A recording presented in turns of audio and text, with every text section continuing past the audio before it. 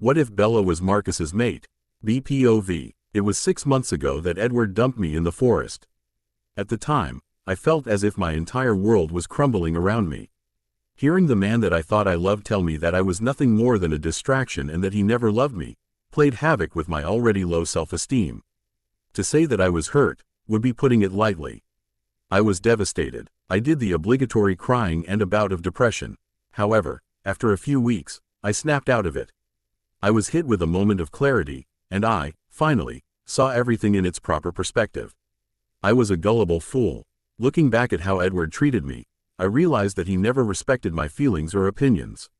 He always had to have his way, and if hat meant doing things in an underhanded fashion, then so be it. I was his puppet to control.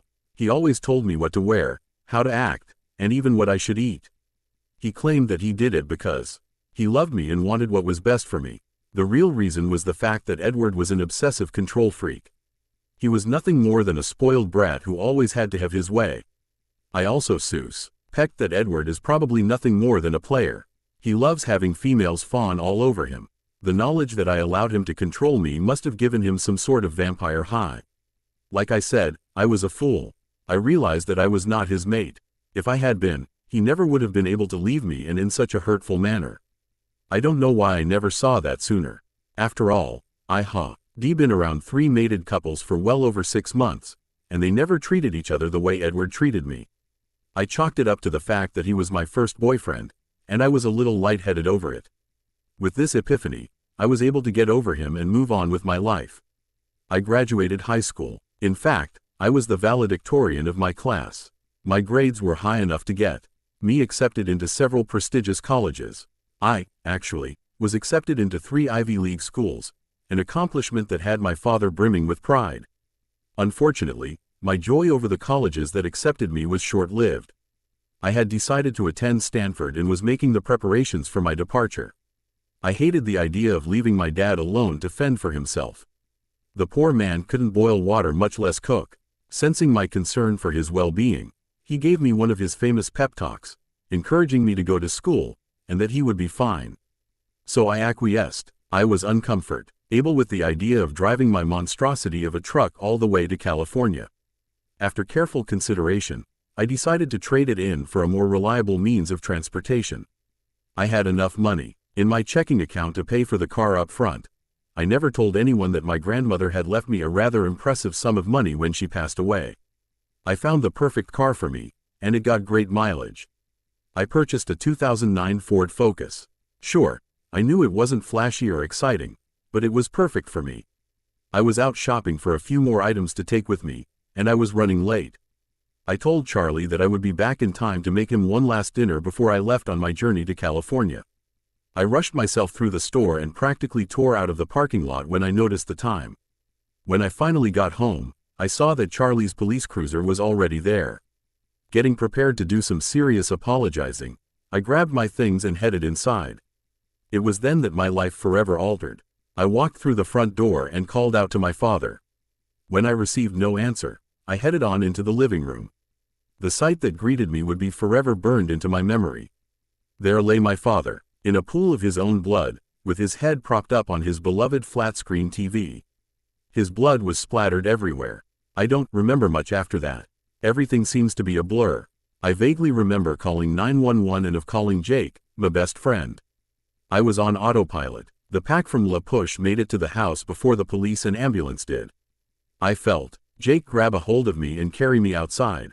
He stayed with me the entire time I had to give the police my statement.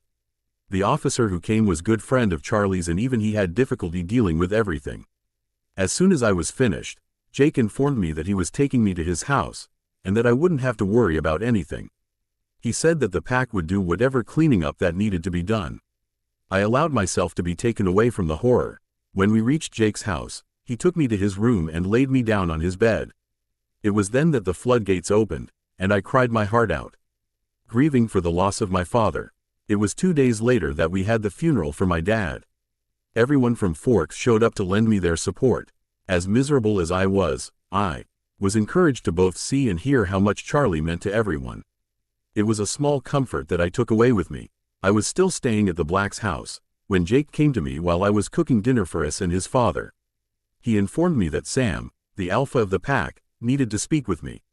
We drove over to the house that Sam shares with his imprint, Emily. They lovingly greeted me and asked me to sit down. I was a bit apprehensive and curious as to why they were all acting weird. I asked him to just come out and say whatever it was that he needed to tell me. Sam respected my request and told me what was going on. He informed me that when he and the pack went inside my house that the first thing that hit them was the stench of a bloodsucker. I was not too shocked by this bit of information. Due to the way my father was killed, I had my own suspicions that a vampire killed him. He also informed me that a note was left by my father's body. Obviously, I never saw it. He handed it to me to read, and I just about lost it. It was from the red-headed tramp, Victoria. She claimed that she was out for revenge, and that I was going to pay because her mate was killed. I saw red. The lousy Cullens were responsible for his death, not me. Why should I be the one to pay for their actions? Jake asked me who the hell Victoria was, and I told them everything. They growled when I got to the part of how James attacked me, and how he was the one that broke my leg. Poor Jake, he got so angry, he had to go outside before he shifted right next to me. It was then that Sam decided I would be staying on the reservation. It was for my protection. I agreed with him, although I wasn't happy about it. I knew that as long as a revenge-bent vampire had it out for me, that I would not be able to attend school at the time. I called the school, informing them that my father was murdered and that I wouldn't be attending this year. After hearing their condolences, they, graciously, offered to save my spot for the next year. At least, this way, I would have something to look forward to. A month passed and the pack was constantly out on patrol, with only one staying behind to guard me. I really hated the babysitting. It was late one evening when a loud howl was heard. I knew that they must have come across something. I eagerly waited to find out what happened. It was about an hour later when Jake came home. He was angry and muttering to himself. I stepped forward and placed my hand on his arm. He glanced down to me. Wrapping his arms around me, he informed me of what happened. Jake told me that Paul was on patrol when he came across the scent of a vampire. He called out to the rest of the pack and they went on a hunt, looking for the leech as he put it. They were finally able to surround the vampire. Jake believes that the vampire was only recently changed. He had no fighting ability, but he was strong.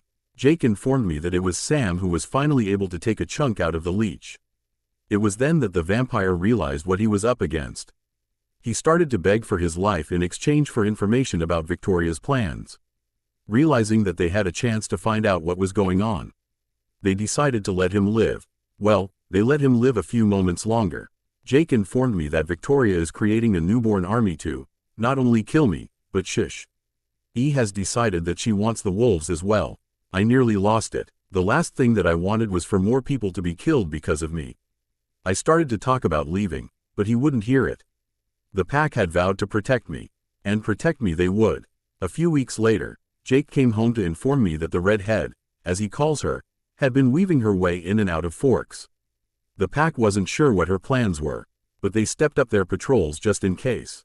He also told me that the pack had picked up the scents from several other vampires. This had me very concerned. Since the Cullens have moved, there really wasn't any reason for there to be new vampires showing up. It was then that I caught sight of that day's newspaper. The front headline spoke of mass disappearance, and of what they referred to as gang violence going on in Seattle. Upon closer inspection, I realized that there was no way that what was going on was due to any sort of gang. The fact that people were missing spoke volumes to me. Based on the destruction that was going on in such a short period of time, it sounded all too suspicious to me. There was no way that any humans could have been responsible for all of it. With the evidence before me, I concluded that both the disappearances and the violence could only mean one thing: there were vampires around. JPOV. I always knew that those filthy bloodsuckers were going to hurt her.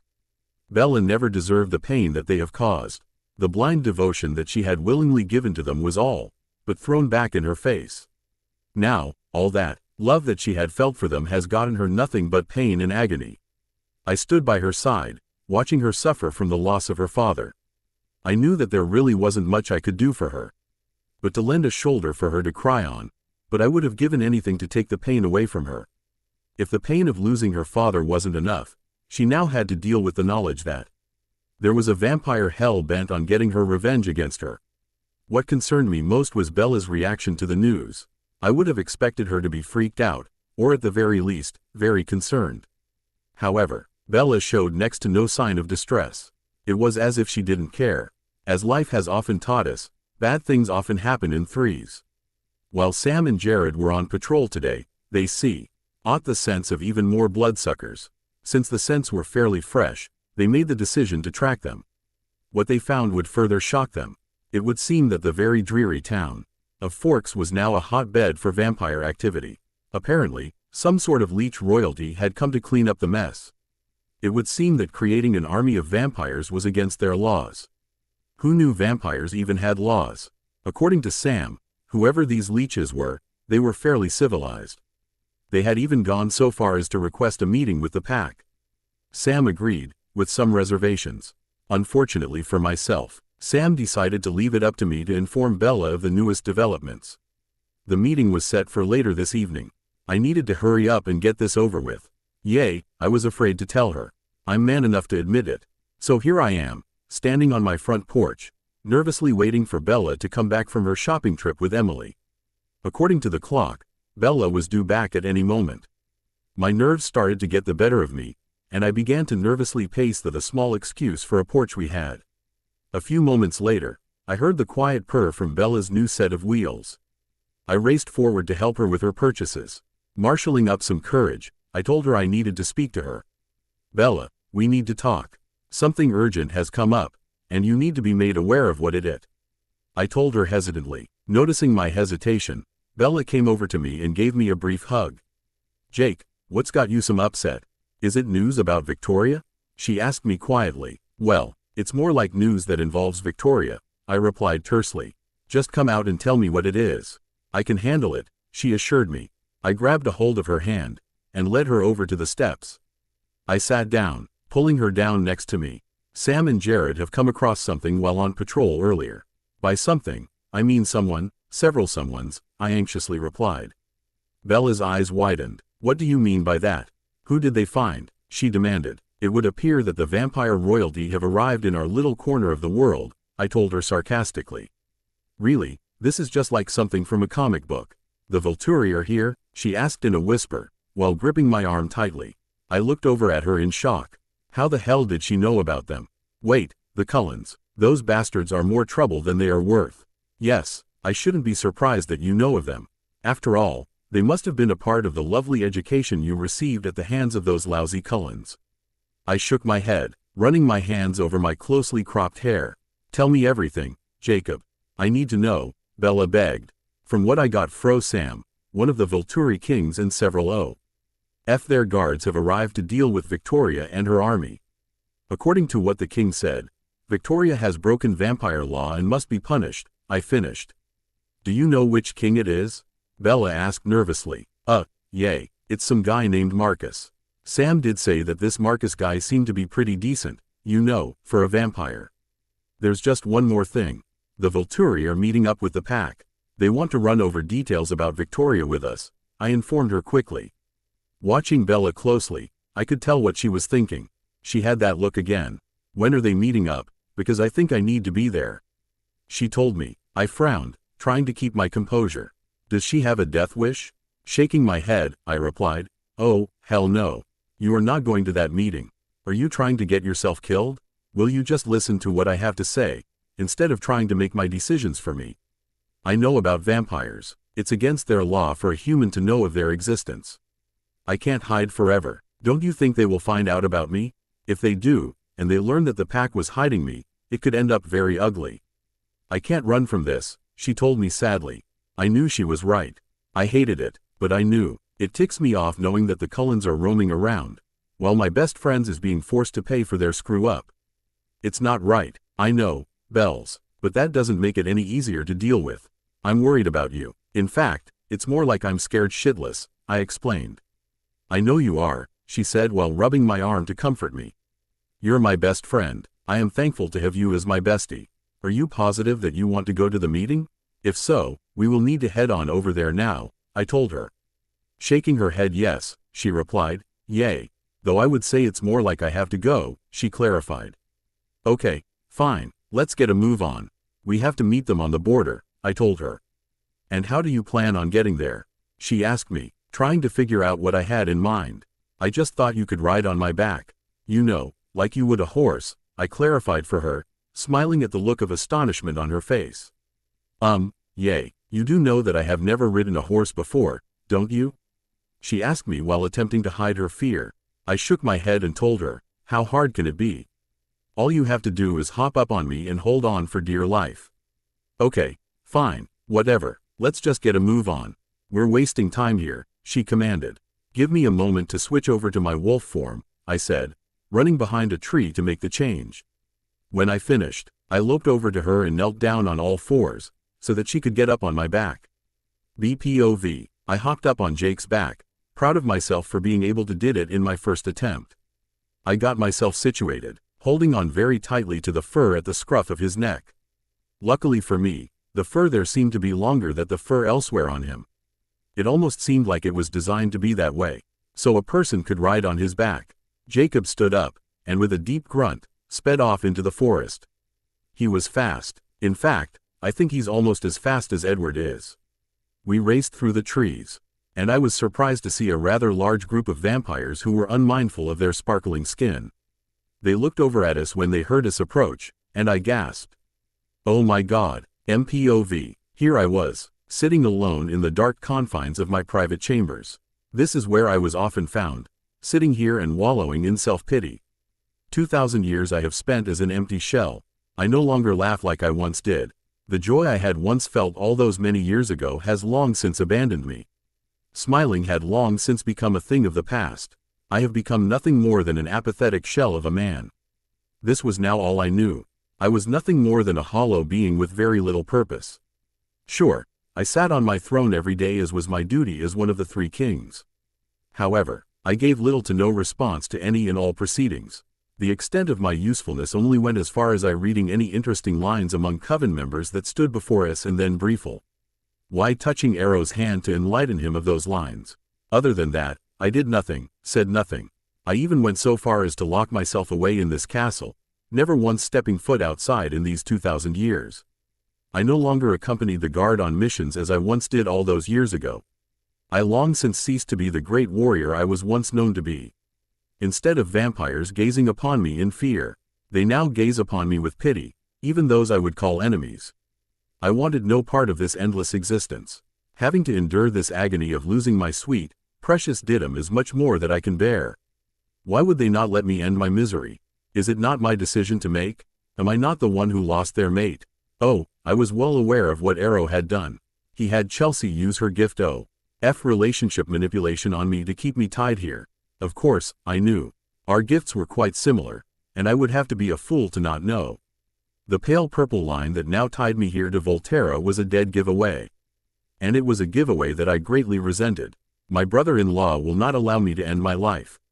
He believes that there can be happiness for me, and that I can find love again. The very notion is blasphemous to me. The thought that I could love another who is not my Didym is preposterous. It confounds me to no end when he makes mention of these thoughts. Didym was his sister, his twin sister. Does he not feel her loss too? Of course, he will never feel it on the level that I do. The loss of one's mate is more excruciating than that of the burn from our change into this life. One cannot even begin to comprehend the amount of pain I suffer unless they themselves have felt such a loss. But Arrow should know more than anyone what I feel. She was his sister. Oh, I know he misses her. I also know that her death hit him much harder than he has ever allowed anyone, other than our immediate circle, to see.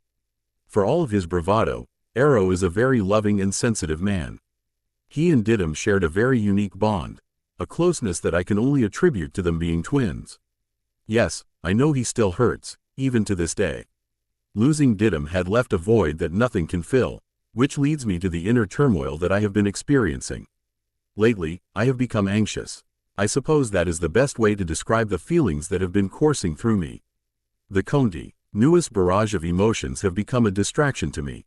Perhaps they wouldn't have become so, if I had not spent the last 2,000 years in a depressed and apathetic state.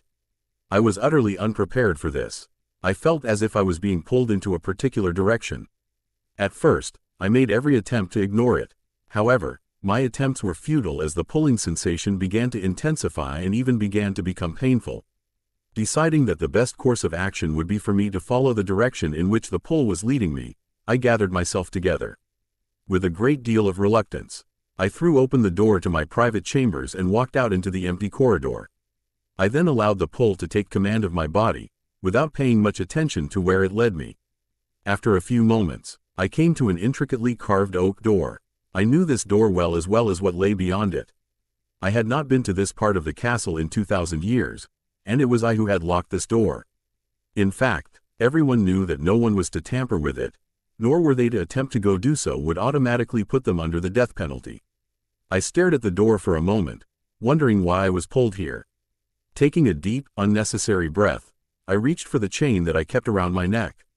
Attached to the chain was the only key in existence that would fit the lock. Slowly, I removed the key and fit it into the lock, swinging the door wide open. I stepped out into the small private courtyard that my mate had claimed as her own to do with as she chose. Bright sunlight shone in my eyes as I took another nervous step in my Didym's private garden. My beloved mate had created this little paradise for herself due to her passionate love of flowers and their varying beauty. When she was taken from me, I could no longer bear the sight of my Didym's pride and joy, her garden. So I locked the only entrance to it and banned everyone from ever entering. If anyone was found in the garden, I would, personally, end them. I wanted it to remain untouched. Unfortunately, 2,000 years of neglect have taken its toll, and the garden was no longer beautiful. Every flower and shrub had long since died, leaving nothing but decay. It was oddly reminiscent of my emotions. I walked toward the center where Didym had placed a marble bench. From this vantage point, one was able to enjoy all of the allure that the garden, at one time, had to offer. When I reached it, I stopped dead in my tracks. What was that scent? No, it could not be. I must be imagining it, I thought to myself. The scent of honeysuckle and rose lingered in the air. It was not too strong but not quite faint either. How is this possible? As a rule, no two vampires had the exact same scent. It was much like humans and their fingerprints. It is how we are able to identify others, after we have made their acquaintance, of course. Vampires usually possess several different scents, with two being the most prominent. And in this case, honeysuckle and rose were the scents that belonged to my Didym. I inhaled more deeply and took in the underlying scents of sunshine, freshly cut grass, and gardenias. Yes, it was my Didym's scent. But how can that be? The scent was fresh as if my Didym had recently been here. But that was not possible. Is my mind playing tricks on me? Have I finally lost all sense of reason? Brother, I heard called out from the doorway. I turned to see Arrow standing there, respectfully waiting for my permission to enter. Arrow, can you smell it? I asked him. I watched as confused ion flit across his aristocratic features. He inhaled quickly, his crimson eyes widening in surprise. That is not possible, he firmly stated. I know, but how do you explain the fact that it is my Didym's sweet fragrance that we can smell? I questioned. Shaking his head, Arrow replied, I cannot. There is no explanation for this phenomenon. At least, none that I can come up with. I shook my head, wishing for the answer to this riddle. Arrow, this may come off as me sounding a bit unhinged, but I felt a very strong pull to come here. A pull that was very reminiscent to the mating pull, I explained to him. He looked at me oddly as if trying to figure out my thoughts. Then shrugged, giving up on the attempt. Marcus, I have noticed you being distracted lately. You have been not yourself, even more so than usual. May I have a look at your thoughts? Perhaps I can get a better idea of what you are referring to, he asked me, stretching his hand out towards me. I gestured with my hand for him to come out to me. Arrow hesitantly stepped over the threshold and walked over toward me. I saw him inhale deeply again, taking in the scent of his long-lost sister. Reaching out to me, he picked up my hand. Immediately, I could feel the rush of my memories replaying for Arrow to see.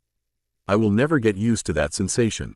It was over almost as soon as it began, and Arrow dropped my hand. He looked at me quizzically. Marcus, I think it's obvious that all these things that you have been experiencing are signs. I cannot tell you what they are showing you. Only you are able to make that determination. However, I think you need to do something about it. Ignoring these occurrences is only going to make things worse for you. I angrily raked my hands through my hair, collapsing down on the stone bench. What am I supposed to do? How am I even supposed to know where to begin?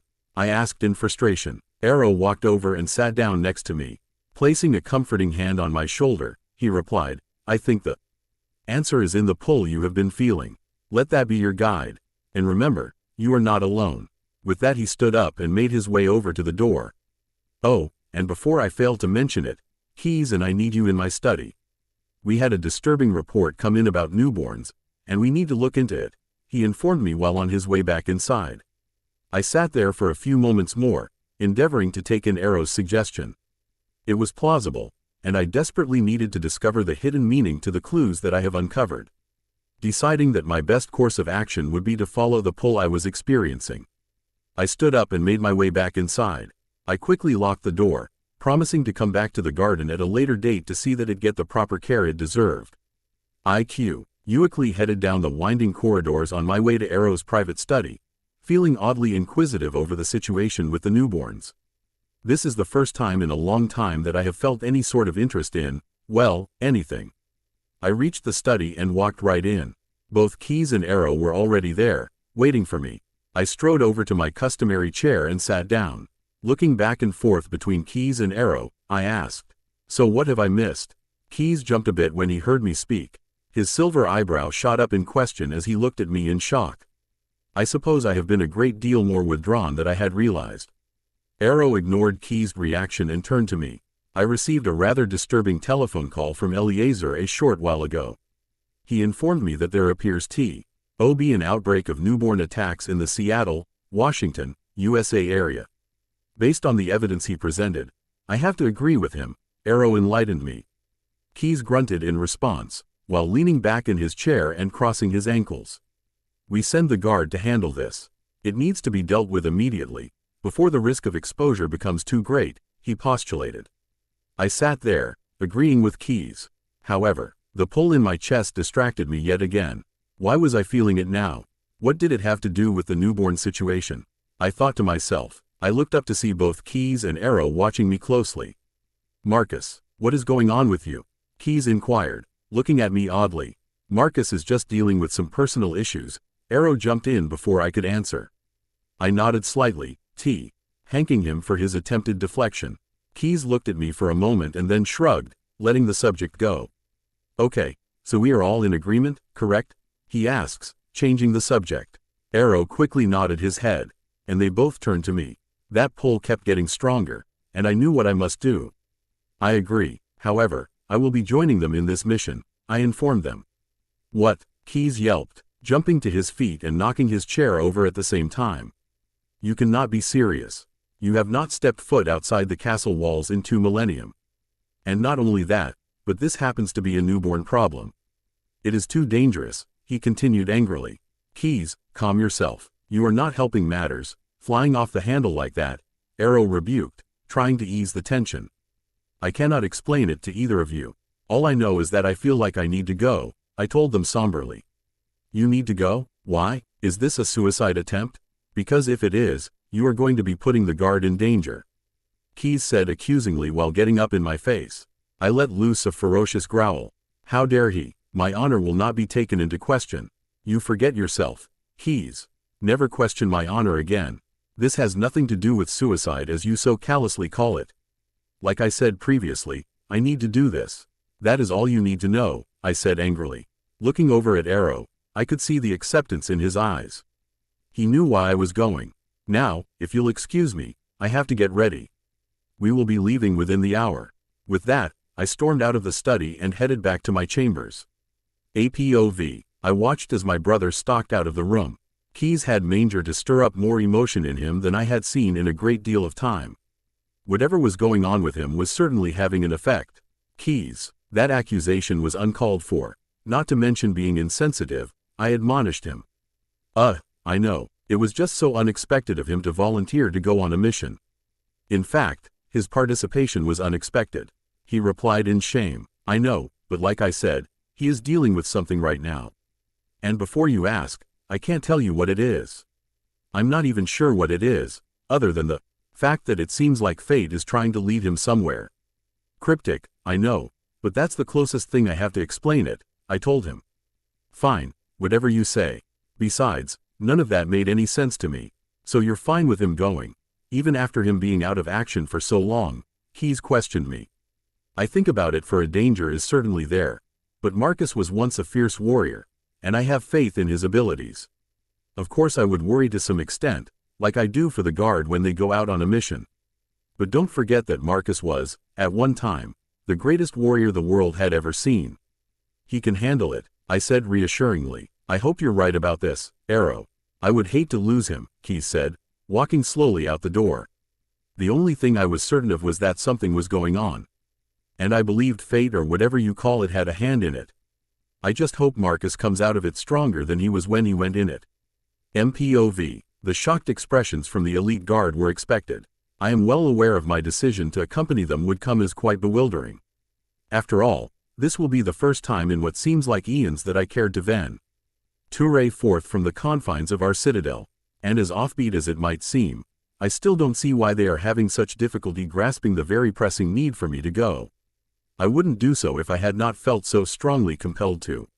I have never been one to waste my time, regardless of how infinite it may be. The Volturi private jet touched down in SeaTac Airport in Seattle, WA, roughly 12 hours later. My brothers managed to have two large, dark-tinted limos waiting for us to take us to our base of operations here in the Olympic Peninsula. Unbeknownst to most of the vampire population, the Volturi have established bases similar to this one all over the globe. We prefer to remain abreast of all the comings and goings of all those under our rule. It helps to aid us in our attempts to keep our existence a secret. We reached the base rather quickly, and I called the guard together to formulate a plan. I did not want to go into this unprepared. The chance that we may run into newborns was very high, so we needed to take every precaution possible. Dimitri, I want you and Felix to scout ahead of us. See if you can find out where the headquarters for the newborns is located. Keep your cell phones on vibrate. I do not wish to alert anyone of our arrival, I ordered them in a very stern voice. Master, if we do find it, are we to wait for your arrival? Felix asked respectfully. If you find anything, you are to let me know. No phone calls. I do not want our cover blown. You know how skittish newborns are. If you find something, send me a text, I clarified while receiving odd looks from the guard. Just because I did not venture outside for 2 millennia does not mean I haven't kept myself abreast of new technology. As a king, I am required to be knowledgeable and able to lead. I may not have actually done anything myself, but I have paid close attention. You can wipe the looks of astonishment off your faces. Just because I chose to not participate does not mean I haven't been paying attention. I informed them. Again, it is being brought to my attention how my self-imposed exile has given the wrong impression. I have much that needs to be rectified. Yes, Master, if I may be so bold as to say that it's nice to have you joining the guard on this mission, Dimitri volunteers, attempting to bring our attention back where it belongs. I glanced over at him and noticed the look of undisguised joy on his face. It is a clear reminder of why I always liked Dimitri. He was forthright and never wasted time with dishonest speech. I nodded my head, letting him know that I appreciated the sentiment. Turning to the rest of the guard, I said, I know it seems odd for me to suddenly join you again, but you all know how I operate. I would not be here if it were not important. This situation is reaching a critical point, and we must handle it as carefully as possible. Based on the reports we have received, the newborn army is uncontrolled and exposure is bound to happen at any point. I looked at each member, making sure they understood the gravity of the situation.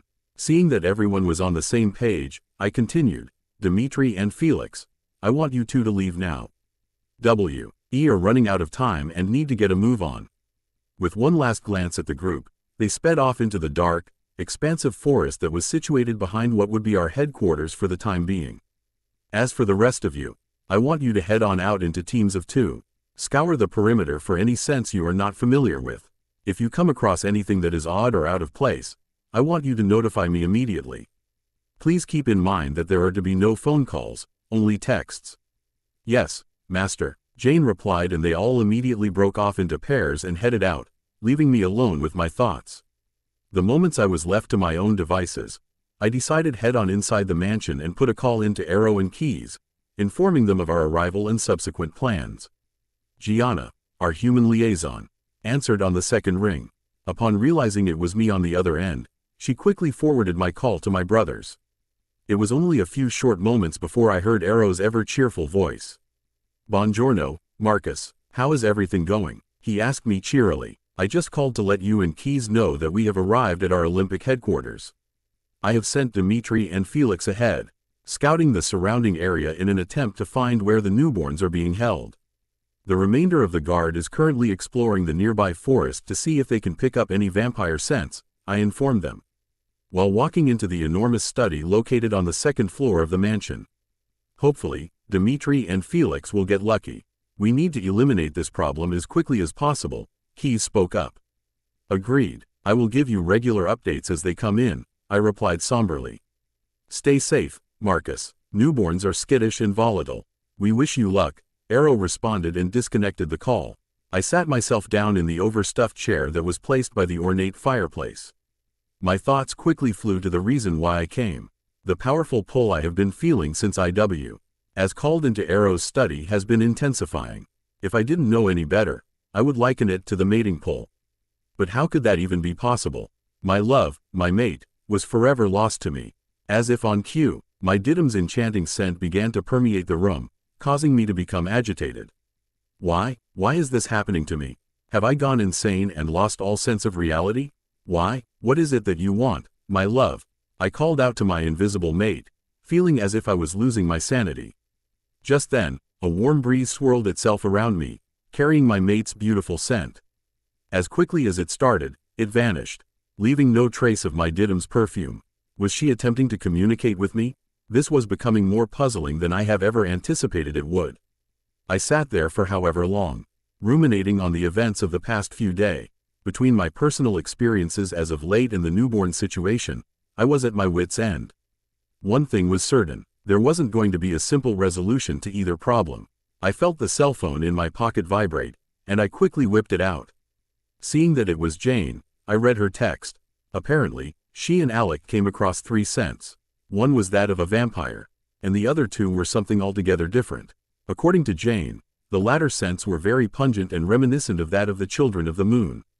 However, it lacked the putrid quality that the werewolves possess. She also said that she strongly believed whatever left the scents was definitely supernatural in nature. I told her to gather the rest of the gua, rode and to wait there until I reached her. I needed to smell this scent for myself. Hopefully, our already enormous problem isn't going to be complicated with the appearance of werewolves. I hurriedly sped out the door and picked up Jane's scent. Running as quickly as possible, I followed it. I realized quickly enough that Jane and Alec were several miles away from the base. This entire situation was becoming more abnormal by the second. A few minutes later, I came upon Jane and Alec. Before I could even ask them anything, the most horrid stench that I can only define as wet dog and dirt assaulted my nose, burning it as I inhaled. The heinous aroma was enough to make me gag, if vampires were capable of such a thing. I see what you mean, Jane. That is most certainly an abominable feature. But I have to agree with you. As awful as that is, it doesn't quite smell as bad as the scent of the werewolves, I told her, shaking my head in a futile attempt to rid my nose from the burning sensation. Master Marcus, this is the vampire's scent, Jane said, walking toward me and holding out a tree branch. I reached out for it and brought it closer to my nose. Yes, it was definitely a vampire, but not one that I recognize. The astonishing thing I noticed was the other odor seemed to overpower the vampire scent. I found that to be quite odd. The remainder of the guard, apart from Dimitri and Felix, arrived a moment later. They too had a similar response to the dog stench as I did. Most of them stopped breathing altogether in order to not have to endure it a moment longer. Passing around the branch, I told them, I need all of you to see if you can recognize this scent. They each took it and one by one shook their heads no. That is until Heidi got a hold of it. Her eyes lit up briefly, then darkened a moment later. Master, I know who it is. Her name is Victoria. She, like myself, was a member of Hilda's coven, she told me.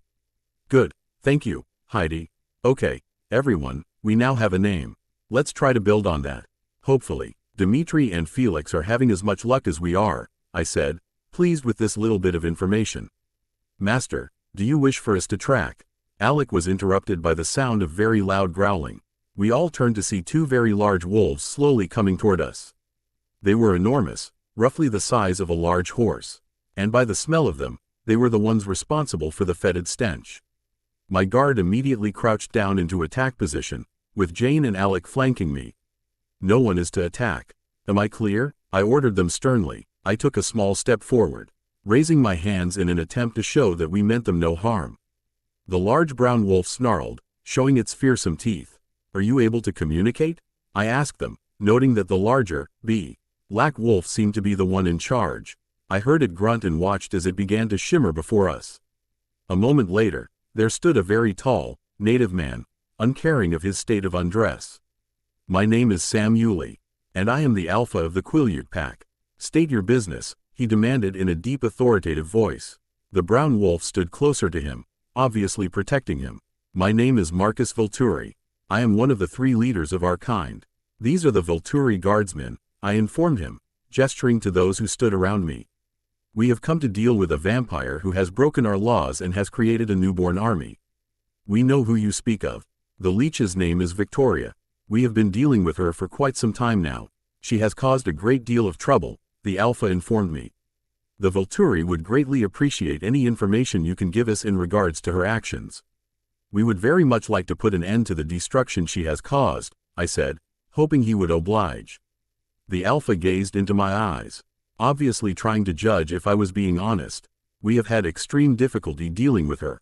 To be quite honest, at this point, we would like nothing more than to be rid of such a pestilence. However, can you guarantee the safety of not only my entire pack, but our tribe and those we protect? He asked me sincerely. His request was reasonable, since we had no quarrel with their kind or their people. I nodded my head. I will personally guarantee that your pack, your people, and those you protect will not come to harm from any who serve me. If any go against my orders, they will pay dearly, I stated firmly while looking over the guard to make sure they understood my orders. All right, if you would like, you can meet the pack on the border of our lands. No one can cross the border. My pack members will not hesitate to attack if anyone is caught doing so, he informed me. I nodded my head in agreement. As you wish, we will respect your demands, I responded. Good, you may follow us then. The rest of the pack will meet us there, he said, while turning around and immediately changing back into that enormous black wolf. They darted ahead of us, and we followed. They were fast, almost as fast as we were.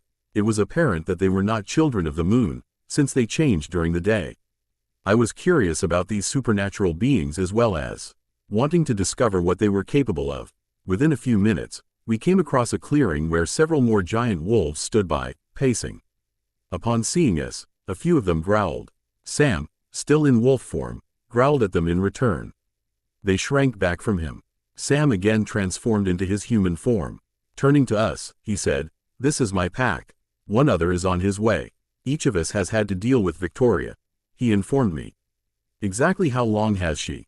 My voice trailed off as I heard the sound of paws pounding the dirt. I looked over to the left, and I saw another very large, reddish-brown wolf run into the clearing. It was obvious that this was the other wolf Sam was expecting. However, Sam did not mention anything about an astonishingly beautiful, human female riding atop of this wolf. As I gazed at her, I felt this intense pull that was so strong, it nearly knocked the breath right out of me. I watched as she slid off of the wolf. She turned around, and when our eyes connected, I Denly knew why I had chosen to come on this mission, and I have never been happier for doing so. BPOV, you would think that I would be frightened to meet the Volturi. If not that, then at least I would be nervous. However, I was oddly calm while I rode on Jake's back to this meeting. I knew that this is what I had to do. There was no way I was going to hide behind the pack while running the risk of the Volturi finding out about me. This was the right thing for me to do. Of that, I was certain. As we neared the border, I saw a number of darkly cloaked figures standing around. However, the tall, man in the forefront was the one who stood out most to me. There was such a presence about him that seemed to command respect from those around him. Here was a real man. Jake came to a screeching halt, and I slid off of him. When I turned back around from dismounting him, I looked directly into the eyes of that man, and I gasped. My God, he was perfection. His eyes were the most stunning shade of garnet I had ever seen. And he had such full lips that I could imagine myself kissing them into a frenzy. He was taller, nearly a full foot taller than my own 5 feet 4 inches. He had such broad shoulders and strong muscular arms. What I wouldn't give to catch a glimpse of him without his shirt on. His hair was black, and it appeared to have been pulled back into a ponytail. I, suddenly, found myself comparing Edward to this godlike man. Frankly, I am at a loss as to why I had ever thought that Edward was the most attractive male in existence. Clearly, I was way off base with that assessment. The man before me possessed so much allure and sexual attraction that I found myself having extreme difficulty keeping my breathing even. But I could not help myself as I hungrily gazed at him. My eyes continued to travel over his flawless frame, appreciating the beauty of its perfection. When I glanced back up to look into his eyes, I noticed that he too seemed to have been making the same perusal of my body as I did of his. A thrilling surge of pleasure rushed over me at this. The fact that I could garner any attention from such a perfect specimen of man was more than I could have hoped for. And if I was not mistaken, he too enjoyed what he saw. My lusty perusal was interrupted by Jacob, who bumped my arm, trying to get my attention. I hesitantly tore my gaze from the Adonis and turned to look over at Jake. He had changed back into his human form and was giving me a quizzical look. I responded to his silent inquiry with a small shrug. Sam walked over to us, looking every bit the alpha. Bella, we were not expecting you," he said while glaring at Jake. "Whether you like it or not, Sam, I have to be here. This mess is because of me," I informed him firmly, hoping he would understand. I really didn't want to argue over this. There really would be no point in it if we did. The oh-so-sexy man stepped forward. "I'm curious," he said. "How is it that a human female is responsible for the creation of a newborn army?" He looked at me intently, causing shivers to course up and down my spine. "It's more of the fact that the army was created to come after me," I informed him. "Refuse." Aimed to look away from his mesmerizing eyes. "That and their creator wants to eliminate the pack for protecting me." I watched as the moment those words left my lips, his eyes darkened, and I could hear an angry growl emanate from deep within his chest. The wolves reacted to the growl as if there was a threat. I, however, knew for a fact that this man was angry, livid even, but he was not about to attack. Chalk that little bit of knowledge up to my experience with vampires. "Please, forgive me, that tidbit of information was most unexpected," he said contritely. Turning to me, he continued, "As I am sure you are aware, humans are not allowed to know of my kind's existence. Clearly, the law is broken. But for a human to be the reason for such a forbidden act is unheard of. Your law is the reason why I forced Jacob to bring me here. I refuse to hide behind the pack when that crazed redhead is running around, killing innocent people just to get her filthy hands on me. Plus, that demented, red-added fiend wants to harm the only family I really have left. People are dying because of the actions of one particular coven," I told him, waiting for that bit of knowledge to sink in. His reaction to this news did not disappoint. His eyes darkened further, and he asked, "Which coven do you speak of?" I looked him directly in the eye, hoping that he would grasp the severity of my accusation. "The Cullens," I said bluntly. Several gasps could be heard from the cloaked figures standing around him. "This is most unexpected and disheartening. If you would feel obliged to do so, would you please tell me about your dealings with Carlyle's coven?" he asked me politely, silently waiting for my response. "I will tell you everything you wish to know," I replied, not feeling an ounce of remorse for divulging that information. "I appreciate your willingness. First, could you please tell me how you became familiar with the Cullens?" he asked. "I went to school with them. Frankly, it wasn't all that difficult for me to figure out that they were vampires. To be honest, I still find it hard to believe that no one else has," I said smugly. "But before I continue, it would be nice to know the name of the man I am addressing." The god before me smirked and bowed to me. Upon raising his head, he replied, "My name is Marcus, and I am one of the 3 kinds of Volterra." I was shocked at this revelation. Here, before me, was a king in the vampire world. And he was the most attractive man I had ever seen. Why do vampires have to be so damn sexy?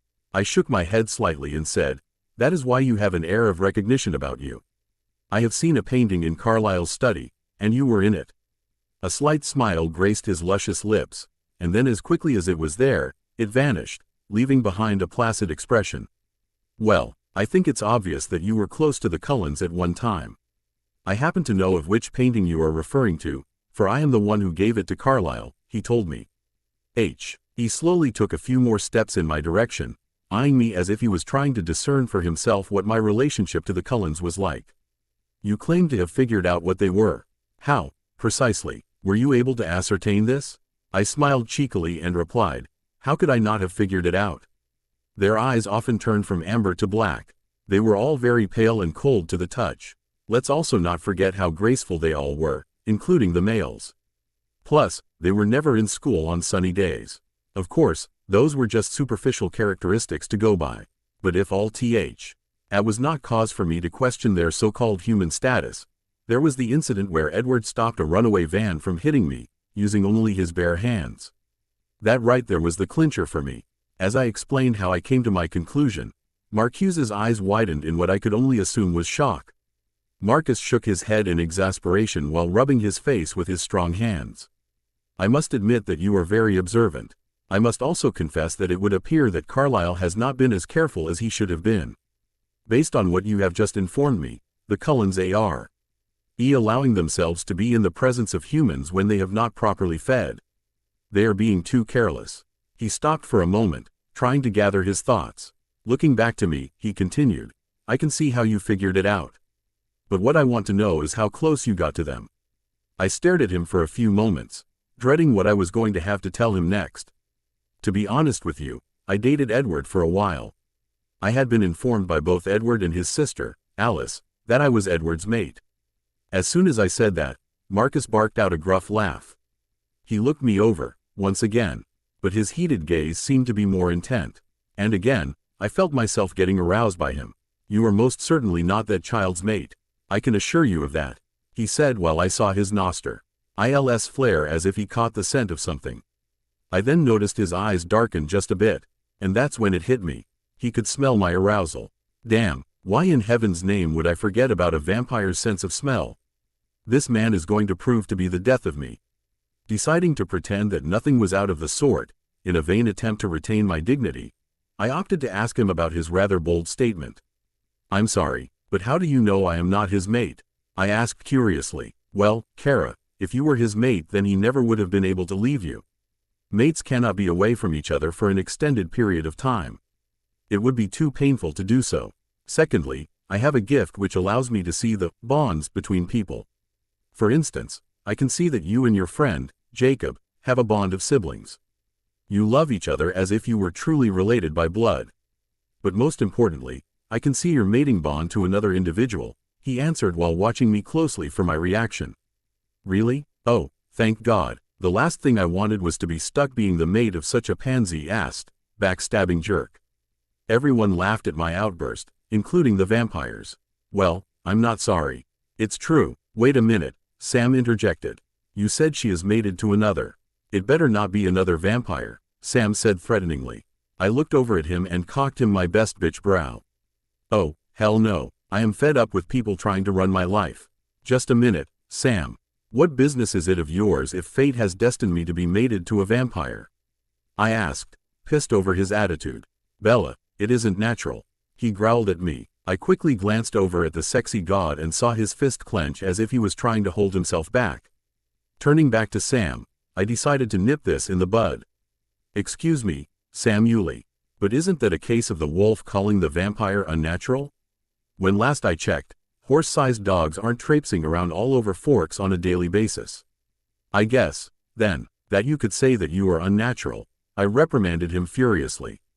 I have just about had it with the ongoing prejudice coming from the tribe. I, for one, do not believe it is fair to judge an entire race based on a select few. Sam had the decency to look contrite and bowed his head in shame. Wow, I must have really gotten to him with that remark. Serves him right. Bella, I'm just concerned for you, as we all are. You have been through so much already, he told me quietly. I understand that, and I really do appreciate it, but I would like to live my own life without anyone else trying to run it for me. I said as sternly as I could without coming off as unappreciative. The tribe has done a great deal for me since that bitch killed my father, so I really did not wish to offend them. You're right, Bella, it is your life, and you have every right to live it as you deem fit. It's just that I have very strong, protective feelings in regards to you.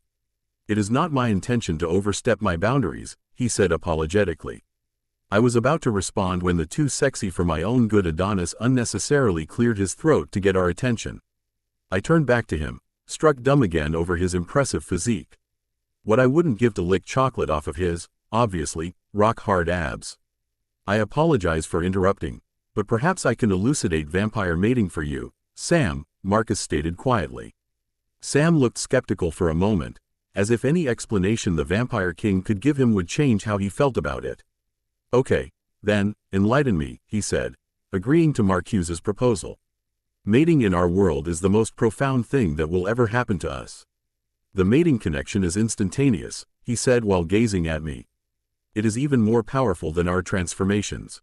Our mates are our other halves in the most literal of senses. Only our mates can complete us and bring us a sense of true joy and contentment. Once a vampire has found his mate, he will never notice another. And more importantly, it is a physical impossibility for one mate to ever harm the other mate. Our mates become our first concern. Everything else can wait. The love shared between mates is much deeper than what I could ever describe. There are no words that would do it justice. The mating bond is looked upon very highly. In fact, we have laws in regards to mating.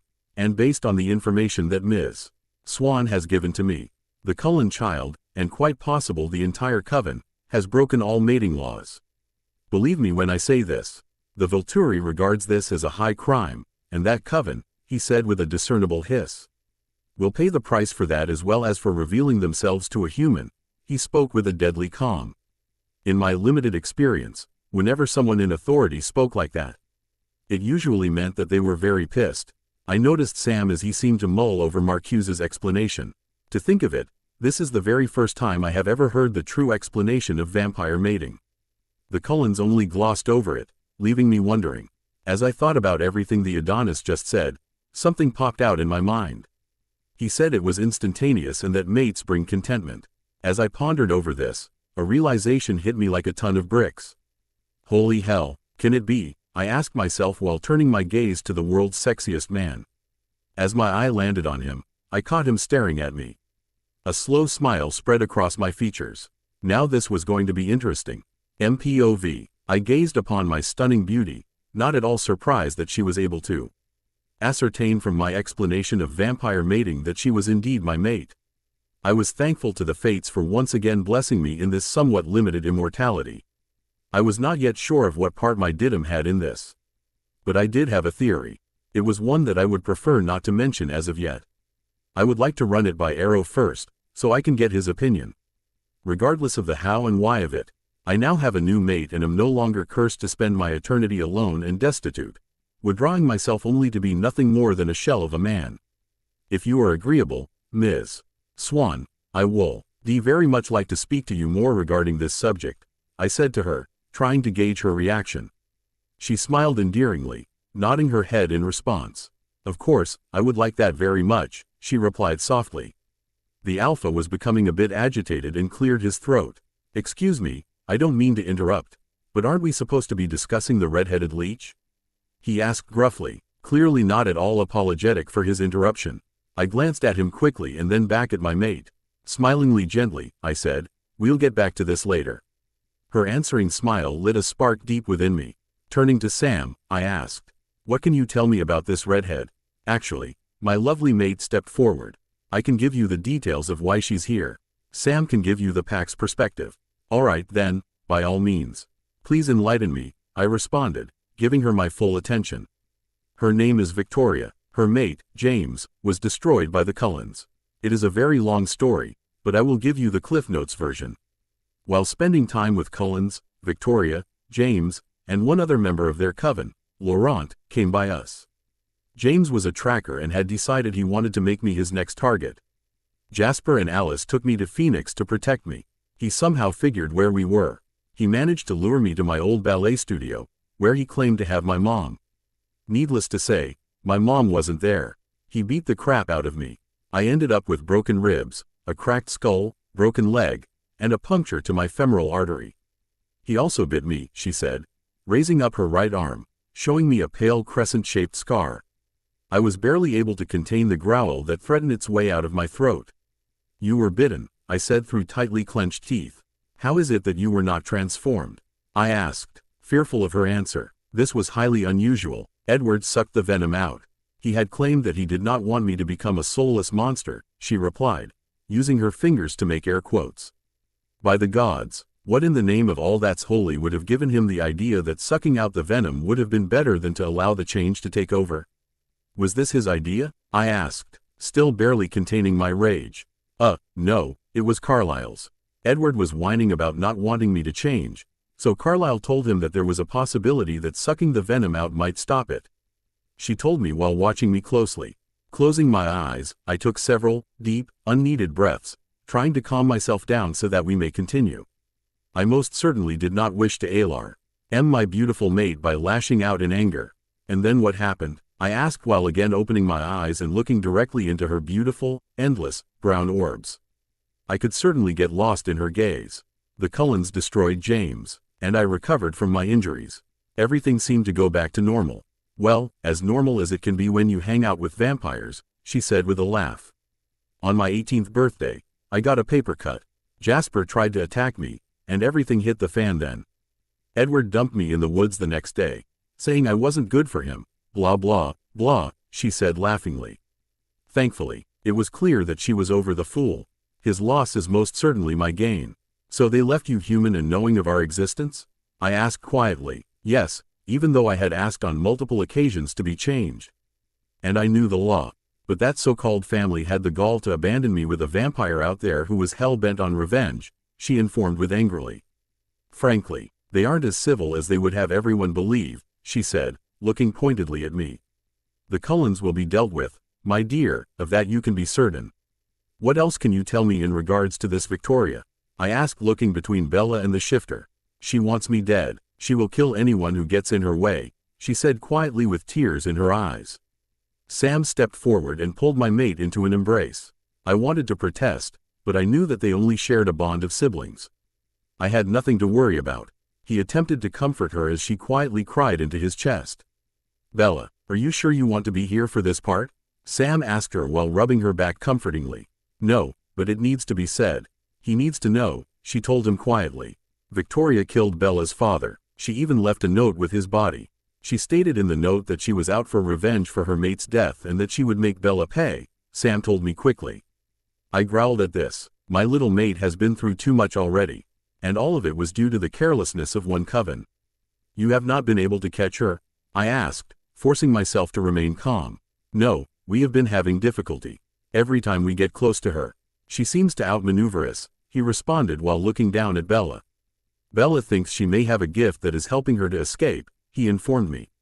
I looked down at her in surprise. Yet, I should not be surprised, considering the ease in which she takes in all things supernatural in nature. I have only just met her, and this is something I noticed about her immediately. What are your thoughts? I asked her. Well, I'm not an expert in vampire gifts, but I just found it an odd coincidence that she manages to escape getting caught every time. So I figured that she may have some sort of gift regarding evasion, my mate explained while wiping away the tears from her eyes. I smiled, appreciating her intelligence. A mere human was able to figure out a vampire's gift. I was quite simply astounded. Your hypothesis is feasible. It would certainly explain why she is able to escape being captured. I responded absent-mindedly while already trying to devise a plan O. And how to capture such an evasive creature. Jane, I barked out to my head guardsman. Yes, Master Marcus, she flitted up to me, bowing her head in respect. Contact Dimitri and Felix. Inform them that THEY are to halt whatever it is they are doing and to come here immediately, I ordered. Right away, Master, she replied while whipping out her cell phone to get in touch with them. We have within our ranks a very powerful tracker. He will be quite useful in helping us find this Victoria. However, since she has the gift of evasion, we will need to formulate an inescapable trap. In order to do so, think it would be prudent if we were able to work together on this, I told Sam while his fellow pack members began to growl, clearly disliking the idea. That's enough, the Alpha barked out to his pack. Settle down now, he commanded them. Turning to me, he replied, I don't like it, but our job is to protect the humans. If we can eliminate Victoria and the threat she poses, then I will agree to the pack working alongside your guard. He answered none too happily. All I ask is that none of your guard or yourself hunt anywhere near Forks or our lands, he added. That is a reasonable request. I agree to your terms, I replied, stepping forward and offering my hand. He took it, and we shook each other's hand in agreement. BPOV. It was difficult, hearing Sam speak of Victoria's revenge and the death of my father. However, I could not help but feel a flicker of hope that Victoria's reign of terror in my life would soon be over. I so longed for the day when her pyre lit up the sky. I was planning on making some s'mores over her burning body. I stood by, watching as Sam and Marcus discussed in great detail their plan to trap the red-headed freak. There was something so sexually alluring about Marcus and how he just seemed to command respect without even saying a word. My God, he was so sexy. The discussion began to heat up as the remaining 2 Volturi members arrived and spoke to Marcus. Whatever it was that they told him, he most certainly did not like it. His eyes darkened immediately, and he growled ferociously. I'm sure if I was normal, I would have been frightened. But I am anything but normal, and I had never been more aroused in my entire life. He then turned his heated gaze my way. I watched as his nostrils flared, and his eyes closed. A look of pleasure crossed his features. He said something to Sam and then turned and walked toward my direction. I wonder, Ms. Swan, if you would be so kind as to allow me a few minutes of your time? He politely asked me. I smiled at him and said, of course. I would love to speak to you. I am quite aware that this is neither the time nor the place to have an intimate discussion, he said, gazing intently at me. I nodded my head in agreement. Therefore, if you are agreeable, I would very much like to set up a time and place where we may have a more private discussion. I smiled shyly at him, feeling slightly flustered. What woman wouldn't feel that way when the world's most gorgeous man tells her he wants to speak to her? I would like that very much, I replied, eagerly. Is there anywhere specific you would feel more comfortable going to? He asked me. No, I am fine. I trust you. His eyebrows shot up as soon as the words left my mouth. Are you sure? He questioned again. Yes, I'm positive. Believe me, if I had any qualms about you, I wouldn't even be standing here talking to you. I enlightened him with a laugh. Placing his hand over his now silent heart, he bowed to me, saying, I am deeply honored. Be still, my heart. I can see where this is going and fast. BPOV. Back at the black small cottage, I was hastily trying to find something nicer to wear. I didn't want anything too dressy, not that I owned anything like that, but I did want to look attractive. Now that I seemed to have a reason to, I was going to make an effort. After the meeting between the wolves and the Volturi, Marcus had asked to speak with me privately. He wanted us to spend some time together where we could discuss things without interference from others. Eventually, I agreed to drive over to their estate later in the evening. Of course, when I informed Jake where I was going, he immediately threw a fit. No, Bella, I will not allow it, he bellowed angrily. My eyes widened in shock at the sheer boldness of his display. He better hope he has taken leave of his senses, because if he hasn't, I am going to bring hell down on him for speaking to me like that. Who the hell do you think you are talking to?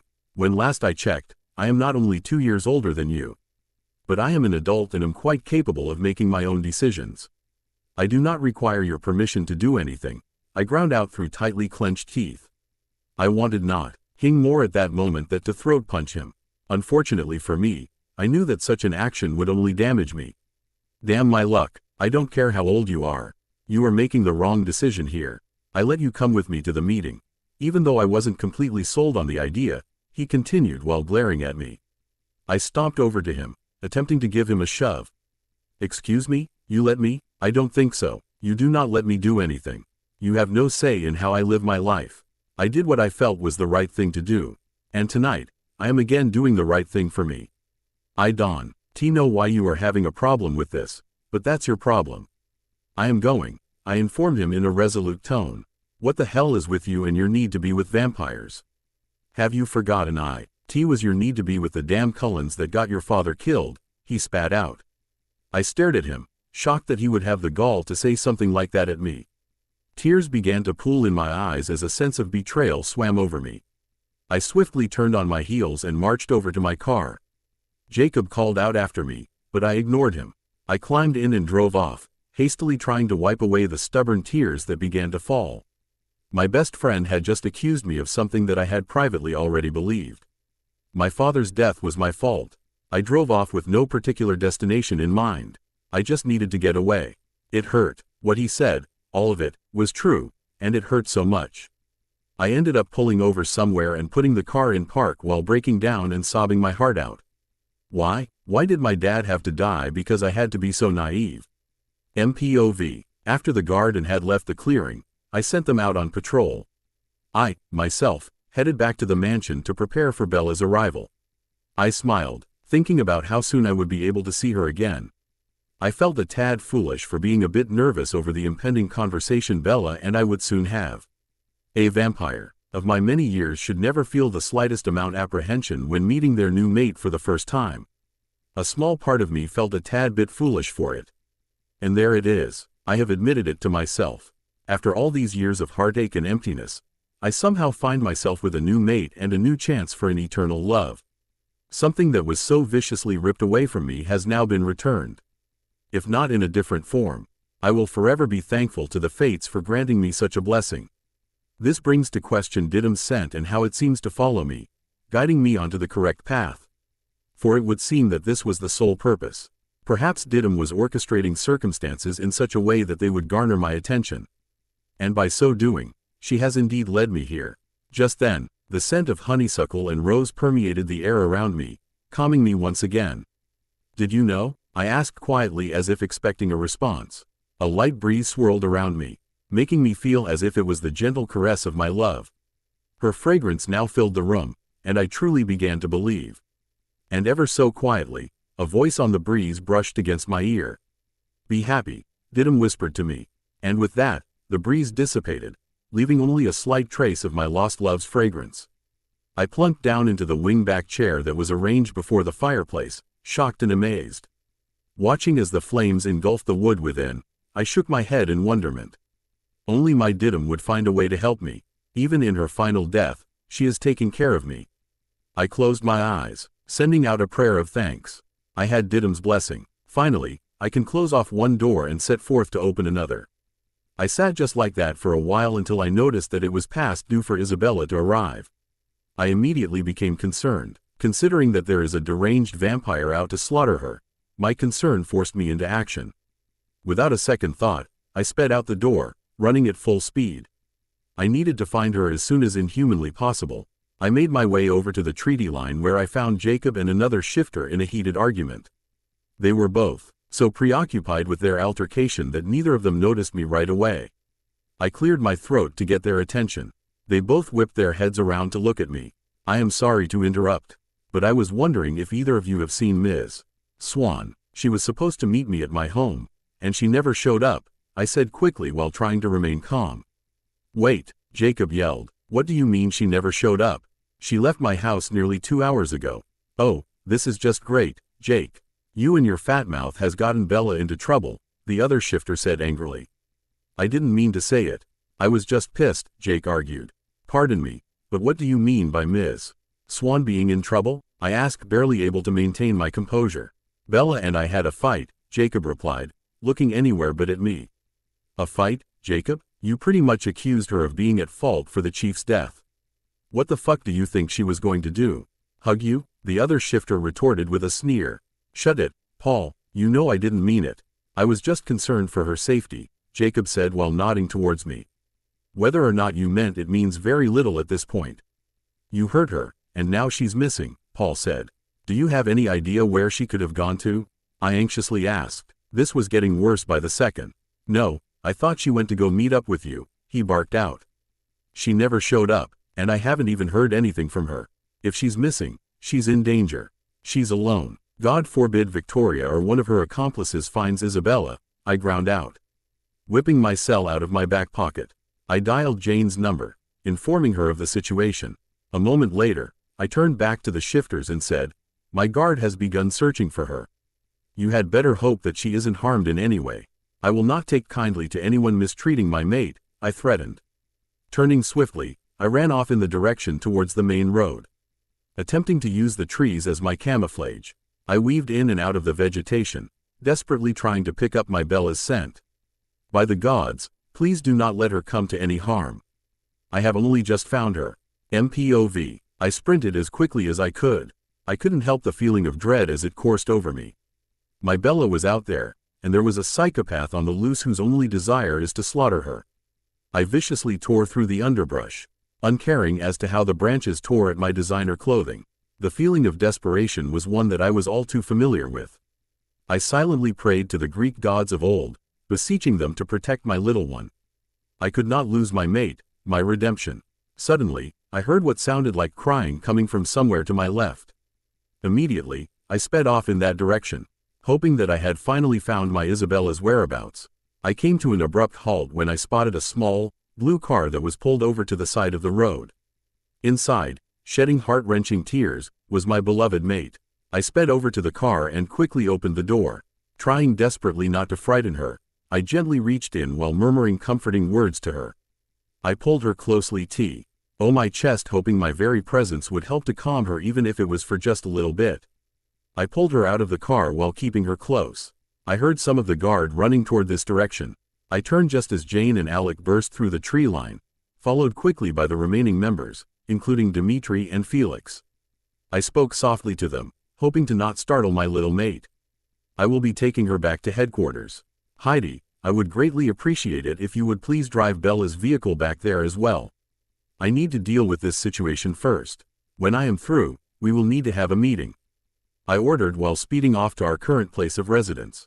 By the time I reached the front porch, Bella's crying had begun to slow down. Tears continued to flow down her cheeks, but she was no longer sobbing so uncontrollably. I continued to speak in hushed tones to her while bringing her with me to the salon. I had wished to give her a sense of privacy even, though no such thing exists while my kind are in the vicinity. I sat down on the beautiful, 18th-century settee. Placing her on my lap, I held on to her as closely as possible. Not wishing for her to feel pressured to speak, I gently carted my fingers through her long, silky tresses while murmuring words of peace to her. When she was ready and comfortable to do so, I knew she would confide in me. For her part, Bella seemed to nuzzle into me, enjoying what little comfort I was able to afford her. Her tiny hands clutched desperately to the lapels of my jacket, seemingly unwilling to release me. She continued to breathe deeply, trying to calm herself down further. Her body still shook quietly from the tremors that continued to torment her. As the minutes passed by, her grip began to loosen as she slowly regained control of her emotions. Once I was certain that she had reclaimed her usual demeanor, I thought she might appreciate a chance to freshen up. Kara, if you would like, there is a small washroom just outside this room and immediately to the left. It is the first door you will see. You can freshen up in there if you would like, I informed her. Oh, yes, thank you, she replied softly. She stood up from her place on my lap, swaying just a bit. I held her for a moment, allowing her to get her bearings. Once she was steady, she silently walked out of the room. I paced the expanse of the room, wondering how our future conversation would pan out. We had much to discuss apart from the reason for her emotional breakdown.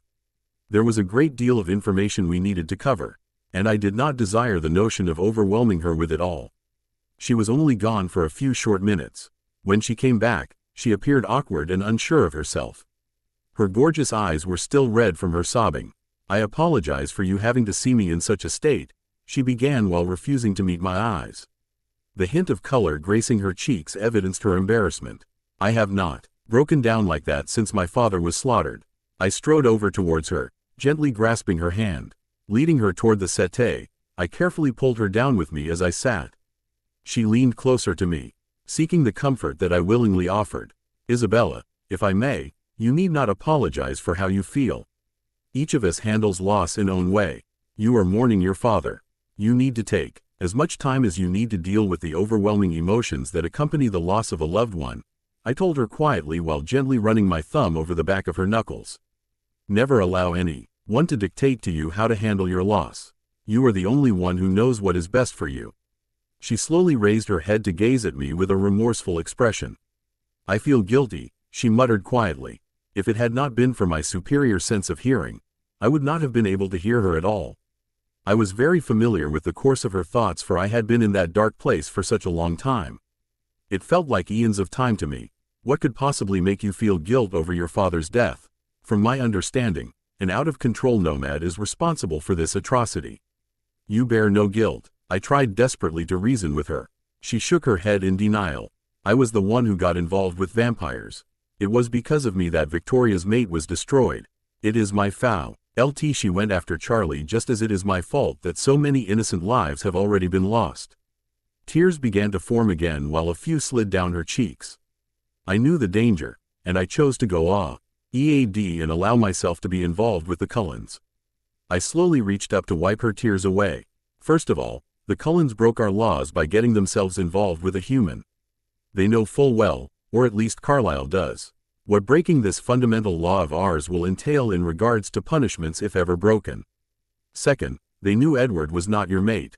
It is inconceivable for a vampire to ever harm their mate, whether it be emotionally, physically, or mentally.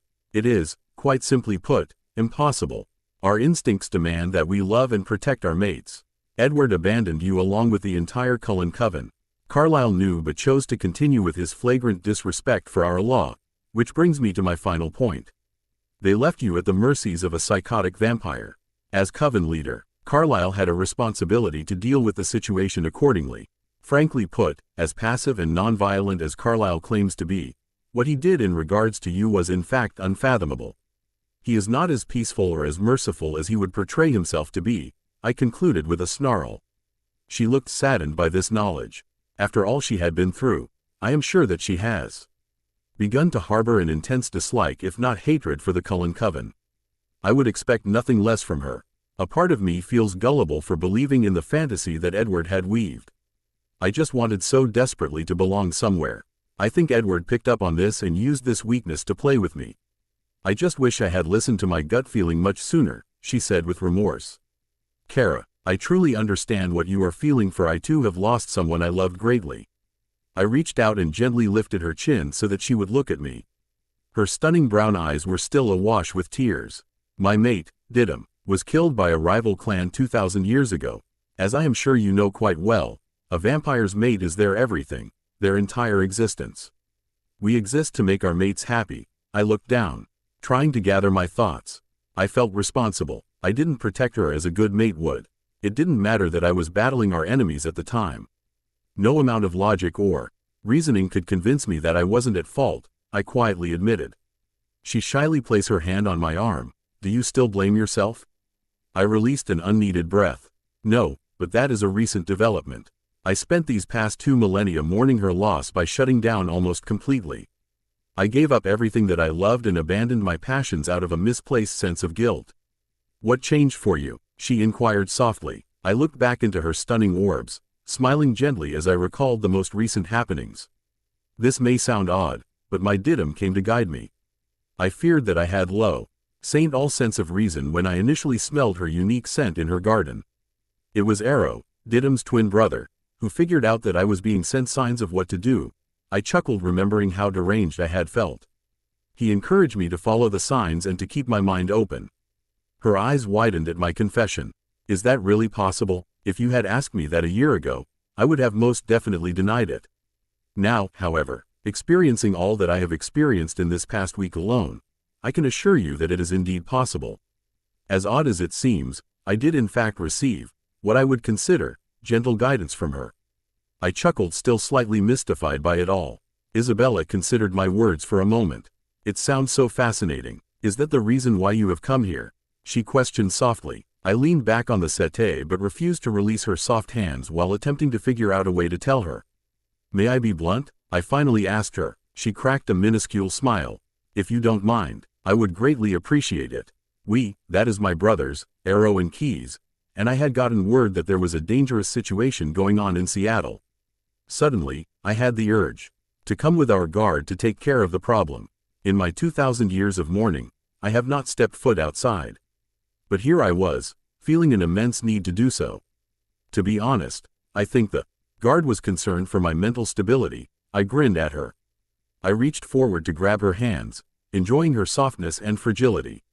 When our eyes locked for the first time after you dismounted the shapeshifter, I felt that all too familiar pull that indicated to me that you were my mate. She looked down timidly while her cheeks darkened slightly in embarrassment. I know that I felt something very intense when I looked into your eyes, more intense than anything I have ever felt before. That is the mating pull. If Edward Cullen had truly been your mate, you would have felt that the very moment you first made eye contact with him. Luckily for me, you do not share a bond with him. I paused for a moment while attempting to read her reaction to this. She smiled gently at me, giving my hand a squeeze. I know, and I am also quite content in knowing that you are my mate. Not to mention the fact that had I been stuck with Eddie Boy, I would have wanted to shoot myself, she joked with a bright grin. I smiled in response. While the reasoning behind my unexplainable need to come here was not originally known, I cannot begin to convey to you the joy I felt when we met. I know beyond any UBT that Didim had been the one who guided me here. I also know that she has given me her blessing. It's not that I doubt you or what you say. It just seems so fantastical. I have never heard of such a thing as this before. Of course, this type of thing is just par for the course since I have been delving into the supernatural world, she grinned.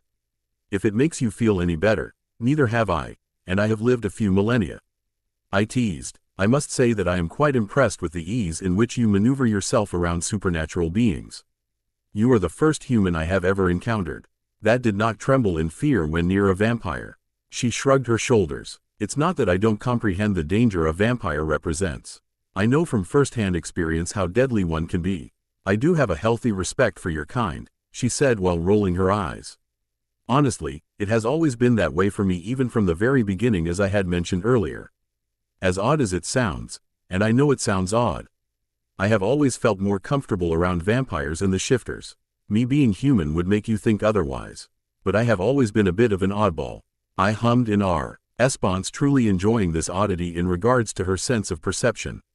I would hazard a guess and say that your feelings in regards to the so-called mythical elements is due to the fact that fate had already chosen you to be the mate of a paranormal being. Your inner self was already aware. You just needed to wait for your conscious mind to catch up. Her smile brightened at this. I like the way you put it. It sounds dreamlike when you think about it that way, she responded. I smiled at her while placing a gentle kiss on the back of her hand. I think it comes off as being magical, if you don't mind me saying so. Especially since I was led to you. I rather like the way you were influenced to come. It makes everything that much more real to me, she admitted while blushing yet again. Slowly, as to not startle her, I leaned forward and placed a tender kiss on her forehead. There is just one more thing I would like to call to your attention. Your friend, Jacob, did not intend to hurt you. I personally saw how remorseful he was over what he had said to you. He cares for you as any brother would for their sister. I can see the sibling bond between you two. It is very vibrant, indicating a very close bond. He's young yet and has much to learn, but he does truly care for you, I said quietly, hoping to have at least helped her to understand Jacob's behavior. She released a pent-up breath. I know he does. Sometimes he can be smothering like a mother. He also has an issue with remembering that he is younger than me and cannot boss me around. Isn't that the beauty of a sibling relationship? Arrow and Didim were twins, and they were always arguing. To be honest with you, Arrow did like to be bossy. He tends to be a control freak, and his sister just happened to be someone he thought he could control.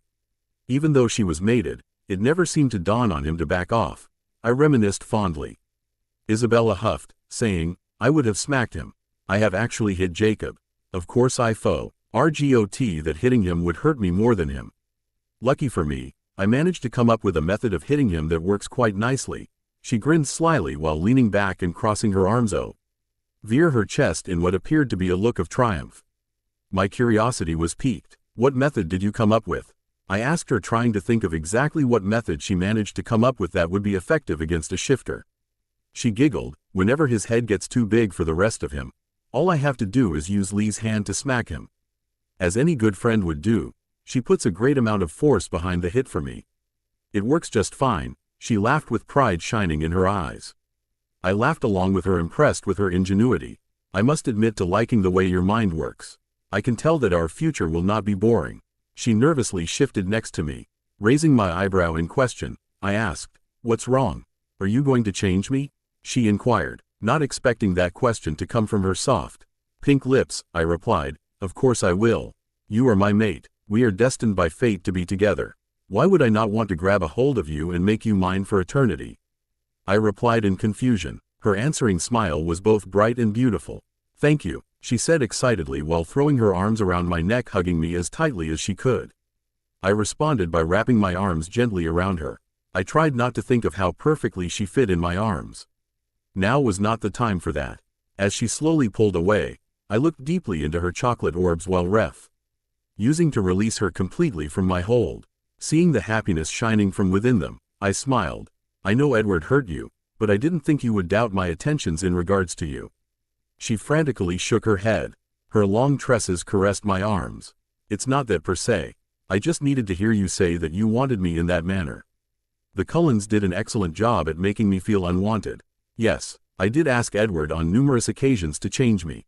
Yes, I was given bogus reason after bogus reason as to why he didn't want me to become a vampire.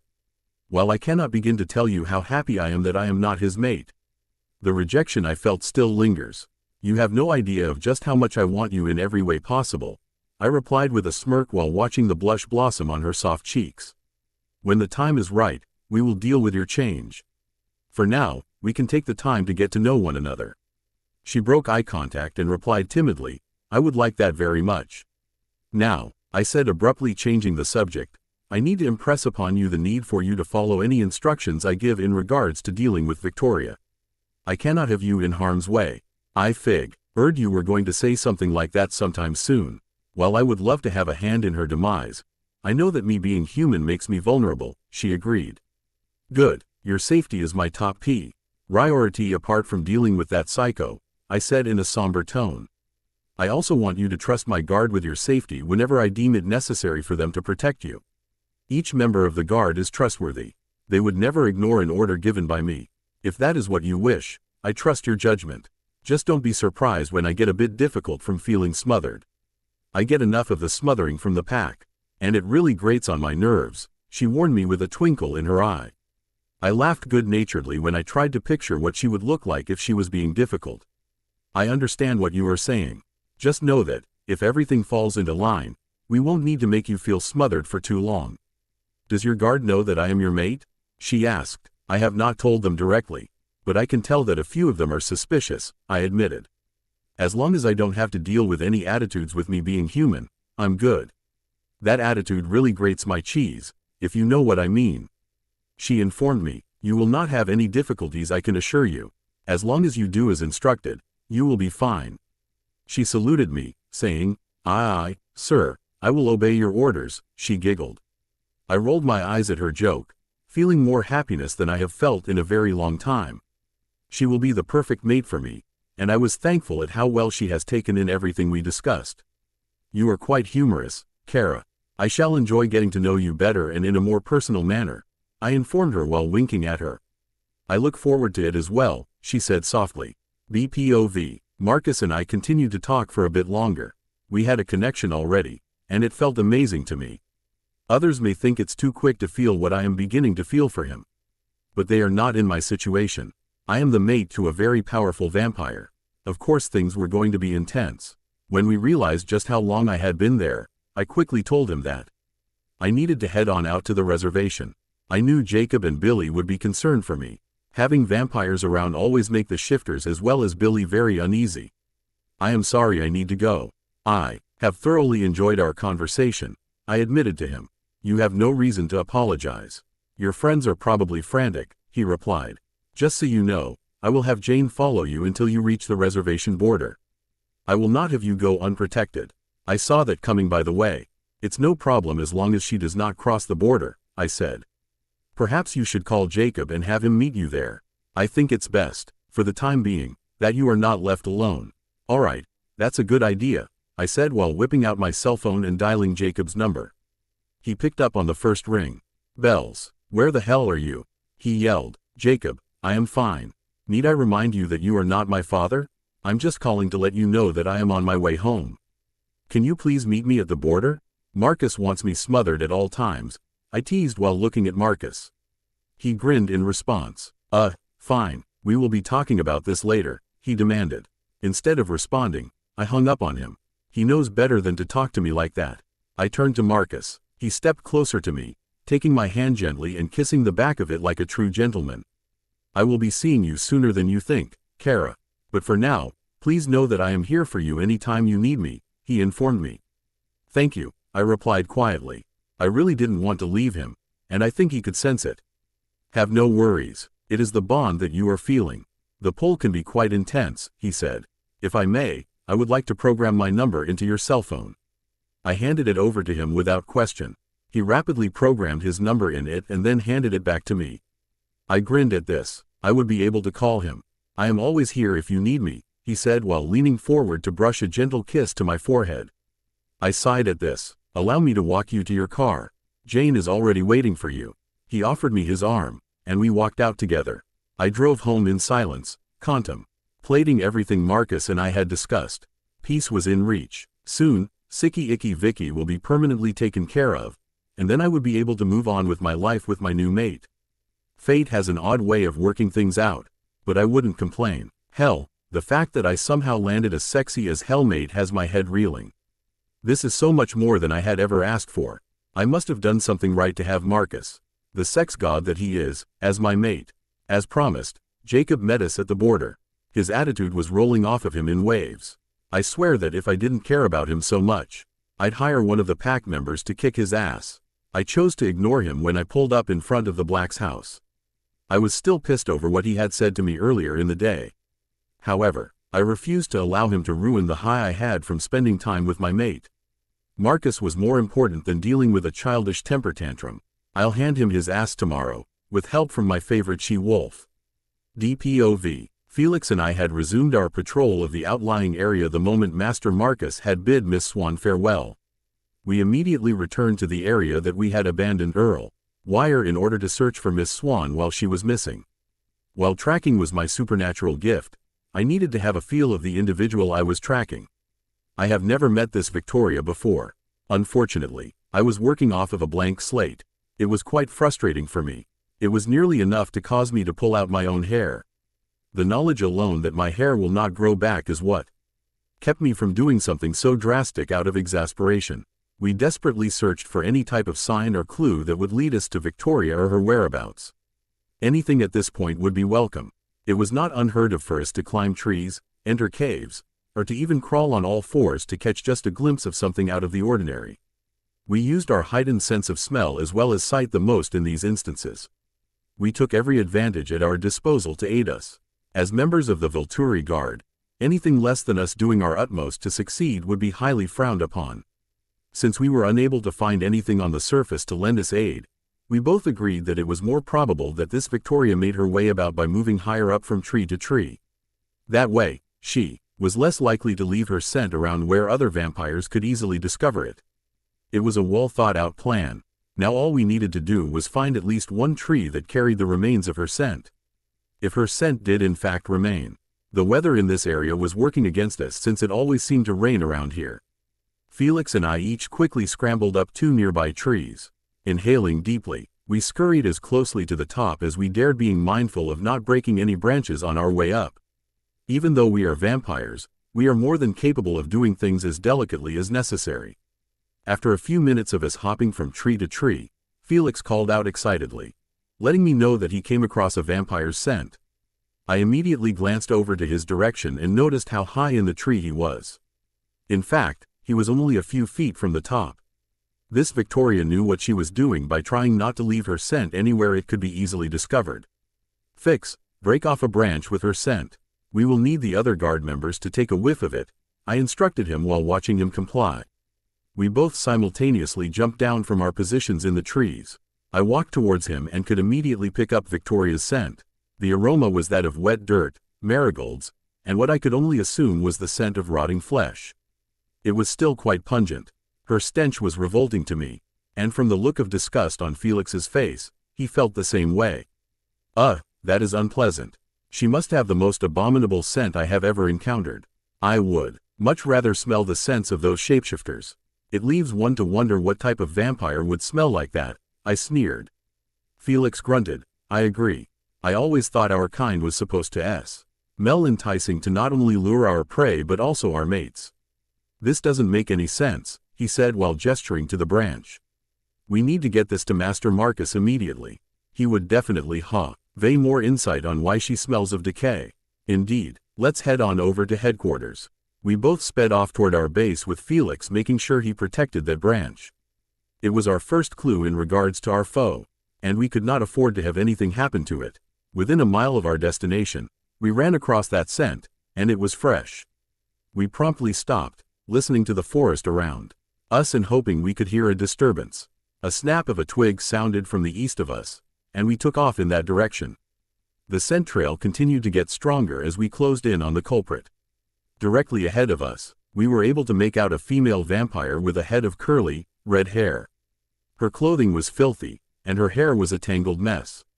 She continued to dodge us while picking up speed, as she fairly flew through the vegetation. It was obvious Miss Swan's analysis of Victoria's possible gift was correct. This female was gifted in evasion if the way she bobbed and weaved through the forest in order to elude us was any indication. I signaled to Felix to loop around in front of her so that we could attempt to box her in. While it seemed that we may have been closing the gap, she unexpectedly darted off toward the west. We continued to chase her for a few miles until she ran across the shapeshifter's border. Knowing full well of the treaty, I called off the chase, feeling disappointed in not having captured her. She must have been attempting to spy on us. It's odd that she chose to run on the ground instead of up in the trees like she has been doing, Felix speculated. I think you're correct. This was definitely not her usual method of doing things. She is obviously gifted in evasion. At least we now have a good idea what she looks like, not to mention having her scent to pass around to the others. We'll get her when the time comes, I said, trying to sound positive. Felix just grunted, clearly annoyed with Victoria getting away from us. We better get this back to base. Master Marcus must know why she reeks the way she does. I don't think Master Marcus will be too pleased that she got away. At least we have made some type of headway, I said. We arrived back at Head Quarters shortly thereafter to find Master Marcus finishing a call to Masters Arrow and Keys. We stood by and waited patiently while he concluded his business. Master Marcus bid them farewell and turned to us, raising an eyebrow in question. Well, I take you have something to discuss with me, he stated while looking sternly at us. I did not call you two back. Bowing my head in respect, I replied. Master, we have news. We managed to find her scent. While on our way back here, we happened to cross her path. We chased her as far as we could, but she crossed into the shapeshifter's borders. Felix stepped forward to hand our master the branch, which he gingerly took while sneering in disgust. Clearly he was as appalled by the aroma as we were. Felix and I glanced at each other in question. Are you certain that this is Victoria's scent? He asked, looking back and forth between myself and Felix. Yes, Master, it is definitely her. We were able to validate that when we came across her, I replied. Her scent is vile and reeks of something decayed, Master Marcus commented as he walked over toward the chair directly situated in front of the enormous bay window that looked out over the forest. Sitting down, he frowned as he thought of the implications regarding Victoria's rancid scent. To be honest, she doesn't look much better either. She is filthy and clearly does not care for her person, Felix told him. I nodded my head in agreement. She reminds me of a rabid animal. She had a rather disturbing look about her. At this, Master Marcus raised a curious brow. I continued, I should also mention on that Miss Swan was correct in her assumption about Victoria having a gift of evasion. She seemed to instinctively know when we were going to make a move and counteracted it. We made every attempt to catch up to her. We lost her when she went into the shifter's territory. I think it is time to call the remainder of the guard back here. The two of you will see to it that everyone not only gets a whiff of her scent, but I also want you to give them a detailed description of her. Dimitri, make the call. I need to call Arrow back, he ordered, turning away as he dialed his cell phone. MPOV. I needed to run this information about Victoria through Arrow. I had a pretty good idea of why her scent was so off. I just needed confirmation from him though. Thankfully, he picked up on the first ring. Ciao, Marcus. What could possibly have happened in the few minutes since we hung up with one another? Arrow greeted in his normally chipper tone. Dimitri and Felix returned with news regarding Victoria. They not only managed to come across her scent, but they also found themselves in a chase with her, I informed him. I take it that they were unsuccessful in capturing her, he quietly mused. Unfortunately, my mate was correct about the possibility of her having a gift for evasion. Dimitri claimed that she intuitively knew when they were about to make a move and counteracted it, I replied tersely. Ah, that is most unfortunate. It will make her capture a bit more difficult. I had hoped that this would end it sooner rather than later. At least we now have her scent, and Dimitri will be able to track her. We just need to formulate a plan to capture her and deal with those newborns, I sighed in annoyance. I advise you to meet with the shifters. Combining your efforts makes the most sense and will also help to protect your beloved mate, he suggested. I had planned on it. Arrow, there is something else I wish to mention and to get your thoughts on the matter. It is in regards to Victoria's scent, I informed him. I stood up from my place at the chair and walked towards the window, not really paying much mind to what I was seeing. "What is it?" he asked. "Her scent is vile, even more so than the shifters. She reeks of decay and rot. According to Dimitri and Felix, she also resembles a rabid animal and cares not for herself. I have some speculation as to why that is the case, but I wanted to get your thoughts on the matter." I responded. The line was silent for a few moments before Arrow replied. "I believe that this is due to her mate having been destroyed. As you well know, we vampires have soulmates, not just mates as some would believe. It would seem that upon his final death, her soul began lashing out. To be blunt, her soul is dying due to the fact that she has opted to hold on to agony and anger from losing her mate instead of trying to deal with it. If that is the case, then why didn't that happen to me?" I asked. The curiosity was eating away at me. "I cannot be certain, but I can tell you that you are much stronger than you give yourself credit for. You felt heartache at the loss of Diddums, but you did not latch on to anger and hatred. I believe that makes a great difference. In addition, your destiny was still in motion. The fates chose another for you, one that would do you credit. It seems as if your Isabella has already begun to help you," he told me. I smiled, as I thought of her genius insight to Victoria's gift. Even as a human, she was more perceptive than some vampires I have met. My thoughts run along the same lines in regards to both Victoria's scent and my mate. Be careful. Describing Victoria as a rabid animal is more accurate than you know. She will be fixated on one goal, killing Isabella. You cannot reason with her. I would hazard a guess and say that her mind is not all there. Plan your attack, capture her, and be sure not to offer any mercy. Her actions have warranted the final death. I wish you well and the best of luck, brother. I will keep in touch," I replied, ending the call. I stood there gazing out the window for a while. My thoughts were dark as I thought of the threat that Victoria presented. I would do everything within my power to protect my new mate and see to Victoria's end. BPOV. When I finally reached the Quileute border, Jacob was there and ready to escort me home. Although he was in his wolf form, I could see how agitated he was. A tense wolf shifter is never a good thing. I parked in front of the house, quickly got out of my car, and hurried up the porch steps. Jacob ran around back near the trees to shift back into his human form. I went inside and waited for the argument that I was certain would soon occur. Jacob threw the back door open and stomped inside. He marched right over to me and began his tirade. "Do you know how worried I've been? How we've all been?" I sighed in exasperation while trying to remain calm. With a firm voice I replied, "Need I remind you that you are not my parent, and I don't answer to you? You need to check your tone when speaking to me, or you will be ignored." I glared at him and walked away. "Oh, hell no, what you did was reckless. You could have been killed," he bellowed angrily. I halted mid-step. Remembering what Marcus said to me about mine and Jacob's bond had me pause for a moment while I figured out the best way to handle this situation. I was angry, and rightfully so. However, I didn't want to say anything I would later regret. Taking a deep breath, I responded. "Let me be succinct here. You are angry that I had agreed to meet with Marcus. I get it, you're a shifter, and the vampires are your natural enemy. What you don't understand is the fact that Marcus and I are mates. You don't have to like it or even agree with it. You do, however, have to show me the proper respect and accept that I am an adult, older than you are, and I am quite capable of making my own decisions." Jacob attempted to interrupt, but I shut him down. "No, you will stand there and keep your trap shut until I am finished saying what needs to be said. What you said to me was uncalled for and very insensitive. You implied that it was somehow my fault that Charlie was killed. That was the most hurtful thing anyone has ever said to me, and that includes all of the bullshit the Cullens spouted." I fumed while poking him repeatedly and paying no mind to how that action actually hurt. I lost the only real parental figure I have ever had. It's not my fault. You feel the need to blame someone, then you can go right ahead and blame the Cullens. They dragged me into their world and hen dumped me when it was convenient for them to do so. They left a vengeful vampire out there so that she could hunt me. The blame lies solely on their shoulders. "But," he sputtered, "I am not finished," I bellowed. Jacob's eyes widened in surprise when I raised my voice. I almost never raise my voice. You need to get it through your thick head. You are like a brother to me. But that is it. You have no business talking down to me or even trying to boss me around.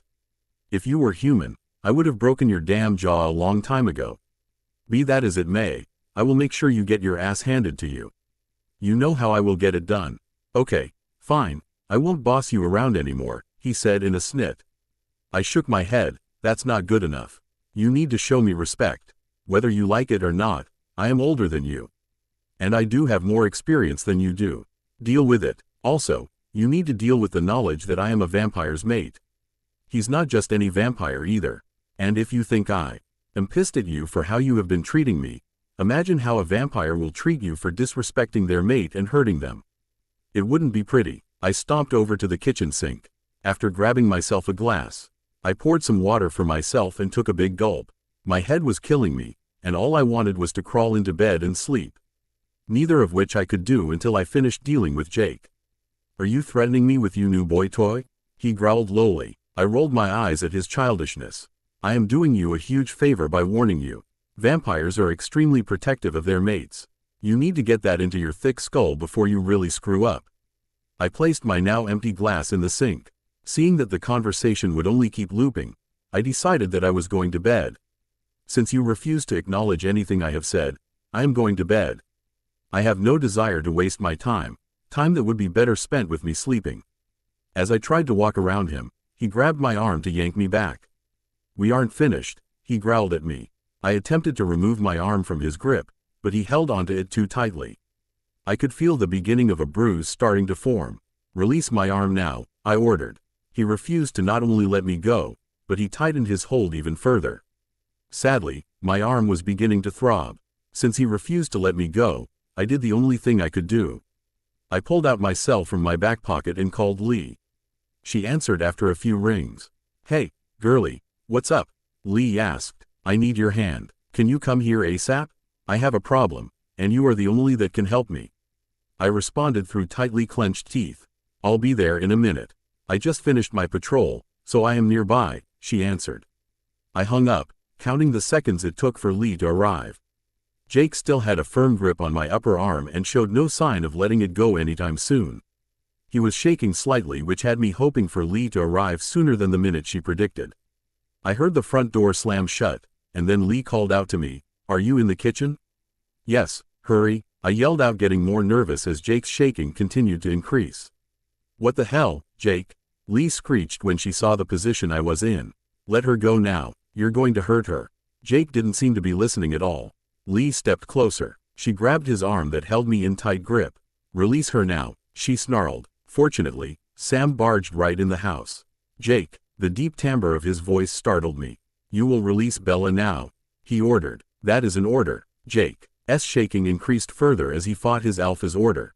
Lee, seeing the imminent danger I was in, took matters into her own hands. She reached out with both hands and grabbed a tight hold of Jake's neck. She began to put enough pressure on his neck to cut off his oxygen. A moment later, he released me to make a grab and the hands locked around his throat. Sam quickly yanked me into his arms and moved me to a safer distance. We watched as the fight left Jake and he gasped for breath. "Lee, release him," Sam ordered. Lee reluctantly complied and came over to protectively stand next to me. She gently lifted up my arm to check it out. It was already a hideous shade of purple. "Now, Bella, could you please tell me what this is all about?" Sam asked while keeping a close eye on Jake. "It's simple. He threw a temper tantrum because I went to meet Marcus, not to mention the fact that I just verbally eviscerated him for speaking to me disrespectfully," I bluntly replied. Jake chose that moment to open his mouth to argue, but Sam cut him off. "Keep your trap shut, Jake. When will you get it through that thick head of yours that you are not Bella's father? When has she ever let you speak to her like that?" "That would be never," Jake snarled. "She was with that vampire. She has no right. Clearly she didn't learn the first time." "Oh, hell no," I screeched. I marched right up to Jake.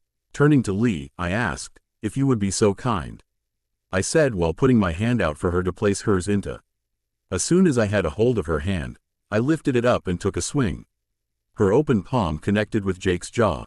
Thankfully, she put some serious power behind the hit because he flew backwards and hit the kitchen counter. With a grunt, he slid to the floor while rubbing his jaw. "I have had it. If you continue with your childish behavior, I will have no other choice than to not only move out but cut off contact with you.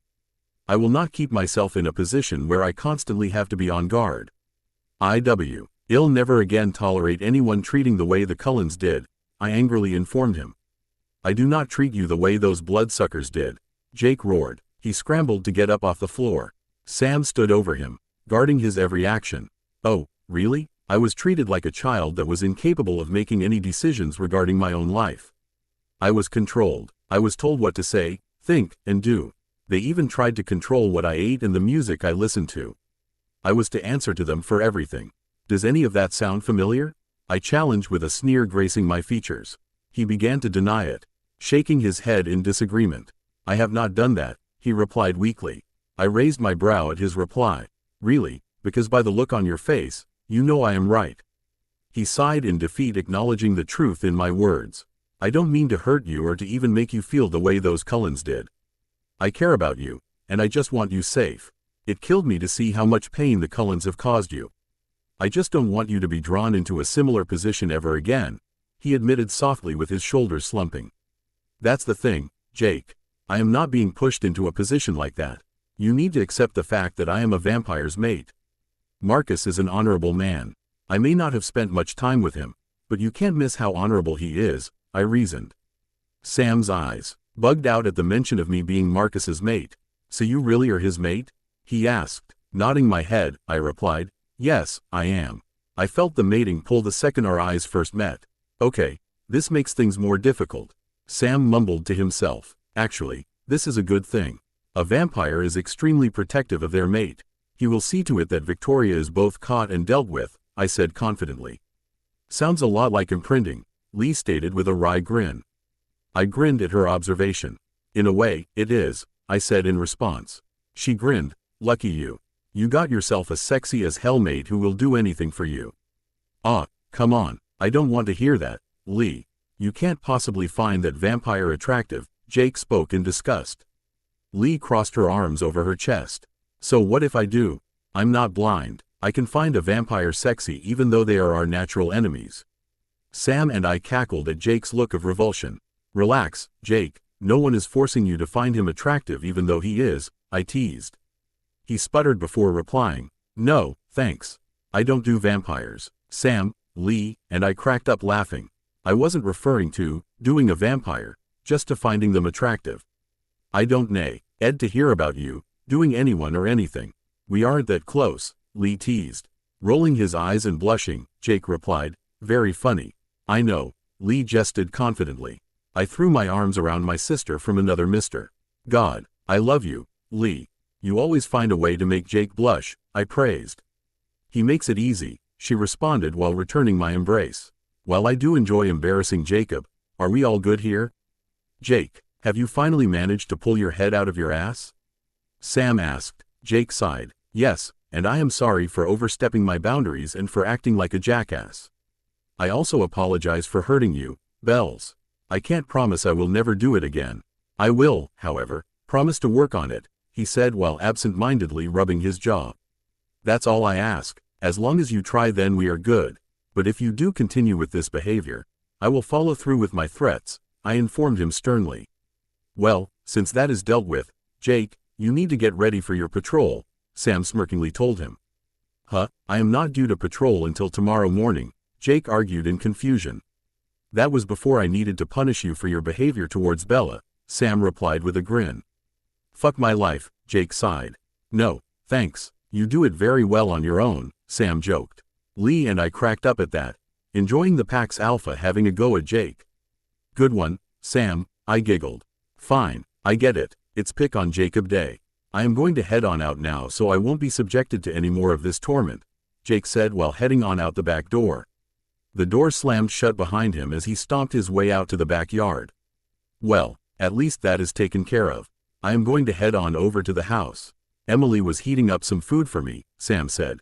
Wait a second, Sam, how did you know to come over? I asked him. That would be my doing, Lee interjected before Sam could respond.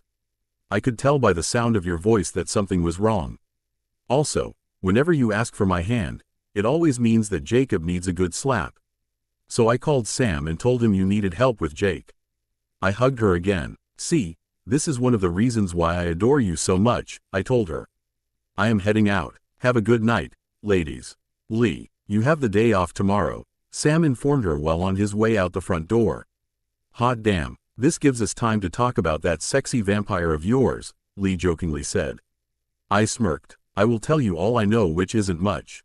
He did promise that we will spend time together to get to know one another better." She linked arms with me and guided us toward my temporary bedroom so that we could have some privacy. I was excited to tell someone about Marcus, someone who wouldn't judge me. I couldn't wait to start gushing, even if that meant that my sleep would have to be put off for a little while. It was so worth it. BPOV. Lee decided to stay with me the whole night for an impromptu sleepover. As is typical for girls, we spent hours comparing all the males in our lives and trying to determine which male was the sexiest. I was smug when Lee firmly stated that Marcus was the sex god above all others. Of course, I was compelled to agree. He was unbelievably sexy, and there was no denying it. We didn't fall asleep until somewhere around 4 in the morning. I knew I was going to be exhausted when I finally managed to drag myself out of bed. However, talking about my mate made it seem all worth it. Foregoing a few hours of beauty sleep wasn't that big a price to pay. I finally rolled out of bed at 8. When I say roll, I mean crawled my way out from underneath Lee, who not only managed to sprawl out all over the bed, but on top of me as well. Her body heat made me feel like I was cooking, literally. I couldn't escape her clutches soon enough. Bled into the bathroom to take a shower and complete my morning ritual. Upon seeing my reflection in the mirror, I winced at how rough I looked. My eyes were bloodshot, and I swear I saw some bags under them as well. This would not do. I hastily grabbed a washcloth and my cleanser and went about scrubbing my face. The water helped to waken me up just a bit. I knew that my shower would help to invigorate me even more.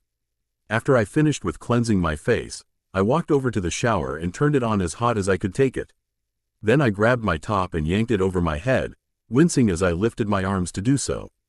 I looked down at my right arm and saw that my entire upper arm was dark purple, and it hurt a great deal. Glancing over to my left arm, I saw that there was a matching bruise there as well. Uh-oh, I thought to myself, when Marcus sees this, Jake is going to get his ass handed to him. Oh well, that's all on him. I did warn him, the idiot needs to learn how to control himself, not to mention learning how to respect others. I shrugged it off for now, and stepped into the shower. The moment the heated water hit my back, I felt the tension leave my body. I sighed as I began washing my hair. There is nothing better than a hot shower. I took my sweet time in the shower, feeling no need to rush. I was feeling more alert as I finished up. I stepped out to dry myself off and realized that I forgot to bring some clothing in with me. Carefully, I stuck my head out the door to make sure that neither Jake nor Billy were around.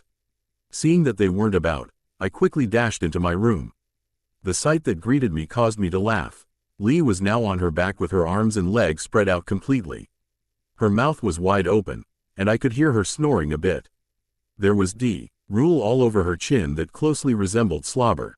I couldn't help but think of how appropriate that was considering she was a wolf shifter. Seeing this as ample opportunity for some pretty awesome blackmail, I dashed over to where I left my cell on the nightstand.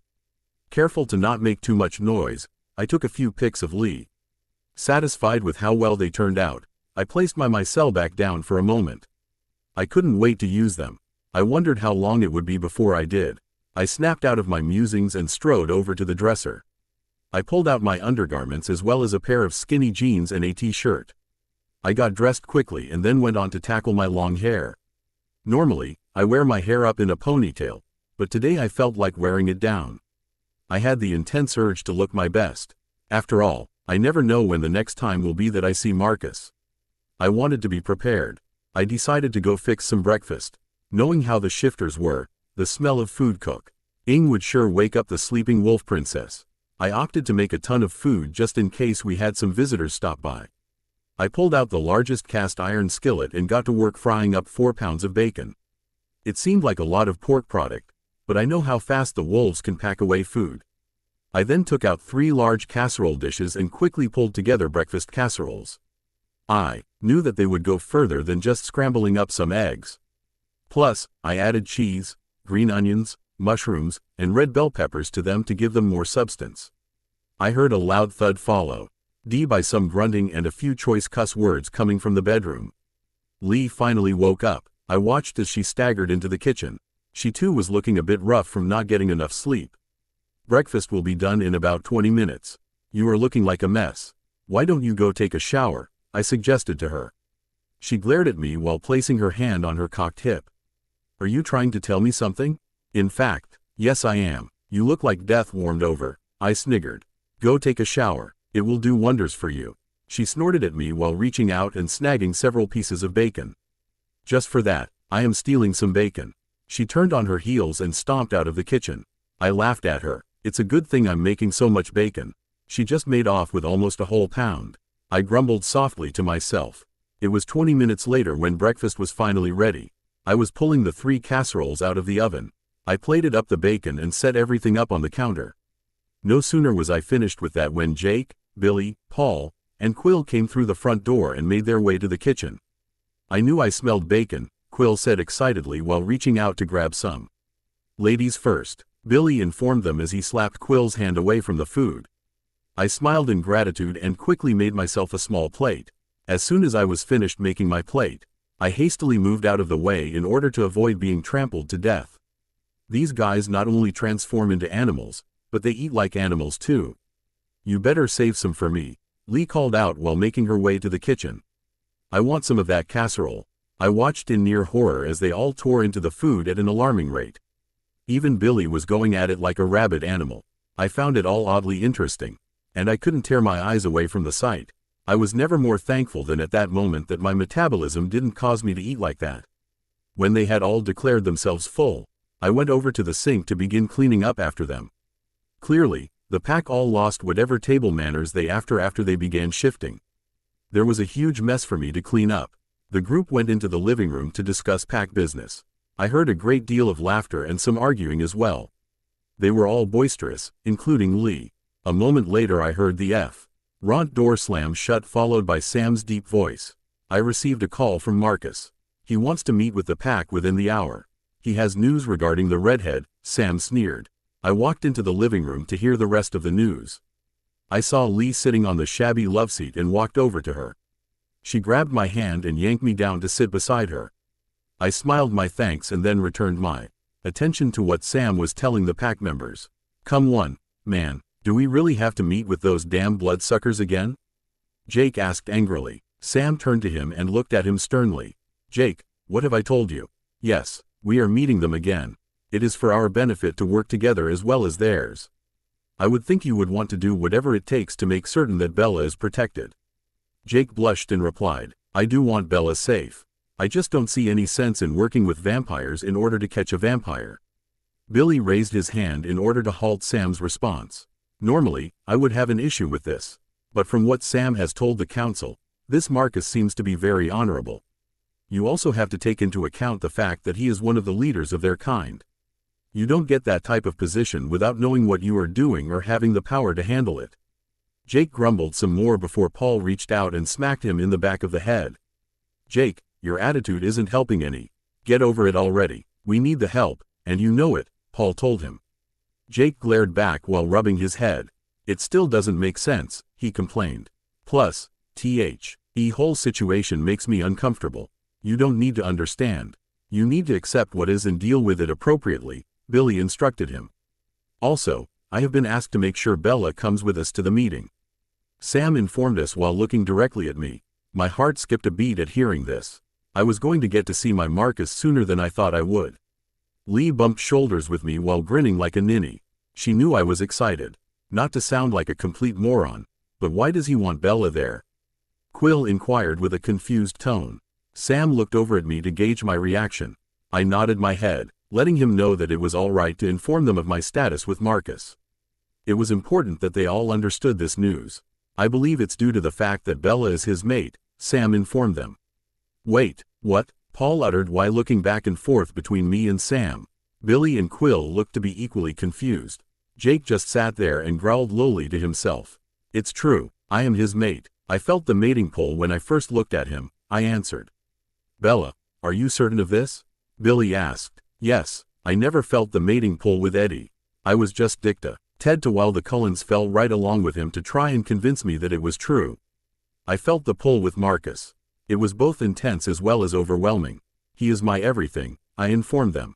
All right, then, now that Bella's importance has been explained, We can get ready to move on out, Sam said. I have no wish to make us look bad by showing up late to an appointment with a leader of the vampires. Hey, Bella, Lee said with a smirk. You want to go for a wolfy ride? I grinned at her playfully. Sure, I had a blast the last time I went on one. Do you run faster than Jake? Duh, I do everything better and faster than him. She laughingly replied. Hey, Jake yelled from out back. I can't freaking hear you.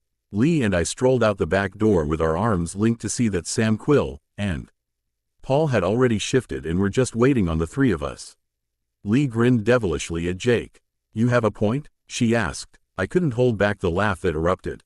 Jake snorted in reply and phased a moment later. When he turned his head back toward us, I could have sworn he stuck his tongue out at Lee. He looked ridiculous. In a flash, he and the other wolves took off. Such a child, Lee reprimanded. Turning to me she asked, You ready for the ride of your life? I giggled at how absurd she was. Really, Lee, that sounded a tad sexual. Let me grab my jacket first. I am not up to explaining away my purple arms yet. I quickly rushed back into the kitchen to grab my favorite jacket that was hanging on the back of the chair. I slipped it on while walking back out to Lee. Hurry up and get your phase on. I have a hot date with an even hotter guy, I ordered her. Lee quickly complied and phased a moment later. She wasn't as big as Jake was in wolf form. However, she was leaner and more toned if that was possible. She crouched down enough for me to be able to climb up on her back. After I was situated, she took off like a bullet. I yelped and laughed as we whipped past the vegetation. Yup, Lee was not bragging. She was way faster than Jake, and I was having a blast. I started getting ideas. What would happen if the wolves raced? It was a brilliant notion, and I filed it away to look into later. We arrived at the designated meeting area rather quickly, which wasn't surprising when you think about how fast Lee was in wolf form. I'm pretty sure she could give Eddie Boy a decent challenge in the speed department. I glanced over toward the vampires to see Marcus already in a conversation with Sam. The two of them seemed to share a mutual respect for one another. They will never be best buds, but at least they are able to put any animosity aside in order to take care of the business at hand. I couldn't help but respect both of them for their excellent leadership prowess. Here's to hoping that Jake can pick up on it. Marcus looked up quickly and caught my gaze. His welcoming smile made me feel all warm and melty. I winked at him in return, gaining a quiet chuckle. I will never get over how gorgeous he is. I dismounted my noble steed and waited a few moments while Lee dashed behind a tree in order to phase back. She came back over to me, grabbing my arm to pull me along her over to where Sam and the other wolves stood nearby. I hissed in pain while I pulled my arm free. Lee spun on her heel with her eyes wide. Bells, I'm sorry, I forgot about your arms. I didn't mean to hurt you, she cried. Just as I was about to tell her I was okay, Marcus stepped forward. With a frown, he asked, What happened to your arms, Isabella? I stared at him wide-eyed. I knew I was going to have to tell him what Jake pulled. I just didn't think it would happen this soon or under these circumstances. There was no possible way that I was going to lie to my mate. Jake and I had a disagreement last night when we got home. He lost control and grabbed my upper arms, I told him bluntly. He refused to release me, so I called Lee to come over and help me. Sam showed up right after she did.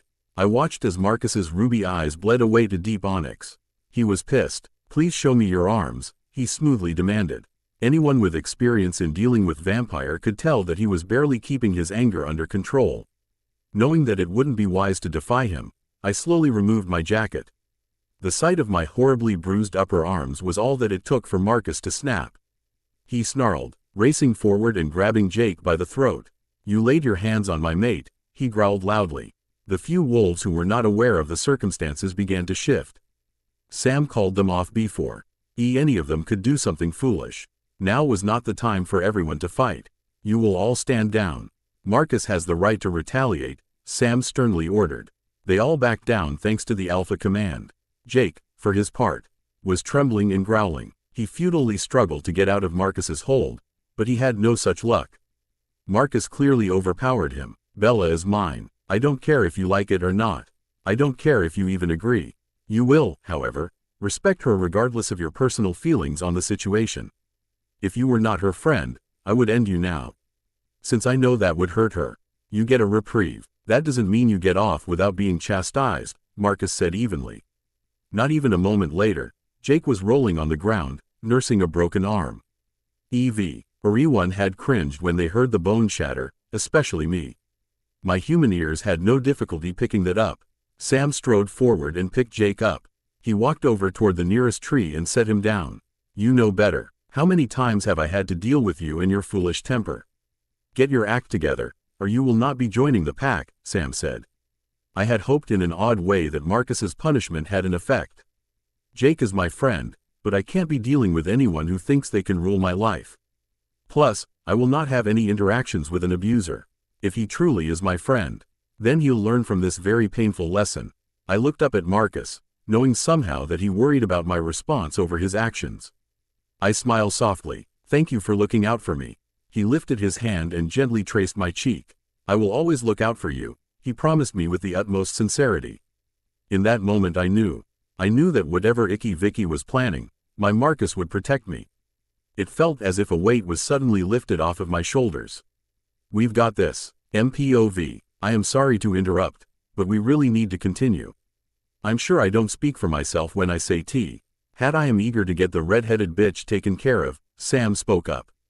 I bowed my head in acknowledgement. You are quite correct. The sooner this mess is handled the better off everyone will be.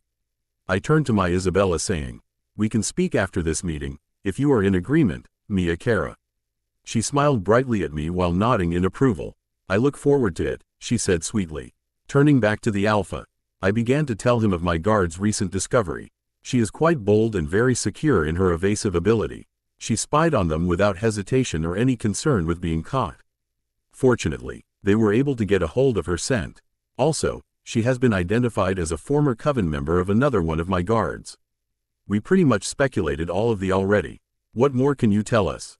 Sam inquired. I spoke with my brother and fellow leader, Arrow, about her putrid scent. He believes as I do. Since her soulmate was destroyed, his soul is dying. She has a singular mindset now, and there can be no reasoning with her. She is more like a rabid animal now than anything else. Isn't it normal for a vampire to lose their mind when their mate dies? We were under the impression that her behavior was normal for your kind. Sam inquired. While it is normal for a vampire to seek vengeance against the one who ended their mate's existence, it is not normal for a vampire to be this unbalanced.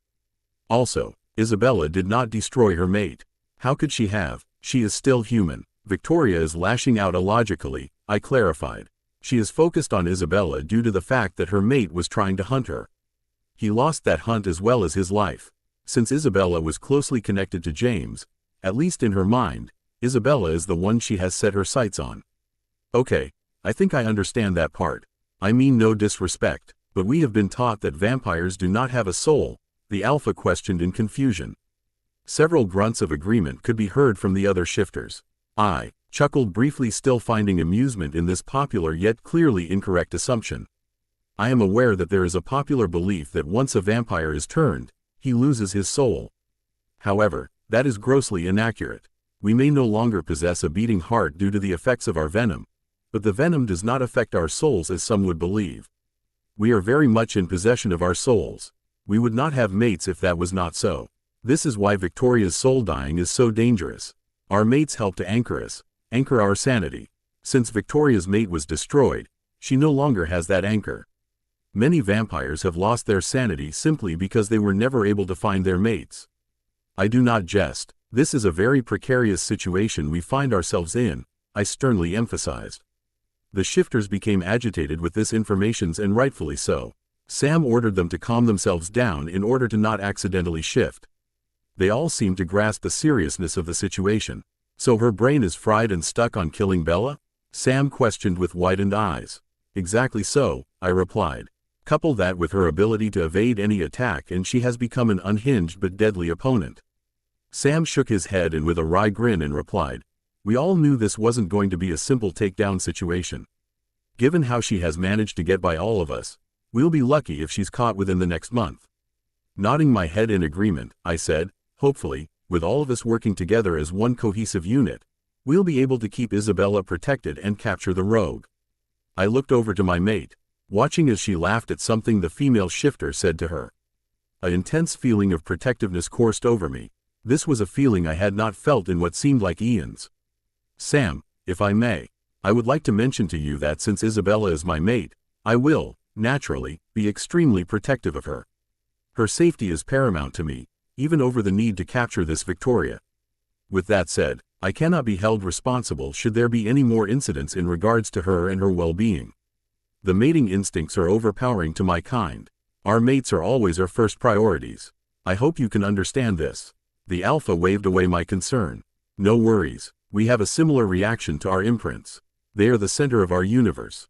We would react the very same way you did when you discovered what Jacob had done. All I know is that if anyone dared to harm my imprint, they would not survive much longer. At least our two races, if you can call them that, have that in common. Sam responded understandingly. My gaze lingered on my mate for a few moments more. I was eager to be done with all of this unpleasantness so that she and I could get to K. Now one another and build on a relationship. It seems all the patience I once had abandoned me. While I still suffer from a tad bit of disbelief over having another mate, I cannot help but thank the fates for their perfect timing. I must also remember to thank Didim. Surely, she was sent to give aid when I needed it most. I returned my attention to the Alpha and continued on with our meeting. For now, getting further acquainted with my mate would have to wait. Securing her safety took precedence over all else. BPOV. Listening to Marcus and Sam discussing Victoria was disconcerting to say the least. Knowing full well that she had it out for me was unsettling at best. But hearing Marcus describe her as a rabid animal put me in an intense state of unease. Now I have images of Victoria frothing, G at the mouth and growling loudly coursing through my mind. It was creepy. I guess it all fits since she already looks the part. I turned toward Leah when I felt her nudge my shoulder. She wore a FY grin as she waggled her eyebrows at me. I rolled my eyes in amusement. So, Bella, how does it feel to have that hottie with a body looking out for you? You can't possibly feel put out by it, Leah sked while looking back and forth between me and Marcus. I giggled. It's no hardship at all. In fact, I am rather enjoying the attention. I looked back over at my mate, catching him staring at me. I gave him my biggest smile, hoping to convey to him how I truly felt with just my body language. He smirked in return and then looked back over at Sam and continued on with their conversation. Geez, you've got it bad. Normally, you would be up in arms over anyone hovering over you regardless of the reasons why. You're so stinkin' independent. Just between us and everyone else here, I can't blame ya, she said with a conspiratorial wink. I can certainly see all of that appeal of having that particular vampire god looking out for you. I turned to look at her. My mouth was opened in shock at her bluntness. Really, I ought to be used to it by now. She always says what she's thinking. She also always says what everyone else is thinking as well. Really, Leah, can you try to keep the drool to yourself? I don't want your slobber to get all over me, I teased in response, pretending to shy away from her. No worries, my dearest BFF, for I see that you have enough of your own drool to go around, she joked. Laughing at her own joke. She grinned at me like a loon. I laughed at her. Why don't you just keep publicizing it then? I asked. There's no need for that, she said, waving off my reply. Anyone Ho has ever looked at you lately can see it. I am not that bad, I blushed. Besides, it's like you said, you can't blame me. I looked back over at Marcus to see a small grin cross his lips as he continued his conversation. I swear I will never get used to vampire hearing. There are no secrets when they are around. Plus, the shifters are just as bad. Hey, on the serious side for once, are you at all bothered by Marcus handing Jacob his ass? Leah asked me quietly. We both looked over at where Jake was sitting up against a tree, nursing his broken arm. Knowing how quickly the shifters can heal, I wasn't concerned at all for his well-being. Frankly, he's lucky to still be alive. Honestly, I am not at all bothered by it. I did warn him multiple times to cut the crap out. As far as I am concerned, he asked for it. Besides, he'll be all healed in no time. He got off easy, I said matter-of-factly while shrugging my shoulders. I really had no issues with what Marcus did. Jake was warned and chose to lose control of his temper. If he's smart, he'll learn to control himself. His out-of-control temper may get him killed. Truth, I think he got the point, or at least I hope he has. If not, he may lose a limb next time. Can you imagine him running around on all threes? Leah laughed. I joined in at the picture her words conjured up in my head. We both turned to look over at the vampire guard. We heard some of them snicker at Leah's joke. Hey, would you look at that? Vampires do have a sense of humor, she said in shock. I snickered at her surprised expression. Really? A person has to quest. On where you guys got your information about vampires from. It's clear you never met Emmett Cullen. All he does is joke around and play childish pranks. If I'm being honest, he and Jasper are the only two I can stomach. I sneered as thoughts of the backstabbing coven crossed my mind. Why only those two? Aren't they like the others? She questioned. I turned and walked over to a large boulder and sat myself down on it. This was going to be an uncomfortable conversation, and I refused to get stuck standing while having it. I really despise that coven. Let me see if I can accurately describe the situation. First of all, Jasper is very respectful. While I never had the opportunity to spend much time with him, he was always kind to me. Although I know he has the most difficult time with being a vegan vamp. He has the strength to push through the pain. He never did or said anything unkind to me, and he exhibited a great amount of patience, I quietly said, remembering the few times I was allowed to be in his presence. Why didn't you get to spend time with him? I was under the impression that you were always over the Cullens' house? Leah asked in confusion. She came over and sat down next to me. That would be Eddie's, the vegan virgin vamp, and his company conspirator, Tinkerbich's, fault. They refused to allow him around me, claiming he was dangerous and could snap at any time. I did argue with them, but as I have told you previously, those two were control freaks. It was like I needed to ask permission to breathe. I snorted in anger, still easily riled up by thoughts of those two backstabbers. Okay, that's creepy, she quickly agreed. You know, I am not as clueless as those two would have you believe. The night of that disastrous birthday party the midget threw, the party I never wanted. I saw Jasper's eye when I cut my finger. In fact, Jasper and Carlisle were the only two whose eyes remained golden. It wasn't until Eddie threw me into the glass table and my arm was torn open did Jasper have any kind of reaction. I have thought over that incident more times than I'd cared to admit to. The only conclusion I could come to was that Eddie deliberately threw me into the glass table, hoping I would get seriously cut. I see all of it replaying in my mind all the time. Apart from Carlisle, everyone's eyes went black. I can still hear the growling, I admitted softly, trying to hold back the shivers that memory tended to give me. Leah reached over and grabbed my hand, lending me the support I needed to continue with the story. With my eyes cast downward, I continued. Afterwards, when Eddie had taken me to the forest to dump me, he claimed that Jasper was trying to attack me, and that he was just doing his job by protecting me. I knew he was lying since Jasper's eyes did not change when I cut my finger. I also remembered how Eddie Boy crouched down in front of me. I can say with the utmost certainty that he was not protecting me from getting hurt by Jasper. He was protecting his meal. Eddie's eyes were jet black. Also, and this is my personal opinion, Jasper's eyes changed due to the fact that he's an empath. He felt the bloodlust of 5 other individuals. That must have hurt him. It is also the reason why I believe him to be the strongest of the coven. He feels everyone's emotions, not just his own. When I finished, I looked up only to notice that the eyes of everyone, both shifter and vampire alike, were on me. Every one of them looked sad over what they had heard. I did not see pity in their eyes, which I was grateful for. I hate pity. I'm sorry, Bells, that you went through that. If I ever run across that virgin vamp, I'm going to tear his overinflated head off. Scumbag, Leah said vehemently. Turning back to me, she asked, what about the Emmett guy? What was his deal? Emmett is a huge teddy bear. He's this massive, muscular, tall vamp, but he acts like a kid. He once told me that I reminded him of his baby sister. He always went out of his way to hang out with me when I was at the Cullens' house.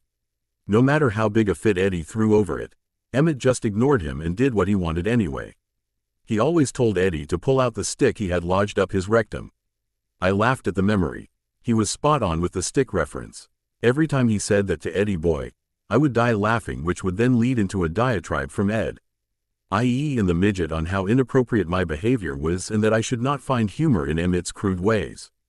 Leah cocked an eyebrow and said, Emmett sounds cool for a vampire. No offense to the present company, she hastily said, glancing over at Marcus's guard. They each gave a small nod in acceptance. He was, which is why I think his betrays hurt so much. I began to think of him as an older brother. You know, the type of brother you aren't ashamed to be caught talking to. What's that like? She joked while looking over towards her younger brother. Seth, who was in his human form, sneered at her. We both laughed at his response. Leah held up her hands in mock surrender. I kid. Seth, you're not half as bad as you could be. I would even go so far as to say that I may actually like you. It's a shame I can't say the same to you, Seth retorted. I laughed again. Leah looked at me and swatted my arm. Hey, you're supposed to be on my side, she said. Honey, I'm on my own side. Besides, you asked for it. Methinks you are a glutton for punishment, I teased while patting her knee condescendingly. Excuse me, Sam spoke up. If you ladies are finished joking around, we are done here. You're excused, I piped in with a wry grin. I looked over to see Marcus making his way over to me. I gave him a small smile in greeting. He returned my greeting with a stunning smile of his own. Isabella, we are finished for now. If you would like, I would love to spend some more time with you, Marcus said with way too much charm. I looked him over from head to toe, just enjoying the vision of perfection that he presented. I especially enjoyed the shirt that accentuated firm muscle as well as the black dress pants that seemed to fit him like a glove. This man knew how to dress, and he did it well. I smiled brightly at him. I would love that, I softly replied, fully aware of Leah grinning at me like a moron. She's such a dork. I looked over at her and laughed. You are such a child, I teased. A child I may be, but I'm not the one who is going to be playing, she quipped with a sly wink. I couldn't stop the impending blush even if I had tried. I was so embarrassed and refused to look over at Marcus. Marcus's deep chuckle was unexpected but sexy as hell, which only caused me to blush even more.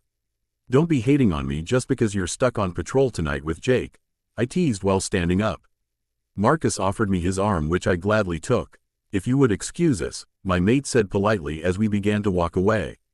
Now, Bella, don't do anything I wouldn't do, and since that list is a little small, I expect you to be very busy.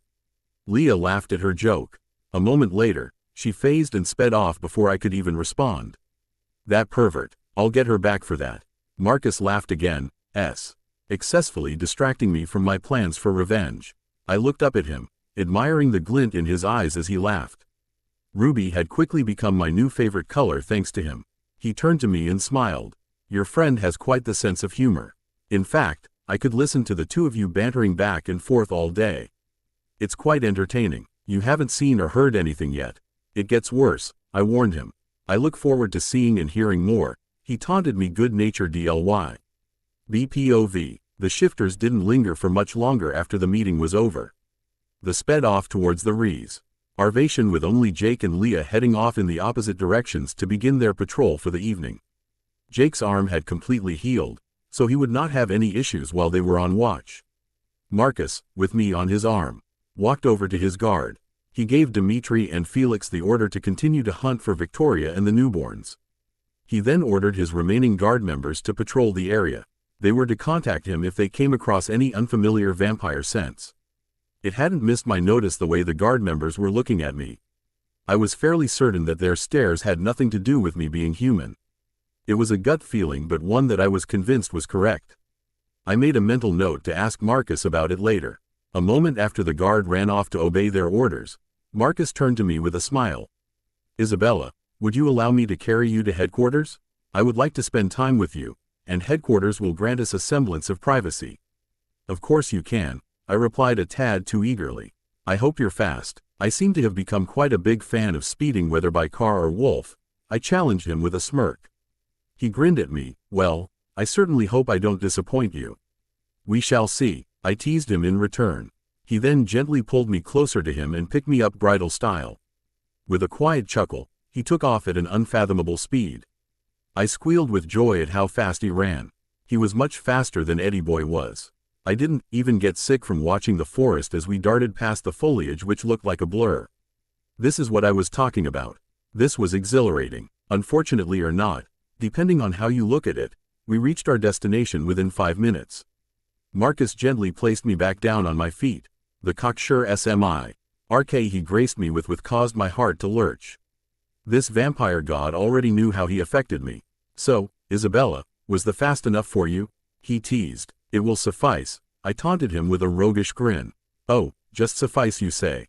It looks like I will have to make another go at it then, he replied gently while softly running his knuckles across my cheek. Unable to halt the blush I could feel was creeping across my face. I looked him in the eye and challenged him. You will have to do much better than that to impress me. Challenge accepted, dearest, he answered quietly. I can't come in second to wolf travel. I would never live it down. He then offered me his arm, which I eagerly latched onto. He led me into the giant mansion where he gently guided me to a room I hadn't seen yet. It was CL, early designed for comfort with its lush carpet and overstuffed couch. I am a bit confused. Why would vampires need comfy couches? Are they here for the same reason the Cullens have comfy furniture? I asked, slightly perplexed. Marcus led me over to the lavish couch where I eagerly sat down. I am assuming it's the same reason. We need to blend in as much as possible. While comfort of that type is unnecessary for vampires, it helps to head off any questions any humans that unexpectedly show up might have. Whatever the reason is, I have no complaints, I joked as I wiggled around, getting myself situated on the luxurious couch. He smiled at my antics. I am glad you are enjoying yourself, dearest. I would not want to be a poor host by offering you substandard seating, he teased with a grin. Now, please tell me if you are in any pain. Your upper arms are very bruised and may take few days to heal. I absent-mindedly reached over to rub my left arm. They are sore. It's not too bad that some ibuprofen can't handle it. I'll be fine. I am more upset over what caused them than anything else, I replied honestly. I glanced up at him to see his eyes darken in anger. Without hesitation, I reached up with my right hand and gently brushed my fingertips across his cheekbones. I'm fine, and Jake has learned his lesson, I'm sure, I said, trying to calm him down. Marcus gently took my hand in his grip and pulled it towards his lips, where he brushed a tender kiss across my knuckles. I know, dearest, I just despise the fact that you were hurt. While I hope your friend has learned his lesson, I will be keeping a close eye on him and his behavior. If it ever acts out like that again, I will not be as lenient. I wouldn't expect any less of you. Vampires are so possessive of their mates, I said with a smile. I certainly hope you don't find that off-putting. I refuse to feel bad about my intense need and desire to protect you, he replied with another sweet kiss to my hand. I smiled in understanding. If I were to be honest, I like having you care enough to want to protect me. It makes me feel special. I will spend my existence protecting you, for you are now my everything, he said earnestly. We spent the next several hours cuddled up next to each other while sharing tidbits about ourselves. I listened intently to everything he told me, hanging on his every word.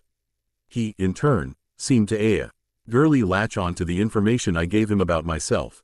We were wrapped up in our own bubble, where the world around us seemed cease to exist. My heart broke for him as he told me of his Didim and how the pain from that loss seemed to swallow him whole. Tears silently slid down my cheeks as I listened closely to him. Seeing my tears, he gently reached up to brush them away.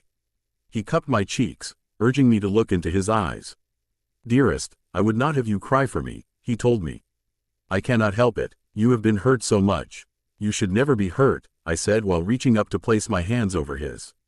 He gazed at me for a few moments. Then he gently pulled me closer to him as he bent down to place a soft kiss across my lips. He pulled back a few seconds later with a look of shock in his eyes. I reached up to touch my lips where they still tingled after his kiss. Is that tingling feeling normal? I asked him. I am not sure, dearest. I have never experienced anything like that before, he replied quizzically. I decided to let it go for now and just enjoy my time with him. He leaned back on the couch, pulling me closer so that I could snuggle up to him even more. When spent the remainder of our time in that position, just sharing stories and enjoying one another before he had to take me home. Alec, Pav, Heidi and I canvassed the area in a 20-mile circumference. There was little to nothing happening, and we hadn't come across anything that could be considered unusual. This had been the case for several hours. That is until we came across an unfamiliar vampire's scent. Since neither of us recognized the scent, we quickly sent out a mass text to Master Marcus and the rest of the guard. A few minutes later, Jane, Chelsea, Santiago, and Afton arrived. All of them eager to see or smell what we found. Master Marcus wants me to report your findings to him after we've gone over them, my sister, Jane, announced. We came across an unfamiliar scent. It's not from any vampire we have ever encountered. Also, it seems to have just appeared. We just scouted this area 45 minutes ago and the scent was not here then. It's safe to assume the vampire is still in the area, I replied. My sister turned to Afton and Santiago. Once you have familiarized yourself with the scent, head on out to find the unknown. They must still be in the area, she ordered. Do any of you recognize that scent? I asked the remaining guard. They all replied in the negative. This may be another lead. Jane was cut off by her cell vibrating. She pulled it from her pocket and quickly read the text. Looking up, she informed us. Master wants us to head to the reservation border. He received an emergency call from the Alpha shifter. We wasted no time speeding off to the reservation border. Master Marcus had beaten us there along with the shifters. The Alpha and Master Marcus were in a serious discussion. A moment later, our master looked up and waved us closer to him. I have been informed by Sam that one of the Cullens sent was found by Isabella's old home. He has a few of the shifters hunting for this Cullen now. Do the shifters know which Cullen it is? Jane asked solemnly. Sam took the opportunity to speak up. Yes, most of us had no idea who it was. Fortunately, Jacob, who has encountered some of the Cullens more than the rest of us, recognized the scent. This can't be a mere coincidence. A crazy vampire going around creating a newborn army all hell bent to kill Ms. Swan, and suddenly, a Cullen shows up. There's no way that it's a coincidence, I chimed in. Agreed, Master Marcus replied tersely. Another cell phone rang, which Sam quickly answered. Did you find the vampire? He asked brusquely. The voice on the other end replied, we have him. He is a fighter. We need backup. We're in Forks, at Bella's old place. Sam said, backup is on the way. Sam hung up and turned to Master. We better head over now. We all took off following the Alpha's lead. We soon came to the house, and in the backyard was two shifters along with Santiago and Afton. They were struggling to hold the vampire down. Alec, if you will, Master Marcus said. I used my gift, allowing the dark, fog-like, UV stance to cover him, thereby removing all senses from the intruder. He slumped to the ground a mere moment later. I continued to hold him under my gift, waiting for Master Marcus's orders. Master Marcus walked over to him and pulled his head up by his hair to get a look at his features. Alec, you may release him. The moment my gift left him, the vampire began to struggle. I would not do that if I were you, Master Marcus said. Which Cullen are you? The trespasser ceased his fighting and looked up to Outmaster. I am not now, nor have I ever been a Cullen. My name is Whitlock, Jasper Whitlock. MPOV. I glared at this intruder. The moment he me gave his name, I recalled what my mate had told me. This was one of the two members of the Cullen coven that she actually liked. Why have you come here? I came to check up on Bella, he replied. I released him, gesturing for him to stand up. After all these months, you have come to check on the human your coven abandoned, he sneered. Yes, I as well as my brother, Emmett, have returned to check on her. We have been concerned, this Jasper said. Lies, Jacob shouted. You lying piece of crap. If you had actually cared for Bella, you and your family would never have dumped her off in the woods where she could have been killed. A questioning look flitted across Jasper's features. What do you mean by, dumped off in the woodses? He asked. What he means, young Jasper. If that Edward Cullen took her out into the woods far behind her home and proceeded to tell her he never loved her and that he was toying with her for the fun of it, I snarled. That son of a bitch. Jasper shouted angrily while kicking a boulder and shattering it to pieces. That stupid prude told the entire family that Bella dumped him and informed him that she was fed up with the family and was sick of our drama. He growled out through tightly clenched teeth. You act as if you knew nothing of what Edward did. According to Bella, you're an empath. How could you not have picked up that he was lying to all of you?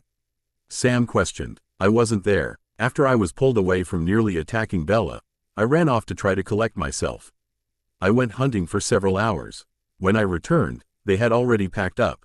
I was genuinely becoming more disgusted with the Cullens the more Jasper spoke.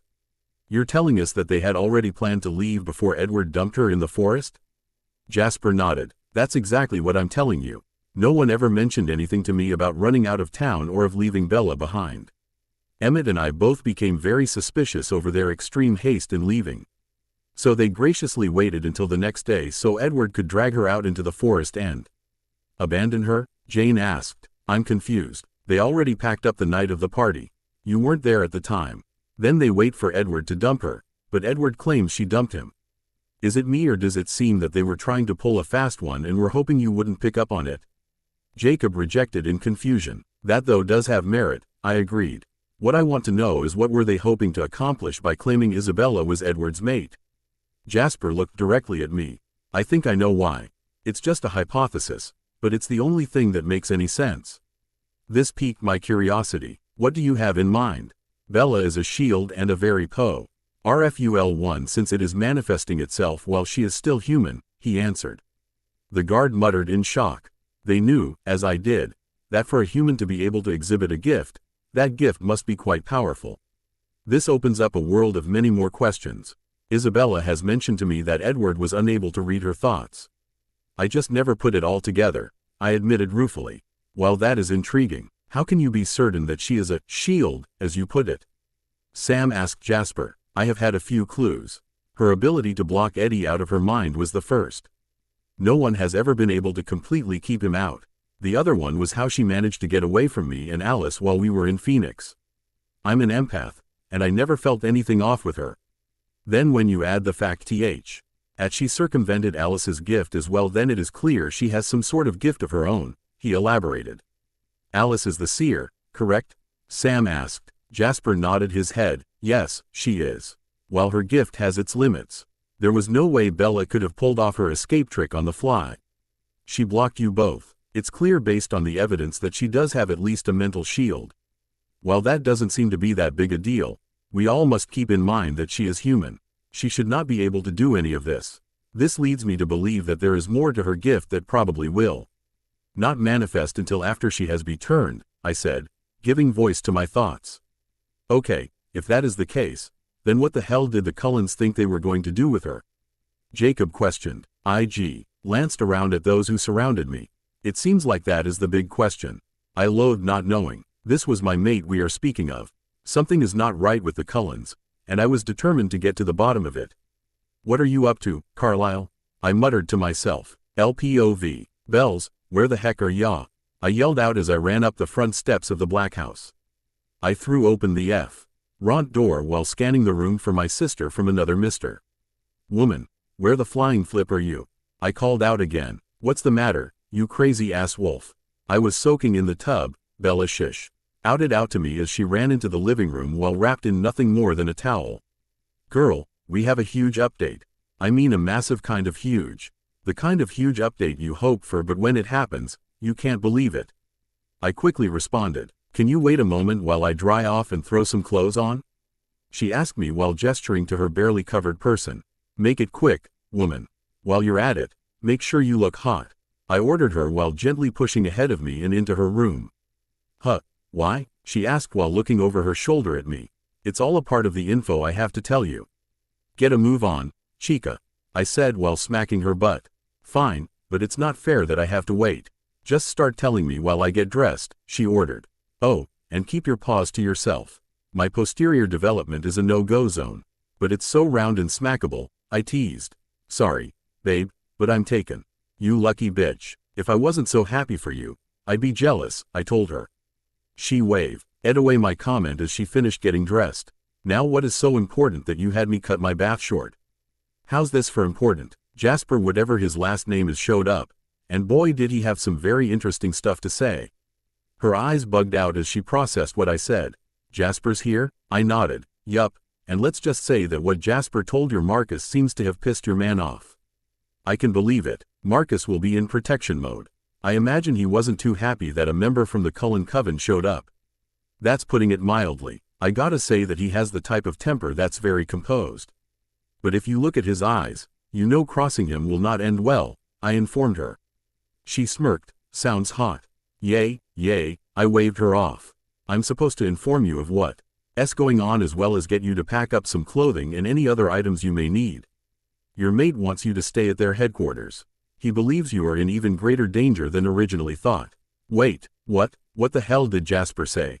Long story short, he and that Emmett guy you told me about are here. They came to check up on you. Apparently, the Cullens packed up and decided to leave without telling him. When he got back after running off the night of your party, the entire house was packed. They were waiting for Edward to dump you. Those conniving assholes. They planned it. I bet that manly midget had something to do with it. Some best friend she turned out to be, Bella ranted. Did Jasper say anything else? He sure did. He told Marcus that he thinks they were messing with you because you are a shield. Whatever that means. A what? She asked in confusion. A shield. Marcus said that he would explain into you when you get to his place. Okay, Then I take it that Marcus is you. Enter the assumption that the Cullens are up to something and that is why he wants me to stay with him, she surmised as she quickly grabbed a duffel bag and hastily threw in some clothing and other necessary items. She was packed and ready to go in under 5 minutes. Impressive. I walked back to the living room with Bella following closely behind me. I threw myself down onto the recliner, turnin' just enough to throw my legs over an armrest. Wheel, let's just say that your man is fired up and ready to battle. Plus, he clearly doesn't like the Cullens. It's reasonable to assume those dear suckers are up to something, especially with everything Jasper told him. I trust my Marcus and his instincts. Question: how does the pack feel about me staying within the confines of Vampire Central? She asked while plopping herself down on the sofa to the left of me. I huffed. For the most part, we all get it. You just aren't safe here anymore. Icky Vicky doesn't give a flying flip about Trey. Tees and boundaries and has no issue with crossing our borders. I won't lie, Jake is a tad bit bothered by the situation, but his opinion and thoughts in this matter are irrelevant. He can go pound sand for all I care. He has no say, she stated firmly. So you mentioned that Emmett came too. Was he there? She asked. Nope, he was out hunting. Jasper said that Emmett has been so pissed off that he's having issues keeping his crap together. I informed her. Wait, you said Jasper and Emmett are here. You didn't mention anything about Rosalie and Alice. What's up with the Ice Queen and the circus reject? I don't know jack about the circus reject. Good one, by the way. Jasper did say that Emmett left his wife, who I am assuming is the Ice Queen, I laughingly replied. Yay, that's the bitch. I wonder what's up with those two, she said while shaking her head. So, Emmett's pissed. That's not a good sign. Why's that? I asked. Let me put it this way. Emmett is such a big guy that it can't be a OD thing when he is having problems with controlling himself, she said quietly. When you say big guy, are you referring to height, build, or both? I asked, wiggling my eyebrows at her. She turned to me while giving me that eye of hers. The eye that says she knows in which gutter my mind went into. Emmett is tall and muscular, you perv. That's all I care to say regarding his build, she said. Come on, Bells. Give me the goods. Is this Emmett guy sex on legs or what? I asked in eagerness. Since I never looked at him in a sexual manner, I can't fully answer that. I will say that he is very attractive. However, I always thought that the most attractive thing about him had nothing to do with his looks and everything to do with his personality. He's freaking hilarious, especially when he's making fun of Eddie's uptight ass. She said, giggling. Tapping my finger against my chin, I replied, he sounds like someone I can get along with. Mocking morons is a favorite pastime of mine. Also, it doesn't hurt that he's hot. Slow your roll, White Fang. I never said he was hot, she interjected. You said he was attractive. That's enough for me to know he's hot, I told her. Besides, every vampire I have ever met was disgustingly gorgeous. Even the ones I can't stomach, the jerks. Bella nodded in agreement. I always felt like the ugly duckling when I was around the Cullens. Well, it's more like the dirt, poor, ugly duckling. As odd as it sounds, I was more bothered by their frightening amount of wealth than the fact that they were vampires. Bells, I love ya, but you are a special kind of twisted, I joked. In response, she picked up a nearby magazine and lobbed it at my head. Shut it, fur baby. You should be thankful for my quirks. It means you and I can be besties. Yes, we do seems to be simpatico. Good times will always be had by us, I agreed. Now, I hate to cut my teasing Bella time short, but I need to get you to your man. He's probably chomping at the bit, waiting for your arrival. Yes, I'm taking my pet wolf out for a ride, she laughed. I will have you know that I am no one's pet. I just happen to be a source of transportation from time to time. Whatever, let's head on out, she said while grabbing up her duffel bag, slinging it over one shoulder, and walking out the front door. I quickly followed right behind her. I then ran behind the nearest tree in order to remove my clothing before I shifted. I placed my shorts and tank top in the small bag I always carry with me and proceeded to shift. I motioned with my head to have Bella grab the bag. She picked it up and Hen climbed up on my back with practiced ease. A moment later, we were speeding through the dense foliage. BPOV. I loved riding around on wolf back. I imagine it is similar to horseback riding but much faster. As usual, Leah didn't disappoint. She ran as if the hounds of hell were closing in on us. I really have a thing for speed. We took a few minutes longer than usual to reach our destination. Knowing Leah the way I do, she did it because I loved riding along on her back. She's a good egg to do that for me. As we neared the massive vampire mansion, we passed a few of the members of the guard. They nodded at me as we passed. I smiled back at them in thanks. The closer we got, the more I was able to make out that everyone was on high alert. Marcus was waiting for me as Leah pulled up to a stop. Both Emmett and Jasper were with him. I dismounted my noble steed and walked over to my mate. He gently took my hand while raising it to his lips and brushing a soft kiss across my knuckles. "Long time no see," I teased. He grinned. "You will not hear me complain whenever I get to spend time with you, dearest.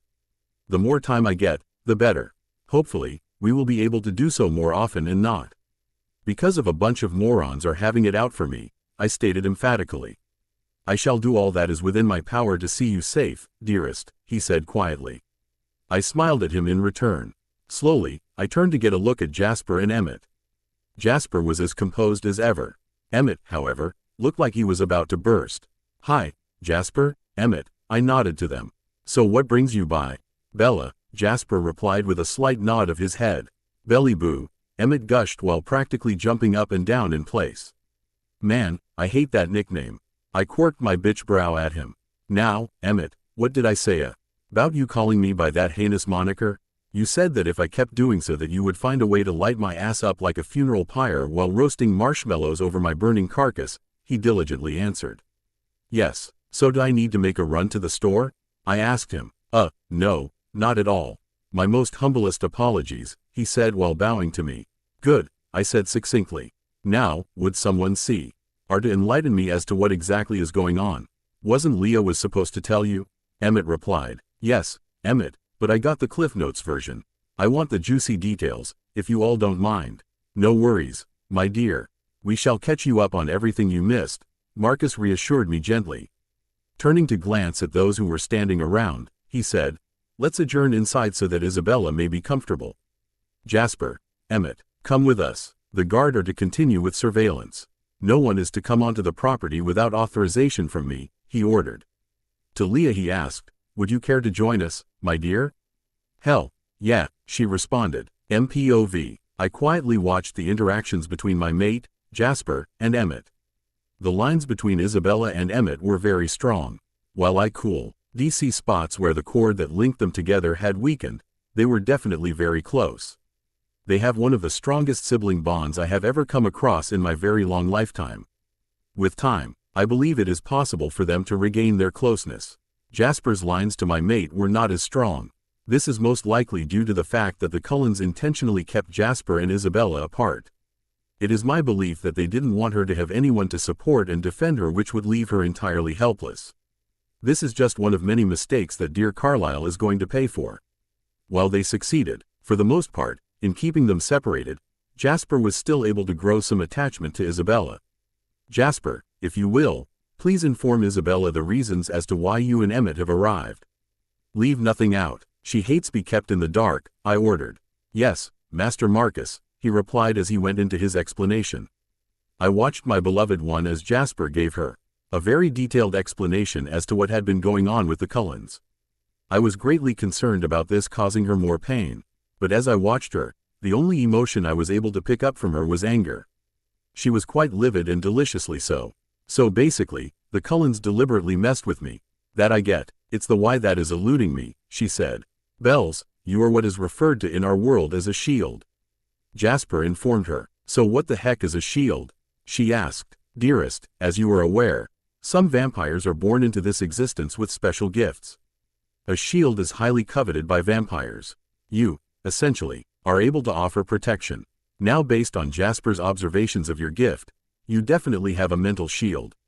And it's this shield that kept Eddie, the bunny sucker, from reading my thoughts." She said, "Yes, but what you need to understand is that for your shield to be strong enough to stop a vampire from reading your mind, it must be very powerful," Jasper confirmed. "Let's not forget that Bella is shielding without effort," Emmett piped in loudly. I saw a bit of confusion in her eyes, so I elucidated it for her. "You are doing it unconsciously. Many vampires take years to develop their gifts to the point where they can use them without thought. You have already mastered that aspect, and you didn't even know you were doing it. So that's a good thing, right?" "Yes, we shouted in unison. Good, I'm just glad Eddie couldn't mind rape me like he does to everyone else, she responded with a chuckle. I think we can all admit to be a tad bit jealous about that, Jasper teased.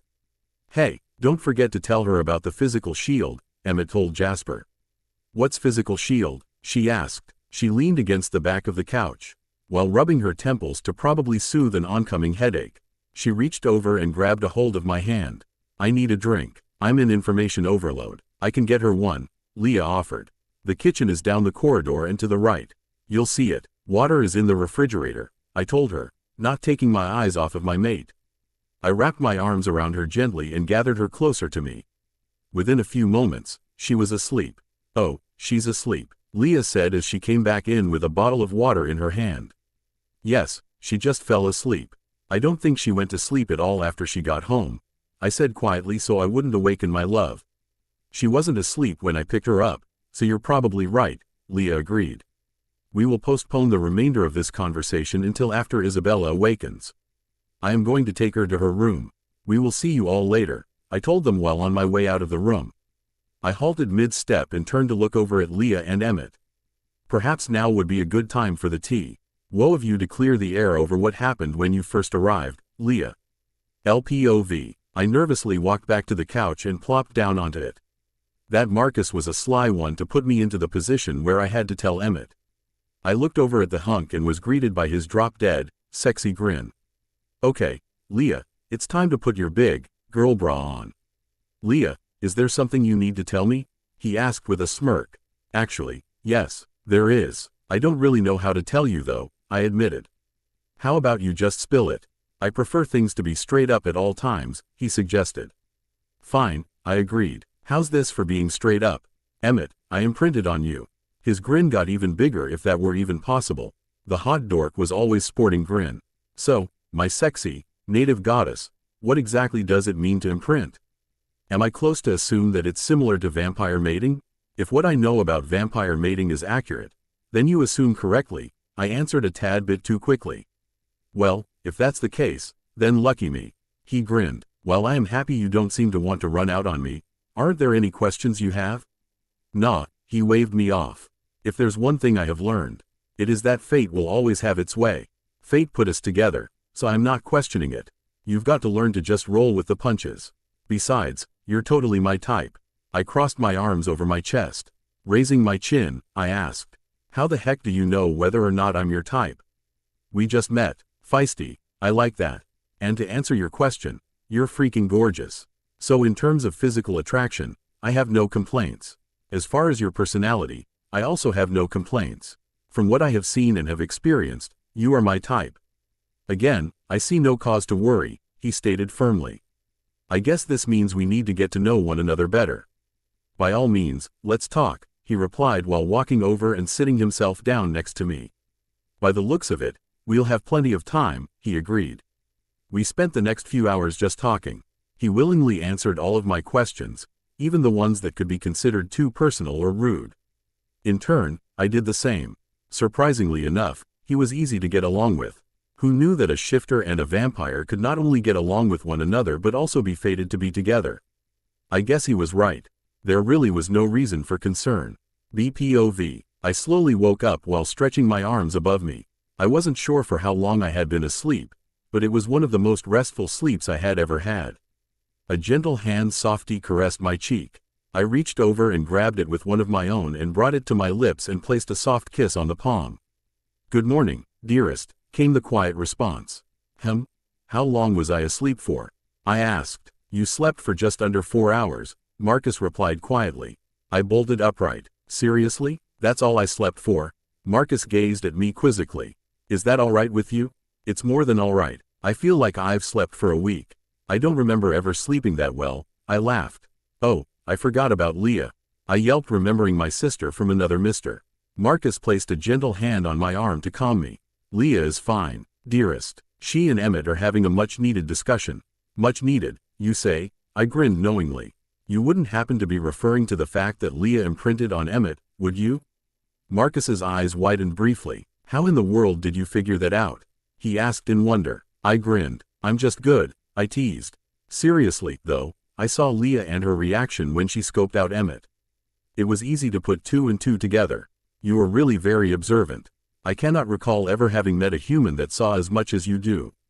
I wonder, he said more to himself than to me. What do you wonder? I asked. I will let you know when I figure it out.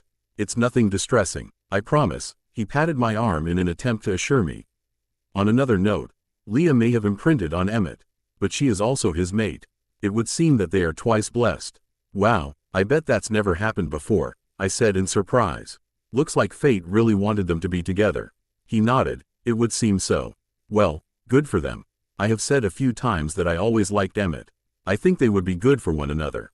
I think they will be able to balance each other out. I have yet to witness a mating that was incorrect, he said. Would you care to refresh yourself? While you were sleeping, I had a member of the guard run out to get you something to eat. We will have to stock up on food for you. I would love a shower, if that is all right. And thank you for thinking of me. I smiled in appreciation while leaning forward to place a soft kiss to his cheek. There is no need to thank me, dearest. I exist to care for you, he informed me. He reached out and softly brushed my cheek with the back of his hand. This will be your room while you are here. The shower is through that door. He pointed to the door on the far right of the room. I will bring your things upstairs for you. I leaned closer to him and kissed his cheek. You're wonderful. Thank you. I eagerly jumped up and rushed to the bathroom, eager to get myself under the hot spray of the shower. Once under the cascading shower head, I let my mind wander over the happenings of the past few days. Why, while I was more than cognizant of the danger I was in, I couldn't help the sense of relief I felt, knowing that I was being so carefully protected. I also couldn't wait to get some of the dirt on this West development between Leah and Emmett. I can only imagine the thoughts running through her sex-crazed mind. That conversation should be interesting. JPOV. I was elated to find out that not only was Bella being so ferociously protected, but that she was also mated to Master Marcus. Anyone with an ounce of intelligence would know that there has never been another individual in history to be so fierce a warrior. He will keep her safe at all cost. The guard was on edge. While they maintained their perfectly crafted masks, I could feel their tension. No doubt they were eager to get their hands on Victoria, the sooner the better. From the intelligence report we received from Master Marcus, it is obvious that Victoria has little to no concern for vampire law. It's almost as if she is deliberately goading the Volturi to take action. Both of these suppositions are in stark contrast to the actions that she would normally take given her gift of evasion. Clearly, she has it planned out if she is so willing to put herself into the position of getting caught. It's as I have always said, never underestimate the mind of the insane. They will always have the element of surprise on their side. Trick is to look deeper into their actions in order to ascertain what their true purpose is. Only then can countermeasures be taken. I eagerly look forward to working alongside the guard in this matter. Rumor has it that Master Marcus was the one to train the oldest of the guard, the elite. I have heard that his training methods were unorthodox at best but very fruitful. The Volturi guard never lose. I have often contemplated joining the guard in the past. To be honest, I only stayed with that pixie skank and the rest of that pathetic excuse for a family because I could sense the deception oozing off of every one of them except Emmett. The fools seem to often forget that I am an empath.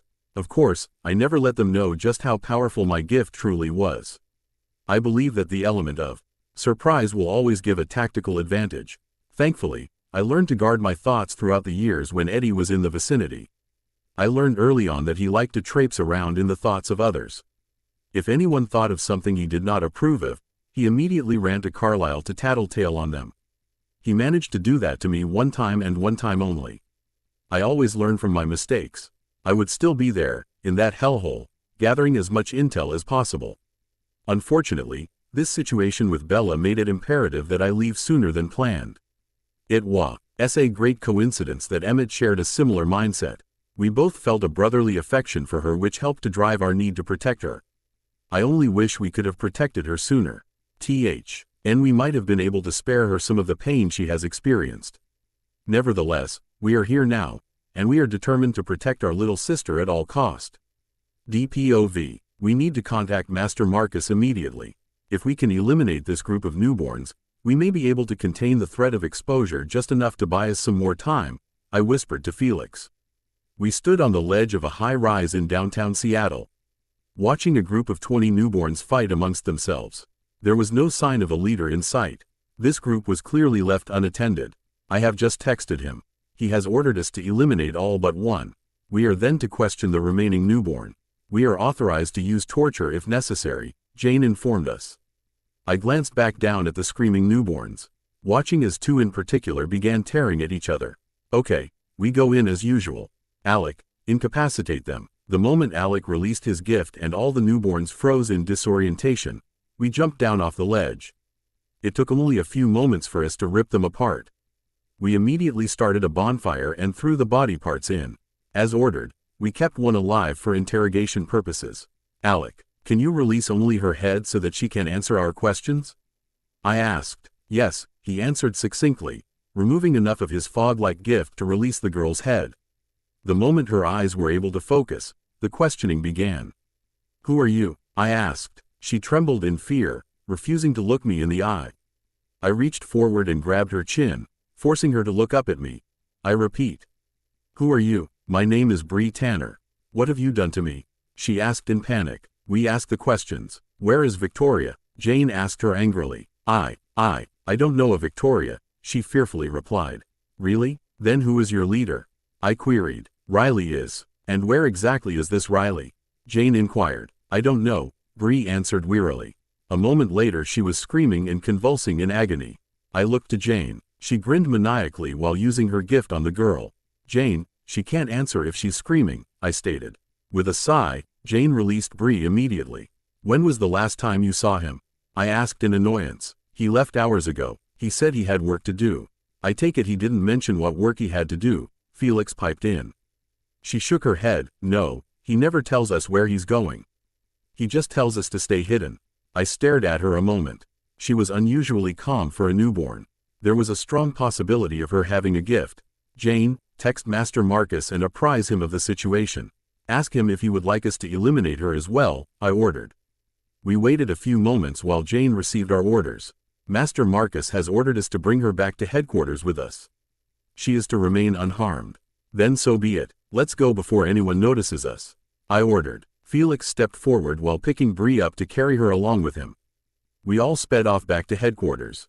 IW, as eager to find out the reason behind Master's desire to spare this newborn. MPOV, the text I received from Jane was encouraging the guard was doing a superb job. I was thankful for their loyalty. IW, as talking with Jasper while waiting for Isabella to finish freshening up. Our conversation was geared toward the Cullen Coven as he was giving me some very interesting intel as to what Carlisle's behavior has been like. I was completely absorbed into what Jasper was telling me that what happened next came as quite a surprise. It wasn't even a full 5 minutes after receiving Jane's text did I witness a new, bright, gold thread shoot out from Jasper, heading toward the same direction my guard was currently in. Well, would you look at that? I then pulled out my cell and answered Jane's newest text. Things really did just get more interesting. BPOV. As soon as I was finished with my shower, I wrapped myself up in the fluffiest towel I have ever seen and headed back into my temporary bedroom. True to his word, Marcus had my duffel bag waiting on the bed for me. I rifled through the ample amount of clothes I brought along with me and chose some jeans and a t-shirt. Under the circumstances, it didn't feel appropriate to dress up. Comfort was what I was looking for. Once finished getting dressed, I ran a brush through my long hair, opting to put it back into a French braid. I didn't feel like dealing with it any more than was necessary.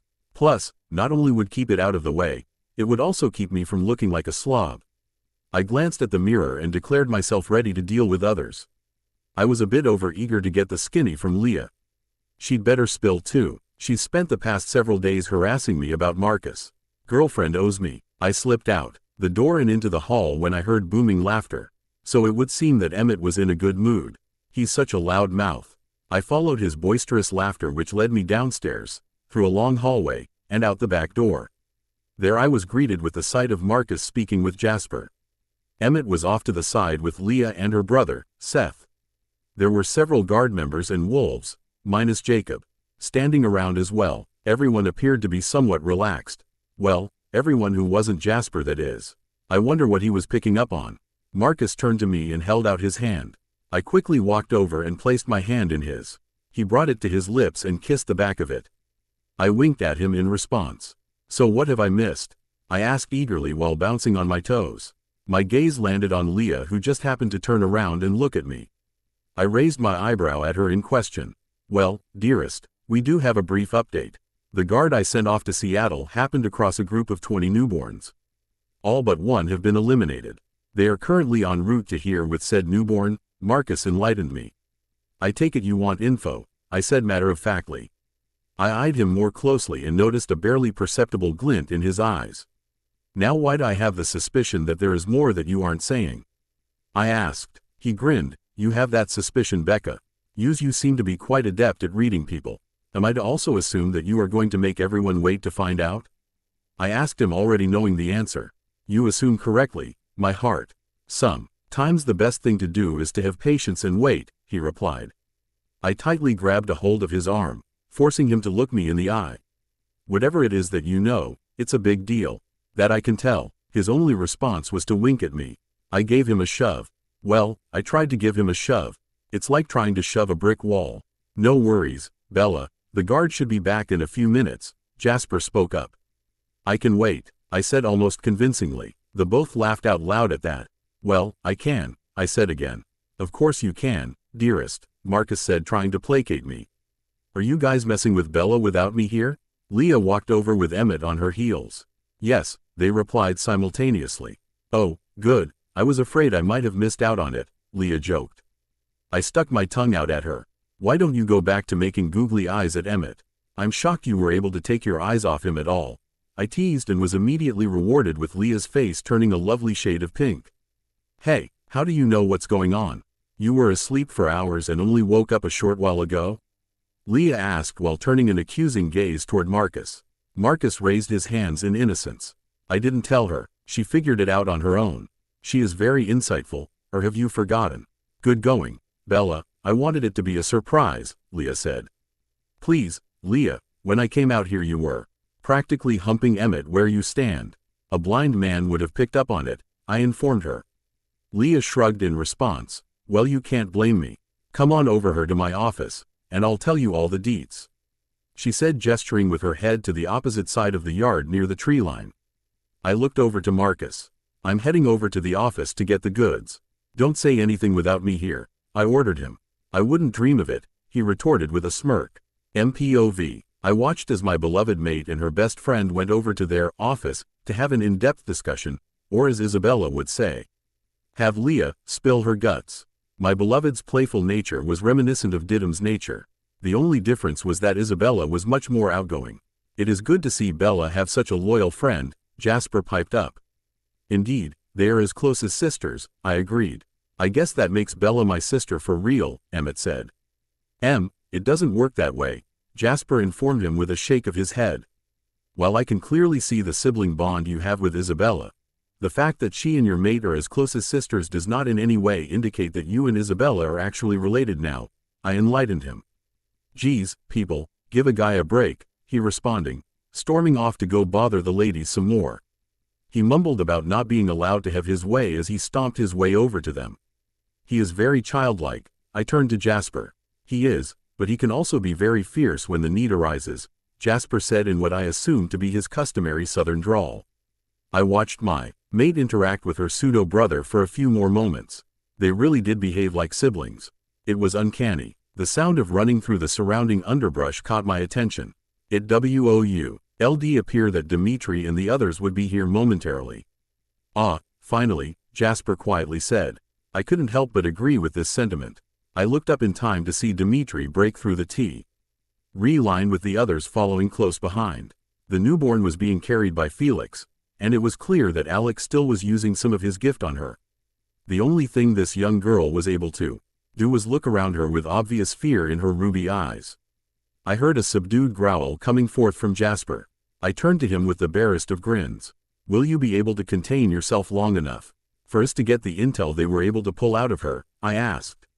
Yes, Master Marcus, forgive me. I lost a bit of my control there for a moment, Jasper apologized. I patted his shoulder. No apologies necessary. It's an instinctual reaction to see one's mate being restrained by another like that. He turned and gaped at me for a moment before turning back to his now standing mate. I see, he stated. Master, Dmitri greeted me as he bowed his head with his usual respect. Dmitri, I responded in acknowledgement. Enlighten us, I ordered. Jane stepped forward. Master, the other newborns were destroyed as ordered. This one had no information on Victoria, but she did speak of a Riley. I looked over to the newborn. Alec, release her. Leah, if you would, guard Isabella, I ordered. You've got it, boss man, Leah responded. I watched as the girl shook herself immediately after Alec released her from his gift. She frantically looked around herself trying to gather her bearings. She paused the moment her gaze landed on Jasper. She held his stare for a moment before turning to look at me. Who are you? I am Marcus, one of the 3 kings of our kind, I replied. And who are you? I'm Bree. Are there really kings? She nervously asked. Kings? She asked again. Clearly whoever your creator is failed to do their job. Do you know who your creator is? I asked sternly, angry that a newborn had been without the necessary information about our kind. I'm not sure. Riley was there when I woke up. Riley? What do you know of this Riley? I demanded. Riley tells us when to eat. He tells us to stay out of sight. He leaves us all the time. Because he says he has work to do. Have you ever seen Riley with a woman with wild, red hair? Jasper interjected. She shook her head. No, he's always alone unless he brings more like us. What the hell? You meant to say that this Riley is deliberately leaving newborns to fend for themselves so that he can go off and do whatever? Emmett boisterously spoke up. It would appear that he is doing just that. He either doesn't know of our ways, or he simply just doesn't care, I said thoughtfully. I have the very distinct impression that he was not taught our ways by his own creator. In fact, I believe his creator is none other than Victoria, Jasper said. Wait, why the hell would the red bimbo even create Riley to begin with? Alec asked. The answer is really quite simple when you think about it. She has him doing her dirty work, I supplied. Precisely, the fewer that know of her, the less likely that she can be busted for breaking the law, Jasper said. Hold on, Emmett said. Up to this point, it doesn't seem that she is being especially careful. It looks like she's trying to get the Volturi's attention. Oh, she is, Jasper answered. However, it's not herself she's hoping will get caught. She's using Riley as her escape goat. She knows that if we catch him, we will kill him. I can pretty much guarantee that Riley doesn't know much about Victoria either. Nope, because that would be a liability. And with her gift of evasion, it's definite that she will have put safeguards in place so that she doesn't get caught, Jasper agreed. I have a question, my mate piped in. We all turned to her, giving her our undivided attention. Riley is a newborn. How is he able to turn anyone without being overtaken with bloodlust? That's a very good question, Felix said. Yes, and he can't be that much older than the other newborns, said Jasper. Can you determine how old he is based on his eye color? Leah asked. For the most part, I said, turning to the newborn. What color are Riley's eyes? They are dark red, she responded hesitantly. Dark red, so that would mean he is not yet a year old. Riley is still a newborn himself, Jasper reasoned. So he has newborn strength on his side. Alex said absent-mindedly. What if he had help other than Victoria? My mate said. We all turned to her, surprised at her insight. That's an excellent question. Any ideas on who? Jane asked. Yay, she quickly replied. The Cullens. Whoa, why the hell didn't we see this sooner? It all makes sense, Emmett yelped. To think, they planned that party, planned on Bella getting hurt, Jasper said while running his fingers through his hair. If that's the case, then they planned James, Victoria, and Laurent showing up, Isabella said. Okay, wait, if this was all planned, then Victoria is not trying to kill Bella. Emmett retorted. She's trying to catch her, Jasper said, finishing the thought. But what about the wolves? Isabella asked. The wolves are in the way, I said solemnly. YWOU. The Cullens go through all this work to get their hands on a human girl, Jane asked in confusion. Her shield, Jasper said succinctly. All eyes turned to look over at my mate. Some were disbelieving, while others were resigned to the truth. The Cullens wanted her for her gift. What is the big deal about having a shield? Felix asked. The big deal, Fix, is that she is human and already has some control over it, Dmitri replied. Alright, I'm just going to put this out there. What if there's more to her shield than what we already suspect? Emmett suggested. The Cullens want her for it. They have gone through a great amount of effort to get her. Clearly, there must be more. They wouldn't do all this for an average shield, I said. No, they wouldn't. Which makes you wonder just how powerful Bella is going to be once turned. Jasper wondered. There's really only one way to find out, my mate piped in. She walked over to me and grabbed a hold of my hand. You need to change me sooner rather than later. We can't have an uncontrollable newborn on her hands, Jane replied. Possibly, but we also can't afford for them to get their hands on Bella, Jasper. May I also point out that Bella should be able to fight for herself, Leah said in Isabella's defense. I dreaded the thought of my mate having to fight, but if I were honest, she was already in harm's way. By changing her now, she would at least have a fighting chance. I will be changing Isabella sooner than planned. I gently squeezed her hand more for my comfort than her own. With your permission, I would like to train her, Jasper volunteered. Excellent, Jasper. We are aware of your background of training Maria's newborns, I said in agreement. Well, it looks like badass Bella will be making an appearance soon, Emmett joked. I hate to put a damper on Emmett's premature celebration, but Jake is going to be pissed, Paul pointed out. Seriously, I don't give a flying fuck what Jake thinks. I don't answer to him. He can either deal with it or go pound sand, my mate snarled. The wolves all nodded their heads in agreement. Go pound sand, Leah laughed. That's a good one. Emmett joined in with her laughter, and they high-fived each other. We'll deal with that if and when it becomes an issue. For now, Isabella and I are going to go talk. I want the rest of you to train the wolves in how to combat newborns, I ordered while walking Isabella back to the house. I dreaded the thought that my mate was a target. I feared the idea that Carlisle was behind all of it, and I mourned the friend that I once thought I had. I never suspected Carlisle of such deceit. I led Isabella to the sitting room where we could have a pseudo-private conversation. Dearest, if you don't mind, I need to call my brother, Arrow, and inform him of this latest news. I should not be too long. Okay, you go have your conversation. I'm going to grab a bite to eat. She reached up on her tiptoes and placed a warm kiss to my cheek while walking out of the room. I took an unnecessary breath and pulled out my cell phone. BPOV. When I walked into the spacious kitchen, I stopped dead in my tracks. The kitchen was something out of a chef's dream. There was even a Thermidor 6-burner stove. Why would vampires need a chef's kitchen? I get the need to blend in, really I do. But what purpose could having professional-grade appliances serve them? I shook my head in disbelief and made my way over to the fridge. The moments I opened it, I sighed in relief. How had Marcus known that I absolutely love Panera? That man was so thoughtful. I grabbed up the Panera bag and a bottle of water from the fridge. I made my way over to the breakfast nook situated directly in front of the gorgeous bay windows that overlooked the backyard. From this position, I was able to watch the training session that was going on. Even from here I could see that Emmett was joking around. I swear he has the mentality of a 12-year-old, the doofus. I sat down and dug into the bag, pulling out a large Greek salad. Again, how had he known that Greek salad is my favorite? I decided to find out his sources, although I was highly suspicious of Leah at the moment. I absent-mindedly watched the wolves grappling with the guard. My mind, however, was on my imminent change. I realized at that moment that I was probably eating my last meal as a human. Oddly enough, the thought didn't seem to bother me. It took me no time at all to scarf down my food. I was pretty hungry after all. I hadn't eaten in over 10 hours. With a final glance out the window, I made my way up to my room so that I could brush my teeth.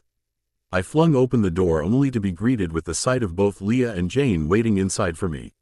Leah was vibrating with barely contained energy, while Jane remained her usual subdued self.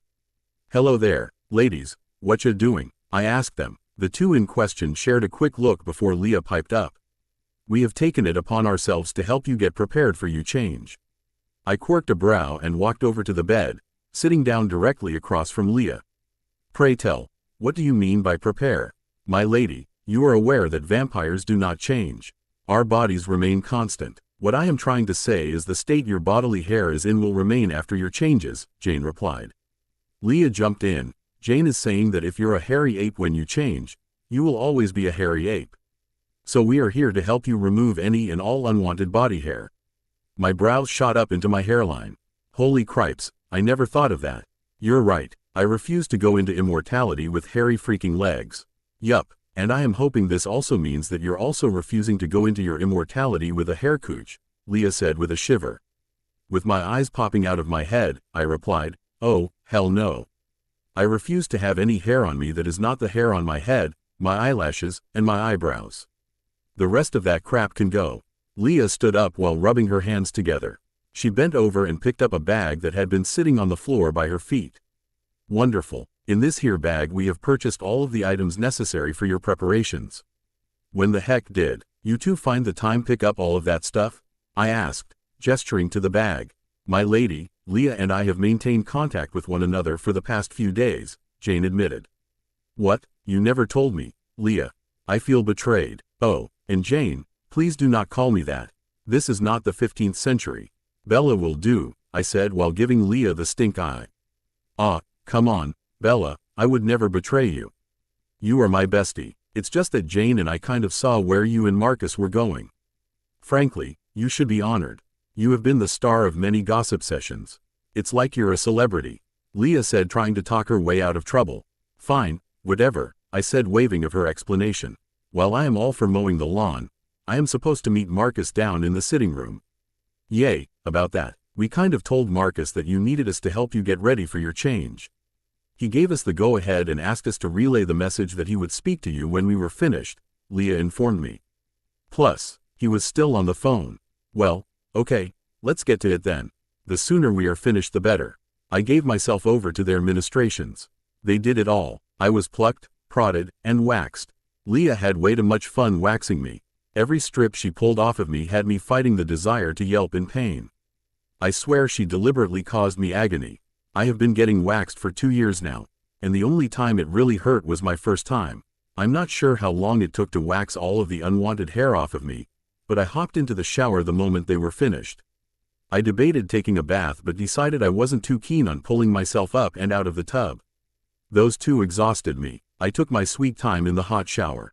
Part of the reason for taking so long was to annoy the snot out of Leah. The other part was to try to relax a bit. I deserved some relaxation after what they did. When I made my way back into the room, I saw that Leah was armed with a blow dryer and a brush. Jane was nowhere in sight. Where's Jane? I asked. Jane got a text. She was ordered to head on out to the backyard to help with the wolves. Some of my fellow canine companions have difficulty with fighting. I think it's because they are too young, but that's just me. Oh, as long as everything is all right, I responded while waking over to the chair Leah gestured to. I sat myself down and braced myself for what she had planned next. Stop acting like you're walking to your death. I'm just going to dry your hair and style it. It's a good thing you just got a trim last week. That's one less thing we have to do, Leah remarked. I sat back and relaxed. Leah was so gentle with my hair that I felt myself zone out. My mind began reviewing everything I knew about the transformation. MPOV. I dialed Arrow's personal number. He picked up almost immediately. Ciao, brother. It is good to hear from you, Arrow answered enthusiastically. Hello, Arrow. I am calling to give you the most recent update, I informed him. I thought as much. Are things progressing? I sent Dimitri, Alec, Jane, and Felix to settle to see if they could find the newborns. They found a group of 20, and they were unsupervised. What? Why type of foolish vampire would leave a newborn unattended, not to mention 20 of them? Arrow gasped. It get more interesting. The guard kept one alive. Her name is Bree. She is roughly only a few months old. She informed us that her creator is someone named Riley. Apparently, he left them alone quite often. That is insanity. Agreed. When questioned, she said that she never saw this Riley with a redhead. However, as Jasper has pointed out, it is more than likely that Riley is working for Victoria. So you believe Victoria is using him to do her dirty work? Affirmative. It is the most logical conclusion. Our conversation continued for a few more minutes. I then informed him of our suspicions of the Cullens, and he too was also quite upset by it. I cannot fathom what has become of Carlisle. I am most disheartened by this news, Arrow confessed. Trust me, I know the feeling. And you believe he is after your mate's gift? He asked. Yes, it makes the most sense. She would have to have some type of extraordinary gift for him to make all this effort to capture her. I take it you have decided to change her immediately? He asked me quietly. Yes, I know having a newborn around will be tricky, but I have a gut feeling about her gift. What is your gut telling you? It's telling me that Isabella will not be like any newborn that has ever existed. I trust your instincts. After all this time, your instincts have never led you astray. Good luck, brother. I am eager to meet your lovely mate when the time comes, Arrow said. Thank you, Arrow. I will call if anything else pops up. Very good. Ciao, brother, he replied. I placed my cell back into my pocket and went to the sitting room to meet up with Isabella. I knew she was making preparations for her transformation, so I sat down and picked up the book I had discarded earlier. It was 2 hours later when my mate made her way downstairs to me. She was practically glowing as she made her way over to me. I stood and offered her my hand, which she immediately took. You look stunning, I complimented her. Why thank you, kind sir, she replied with a mock curtsy. We both sat down and turned to each other. I know this may seem sudden, I stated. Not really, if you think about it. We are mates, and my place is by your side. To me, the timing has never been an issue. I want to be with you, she firmly stated. I reached forward and gently cupped her cheek in my hand. You cannot know what that means to me. You have completed me, I said softly while leaning closer to her. My eyes were drawn to her full pouty lips as she nervously bit them. Unable to resist any longer, I captured her lips in a searing kiss. After a few moments, our lips parted as we gazed in awe of each other. No longer desiring to hold myself back, I pulled her back into a fiery and passionate kiss. Her arms wound around my neck, pulling me closer to her. I indulged myself for a few moments longer before slowly releasing her lips. Her breath came in soft pants as she struggled to calm herself down. She giggled nervously. Wow, if that's what I have to look forward to, then let's get this show on the road, she joked while managing to help distract us. I threw my head back and laughed. Could she be any more perfect for me? Then with your permission, I would like to take you upstairs to the room I have prepared for you, I said with a smile while offering her my arm. If I didn't know any better, I would think you were trying to proposition me, she teased as she grabbed hold of my offered arm. My love, when the time comes for me to seduce you, you will most certainly know, I informed her. She winked at me. I look forward to it. I led her up the steps and turned down the hallway opposite of where her room was located. We made our way over a closed door and opened it. Directly opposite of the door was a large bed. The room itself remained unfurnished due to the usual violent tendencies of a newborn. Are you ready? As ready as I can be. This is necessary. That's all that matters, she replied while gazing at the bed. I walked her over to it and helped her climb up. She laid down and gave me a soft smile. I sat down next to her while cupping her cheek. As you know, the transformation takes 3 days. The pain will be unbearable. I advise you to go over all of your memories, both good and bad, as you burn. That way, you will be more likely able to retain your memory. I slowly bent down and placed a gentle kiss to her neck. Opening my mouth wide, I bit into her yielding flesh. Her blood flowed quickly, sweet to the taste. I quickly began to pump my venom into her as much as possible before sealing the bite closed. I love you, I said softly, not sure if she had heard me. I stepped back and watched, waiting for the signs that the venom was doing its job. To my utter disbelief, Isabella still remained quiet even after half an hour had passed. She made no sound nor did she move. It would seem that my assumptions was correct. My mate's transformation would be unlike any other in vampire history. While my curiosity had me eager to know why, I was content in the thought that she was not suffering. BPOV. I waited and waited for the burning to begin. I'm not sure how long I waited, but it never happened. Instead of feeling like I was engulfed in flames, I felt like I had just dove headfirst into a pool of cool water.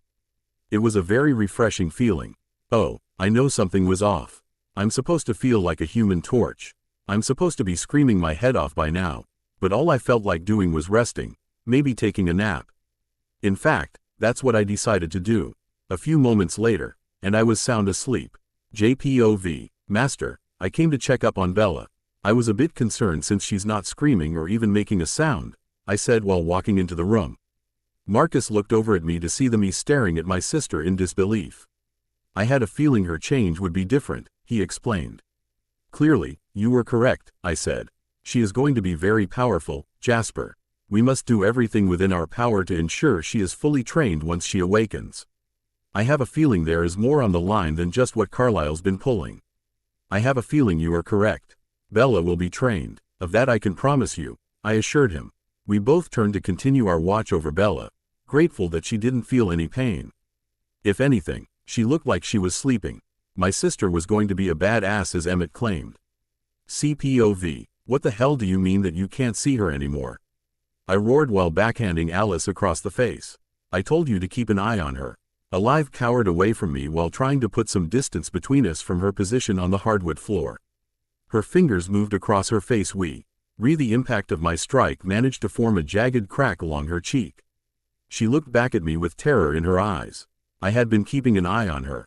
She just dropped out of sight right after Victoria killed her father, she said.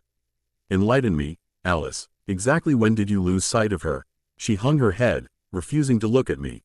It's been a little over 6 months, she answered quietly. 6 months, I screamed as I rushed over to give her a hard kick to her abdomen. She flew across the room and hit the wall with a loud thud.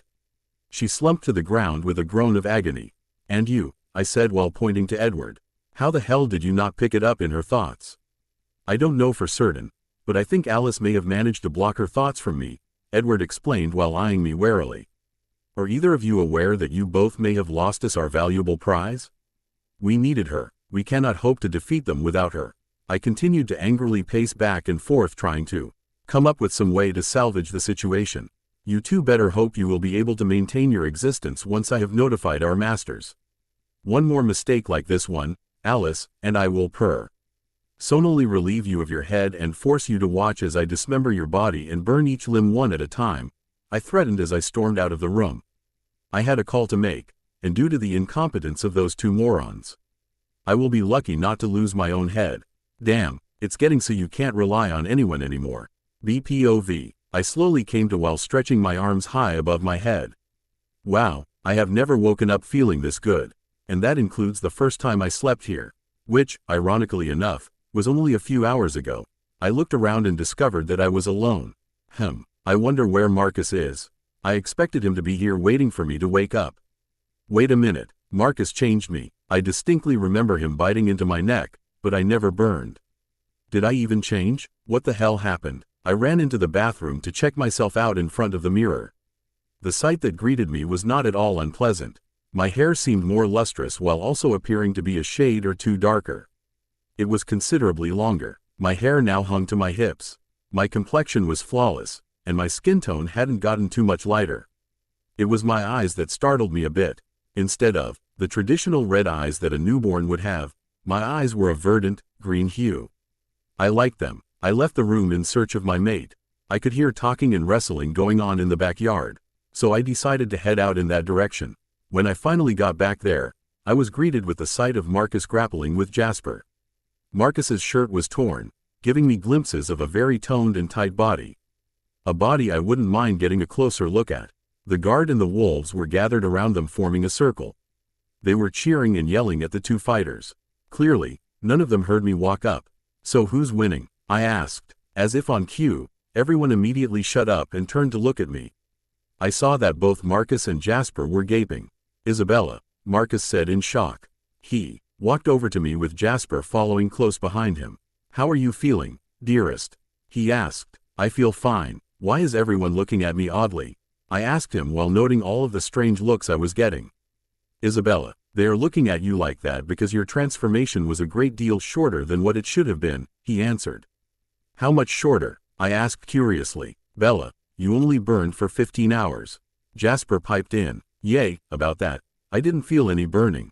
Since I wasn't burning, I decided to take a nap, I said matter-of-factly. Well, that did it. Now the guard was really giving me odd looks. What? I asked again. Dearest, not only is your transformation on record for being the shortest, but you didn't feel pain, and you took a nap. I can guarantee that not one vampire that has ever existed was able to take a nap while transforming, he explained. Okay, so I'm an oddball, I said. That's nothing new. No, my love, you are unique, he corrected me. I should also point out that no vampires has ever had eyes that weren't either red or gold. Your green eyes are both stunning and rare. I like them, I admitted shyly while looking down at my shoes. He reached forward to gently grab a hold of my chin and force me to look up at him. There's no need to be embarrassed, beloved. You are breathtaking. Everyone here acknowledges it. Thank you, I replied with a wry grin. Now, if you are amenable, I would like to speak to you inside, he asked. Sure, I agreed while waving to everyone as I followed along with Marcus. We made our way to the sitting room where we always seemed to gravitate to. I sat down and watched him closely. I find myself at a loss for words. You have already surpassed all of my expectations. And if that wasn't enough, it would appear that you were always meant to be one of the Volturi, he declared earnestly. What do you mean by that? Are you referring to us being mates? I asked in confusion. No, I am not. When I first realized that you were outside with us, I quickly checked your bonds. Obviously, the ones you already had strengthened. It was the 2 new ones that I saw that really shocked me. 2 new ones? I asked. Yes, dearest, you have 2 new ones. Both bonds are familiar bonds, but not in the same sense that you have bonds with both Jasper and Emmett. These bonds are an indication that you are actually related to the 2 individuals. Like actual family members? I asked. Yes. Do you have any idea who? Yes, and that is what is shocking to me, he informed me. Who are they? I asked, desperate to know. It would seem that my brother, Arrow, is your great-grandfather. And my brother, Keys, is your uncle, he explained with a grin. Seriously? I asked in a bit of a shock. So how many greats would that make for each of them? Yes, my heart, you were definitely meant to be one of us. As far as how many greats, as you put it, I am not sure. I will be contacting Arrow in a bit to inform him. He will more than likely have a genealogy run on you. I smiled. I like knowing that I actually have some family members. After my dad was murdered, it was just me. You will never be alone again, he said while wrapping his arms around me and pulling me into a hug. I placed my head on his chest and just rested there for a few moments. There's one other matter that I wish to bring to your attention, Marcus said softly. What is it? I read while turning my head to look up at him. He smiled down at me. You must begin training immediately. You have a gift, a very powerful gift. It is imperative that you hone your abilities in your gift. We don't know how much time we have until everything comes to a head. I understand. We don't have the time to waste, I agreed. Wait a second. Why am I not insane with thirst? I thought newborns were always thirsty. To be honest with you, feeding you slipped my mind.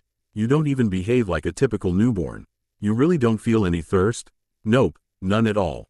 My throat isn't even burning, I explained, gesturing to my neck. Marcus shook his head in awe. Dearest, you have no concept of how truly fortunate you are.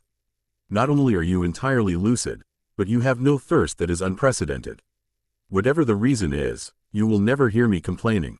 I always thought I'd wake up from my transformation looking and acting like a rabid dog, I joked. Marcus leaned forward to gently kiss my forehead.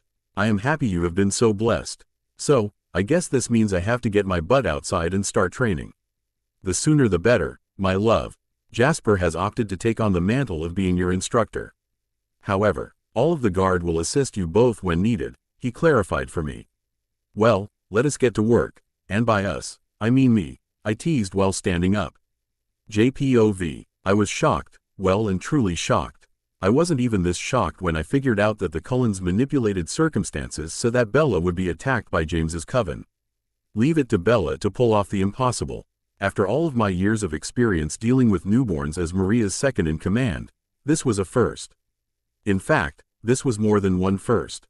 This was unparalleled to any situation I have ever been in, including training Maria's newborns. Clearly, Bella was as powerful as Marcus had predicted.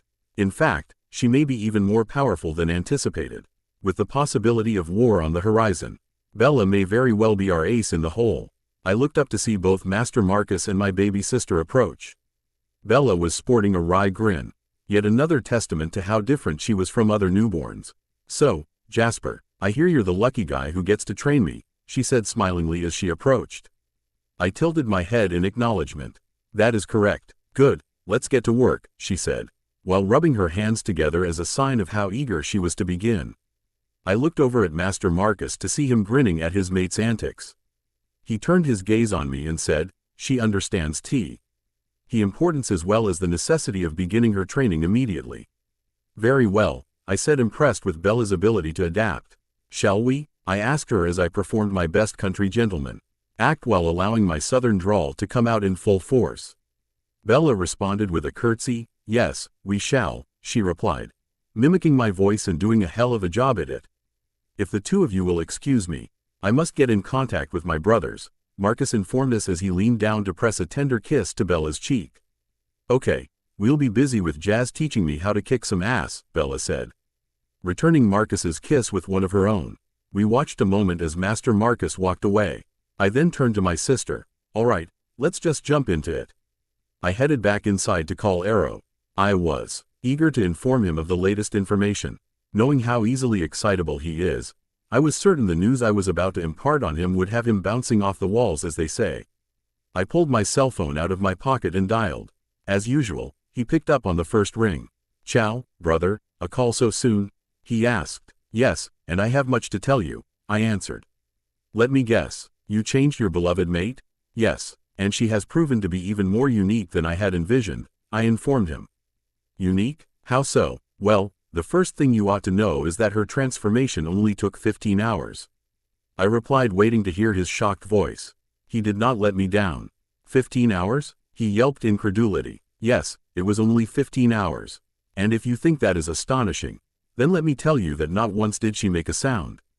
You can't possibly be serious?" "Oh, yes, I am quite serious. But that is not all," I informed him with a chuckle. "What more could there possibly be? Her eyes are neither red nor gold. They are a very bright and stunning green."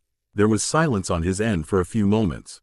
I was sure that he was processing all that I had just told him. "Well, brother, it would seem that you were correct. She is most definitely special." "Indeed," I responded in agreement. "And about her being special, I need you to call Keys in. What I have to say next is for both of you." "There's more?" he asked. "There's more," I said as I walked over to the window to watch as Jasper instructed my mate. I could barely contain the pride I felt as I gazed upon her. "All right, brother," Keys just came in. "Greetings, brother, how are you faring?" Keys asked. "I am doing quite well, Keys. I have been updating Arrow what has happened," I informed him. "Ah, yes, congratulations on the new mate," Keys said. "Thank you, brother, it is appreciated." "Well, Marcus, you said you had something to tell both of us," Arrow piped in. "Indeed, it would seem, brothers, that my mate was always destined to be a part of the Volturi." "Obviously, bother, she's your mate," Arrow responded with a slight chuckle. "That, dear brother, is not what I was referring to. When she appeared to us after she first woke up, I checked her bonds. She had 2 new ones that, quite frankly, took me by surprise," I informed them. "What were the new bonds?" Keys asked. "To put it plainly, they were familiar bonds to the both of you." "Are you serious?" Arrow asked. "I am very serious. It would seem, Arrow, that you are her grandfather by blood, and Keys is her uncle by blood." "I have to agree with you, Marcus. It would seem that she was always meant to be with us," Keys said quietly. "This is exciting news. I shall order a genealogy be done on her immediately," Arrow said excitedly. I laughed. "I told her you would do that." "She knows?" Arrow asked. "Absolutely. I keep nothing from her," I declared. "I cannot wait to meet my niece. It is nice to know that I still have family left after all this time," Keys said softly. "I hate to cut this short, brother, but Isabella has begun her training, and I would like to oversee it for a while." "Already?" Arrow asked in surprise. "Yes, Isabella does not like to waste her time. She eagerly jumped at the chance to train." "But what about her thirst? Isn't she being too difficult to control?" Keys inquired. "About that, Isabella has literally no thirst. She's also not behaving like a typical newborn.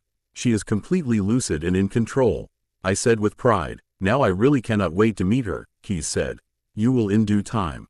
Until we speak again, brothers, ciao." JPOV. I was not at all surprised by the eagerness that Bella displayed for training. I have never known her to be the type to drag her feet or to procrastinate, especially when things are as serious as they are right now. I just knew she would do well. "All right, darlin', we are going to go at this from 2 angles. First, I will be teaching you how to do hand-to-hand combat. Second, we will be working on you mastering your gift," I informed her. "Tell me what to do, and I'll do it," she eagerly replied. "Good, make sure you keep that attitude. It will go a long way to helping you achieve what we are trying to do here." I signaled Felix to step forward in order to help me give Bella a demonstration. "Felix and I are going to battle each other. I want you to see firsthand how vampires fight. Be sure to pay close attention." Felix stood across from me, eager to get started. He flexed his muscles, attempting to look intimidating. I was prepared for this. Felix, like Emmett, relied mostly on his sheer brawn. The moment he darted toward me, I pivoted at the last possible moment. Grabbing a hold of his arm, I used his own momentum to help propel him across the yard and into a tree. A resounding crack could be heard the moment his body slammed into it. He immediately stood up and came at me again. Again, I waited until he was directly in front of me. At the last possible second, I quickly spun out of the way, using my own leg to sweep him off of his feet. Felix recovered quickly. He lunged forward and grabbed my wrist, attempting to pull me to him. I took hold of the hand that held my wrist and yanked him closer to me. With my free hand, I grabbed him behind his neck and pushed him down. At the same time, I kicked him in the abdomen, sending him flying yet again. "Damn, you're good," he grumbled as he stood up, brushing himself off. "That will be all, Felix," I told him. Turning to Bella, I asked, "What did you notice?" "Well, for one, Felix always made the first move. Honestly, and no offense to Felix, but that seemed impulsive." "Intact. You seem to anticipate it," she answered. "Very good, Bella, you are correct. From watching the way Felix interacted with everyone, I was able to ascertain that he would make the first move simply because he is impulsive. Anything else? There's the fact that while he made the first move, you never gave him the chance to land a hit." "Excellent. You are correct. You must try to anticipate your opponent's every action. By doing so, you can make it more difficult for them to get a strike in. So I need to pay close attention to my opponent," she said. "Regardless of the situation you may be in, you must always be aware of who is around you as well as your surroundings," I explained further. "Now, fighting newborns is altogether different. They don't think nor do they plan. They attack on instinct alone. Due to their superior strength, they are extremely problematic," I told her. "But you can work around that, right?" she asked. "Yes, but you have to pay very close attention to them. Never turn your back on a newborn. If you do, you will very quickly be relieved of your head," I explained. "Okay, so you are saying that I always have to be vigilant?" "Yes," I responded. "Now, I would like it if Jane would step forward to fight with you." "Have no worries, Bella. We are born into this life with a fighting instinct. The only difference between us and newborn is the fact that we are able to concentrate and think matters through. Do what you feel like you must do," I encouraged her while stepping out of the way to make room for Jane to approach. They stood opposite of one another, sizing each other up. After a few moments, Jane struck out first. Bella, who clearly anticipated the attack, sidestepped the fist that was swung at her. It was clear that she had paid very close attention to what I had told her. The two of them went at it for another 15 minutes before I called a stop to it. Jane was not able to land one hit, while Bella had actually managed to clock Jane across the face with her fist. Bella was a natural fighter. "Excellent work, Bella, you did very well for your first time. Now, I want to switch things up a bit. I want you and Jane to go at it again, This time Jane is going to use her gift. I want you to use the time to try to shield yourself from it," I told her. "How am I to know how to shield when I have never consciously done so before?" she asked. Ked while looking back and forth from me to Jane. "Remember what I said. Vampires are instinctual creatures. You will figure it out." "Okay, instinctual, I got it," she said. The two circled each other, waiting for the other person to strike first. Again, Jane lunged toward Bella. However, this time when Bella sidestepped the attack, Jane stopped in her tracks while trying to use her gift on her. Bella, for her part, just stood there looking confused. "Am I missing something?" Bella asked. "It's not working," Jane growled out. "That's enough, Jane. I anticipated that actually. I just needed to make sure. The reason why it's not working is the fact that Bella has a very impressive mental shield. She has been unconsciously using it since she was human.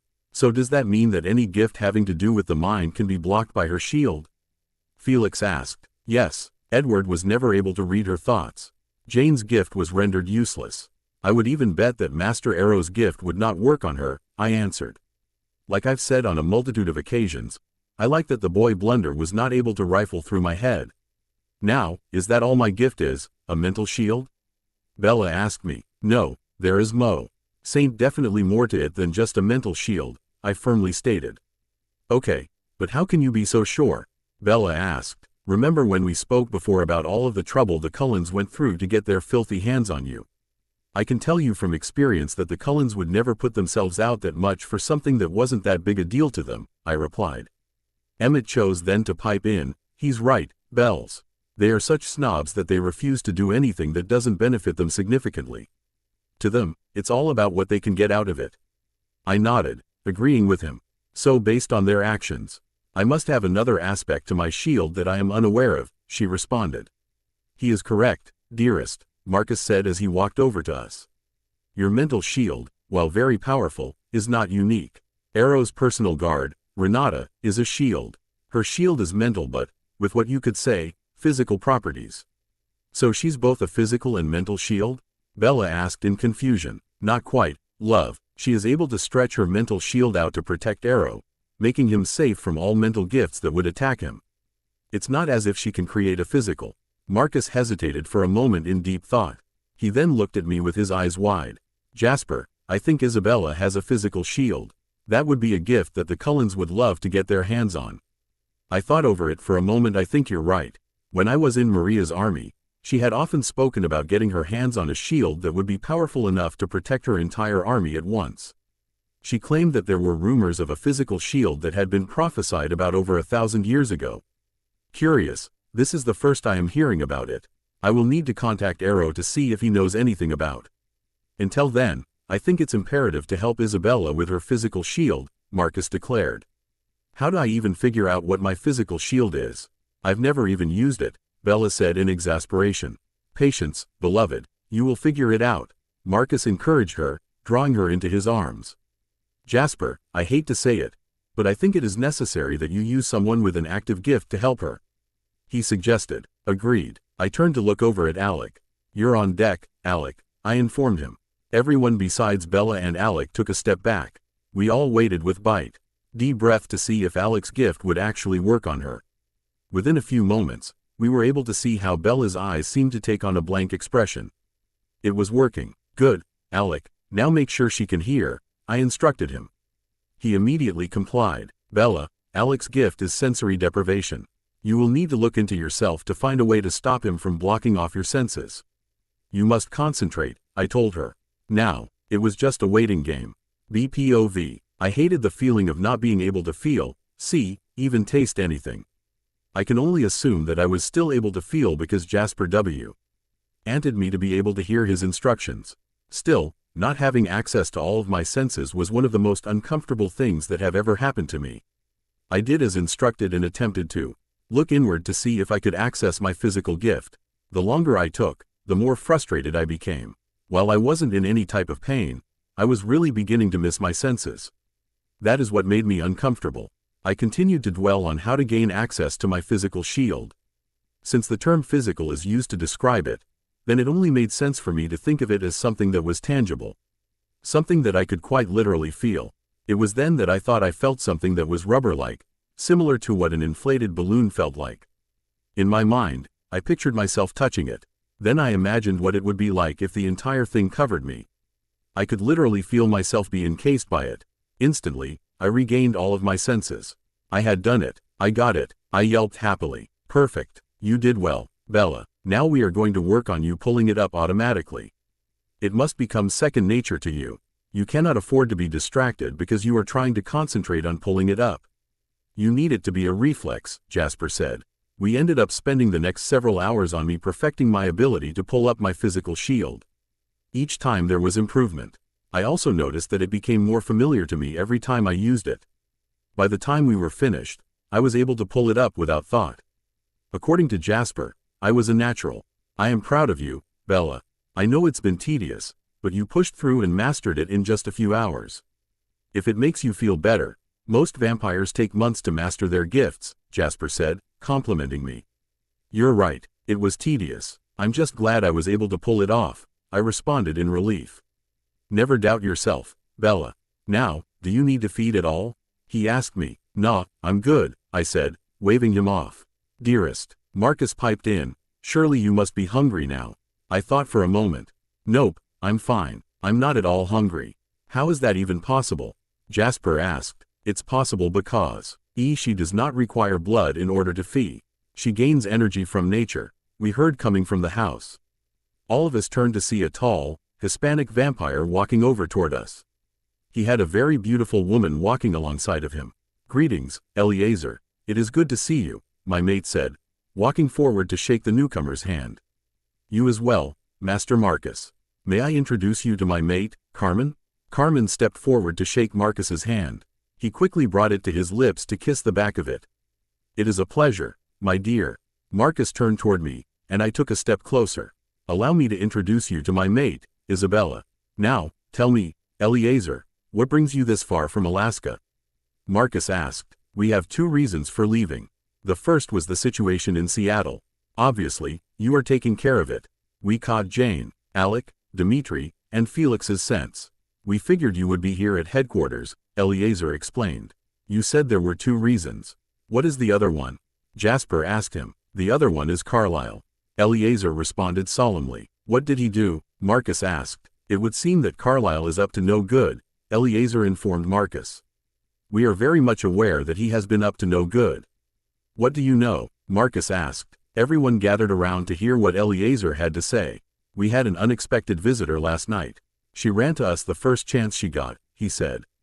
"Why'd I have the distinct notion that you were about to tell us that it was Alice?"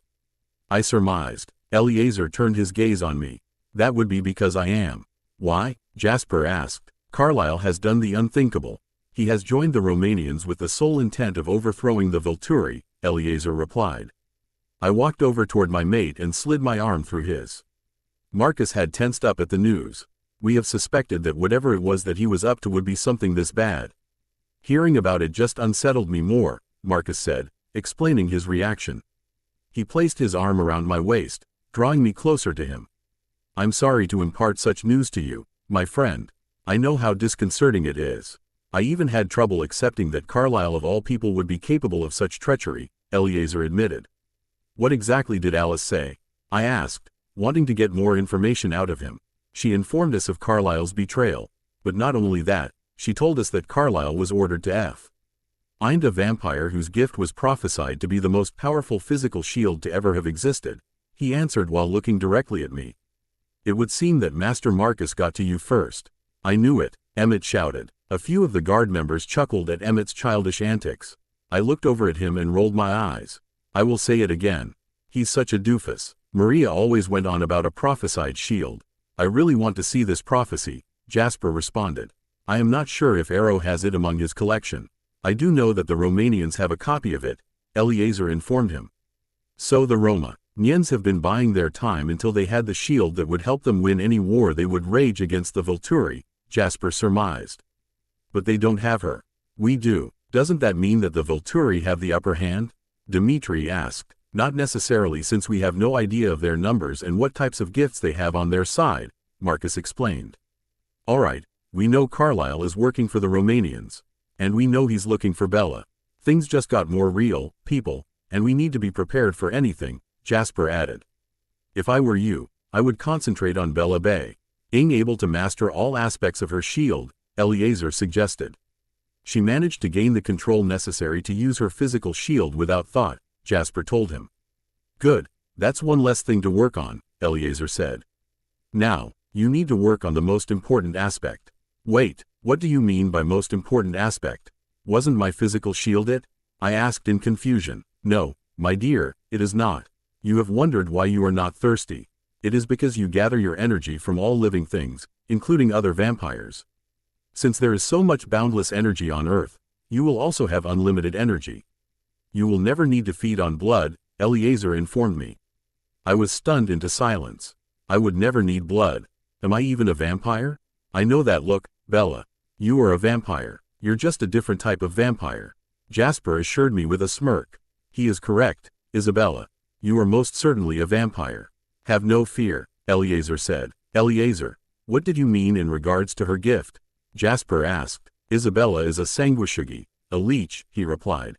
BPOV. I was standing in front of the bathroom mirror just staring at my reflection. Nothing about my appearance screamed vampire, not even my green eyes. Sure, I knew that it was venom flowing in my veins, but other than the venom and my flawless beauty, there was nothing that would indicate what I was just by looking at me. My heart no longer beat, so that was obviously an indicator. Duh, I guess the shock of not being like other newborns hit me harder than normal. I should be accustomed to being different from everyone else. This is just par for the course in my life. After Eliezer dropped those informational bombs, I have been feeling on edge. From finding out that the man I had once considered to be a model father, at L. East before I was abandoned, is nothing more than lying scum to the fact that he is after me due to some freaking prophecy has me a bit freaked out. Thankfully, Marcus quickly picked up on my distress and excused the both of us so that I could gather my thoughts as well as ground my emotions. I didn't put up any resistance as he pulled me with him back into the house. I was desperate at that point to get away for a bit. He led me up to my temporary room, knowing that I would feel more comfortable there. Although there really was no privacy here, the chance to shut out the real world for a while was therapeutic for me. Marcus climbed up onto the bed and pulled me with him. He situated me between his long legs and just held me. I was not sure how long he held me for, not that it mattered anyway. I just needed to feel the sense of security his arms offered me. I am not sure why I feel so freaked out, I admitted to him while snuggling into his chest so that I could get closer to him. Avenue been inundated with a lot of information, and most of it was unpleasant. It's perfectly natural to be feeling as you do, he assured me as he gently carted his fingers through my hair. He knew how much I enjoyed it when he played with my hair. Marcus, how accurate is Eliezer's assessment of my gift? I nervously asked. I felt him place a soft kiss to the top of my head. His gift is the ability to sense the gifts in others. He knows in detail exactly what gift it is as well as the intricacies of said gift. We refer to his gift as ability identification. So there's no chance that he could be mistaken? I asked hopefully. No, beloved, there is no chance, he responded. I sighed in disappointment. I guess I have no choice than to accept things as they are. I'm just baffled about him calling me a leech. Typically, that term is used as an insult for vampires, I pointed out to him. I am aware, I have had the misfortune of hearing some of the wolves referring to us by using that term. However, in your case, it is your gift Eliezer was referring to. He certainly wasn't mocking you, Marcus assured me. Oh, I know, it just seems to be a really strange moniker for a gift. Dearest, if you heard some of the terms used describe some vampire gifts, you wouldn't feel so bad. Name a few, I said, turning to get a look at him. Well, let's start with Jasper. Everyone refers to him as being an empath. However, the technical term is pathokinesis, he grinned. Pathokinesis, you're right, that one sounds odd. Name another, I said. Didim had the ability to make others happy. We referred to her gift as happiness induction, he said quietly. I reached up to kiss his cheek. I like the idea of someone being able to make others happy. She must have been very special. She was, and she led me to you. Even in her final death, she sought to make me happy. He smiled down at me. I just realized something. Since Arrow is my however many greats grandfather, that would make Didim my however many greats aunt. Marcus gently brushed my cheek with the back of his hand. You are correct, dearest, he said while hugging me closer to him. I want you to know how much I appreciate the fact that you are not at all bothered by me mentioning Didim. It means a great deal to me. Why would I be bothered? She made you feel loved and made you happy. You deserve to be loved and happy.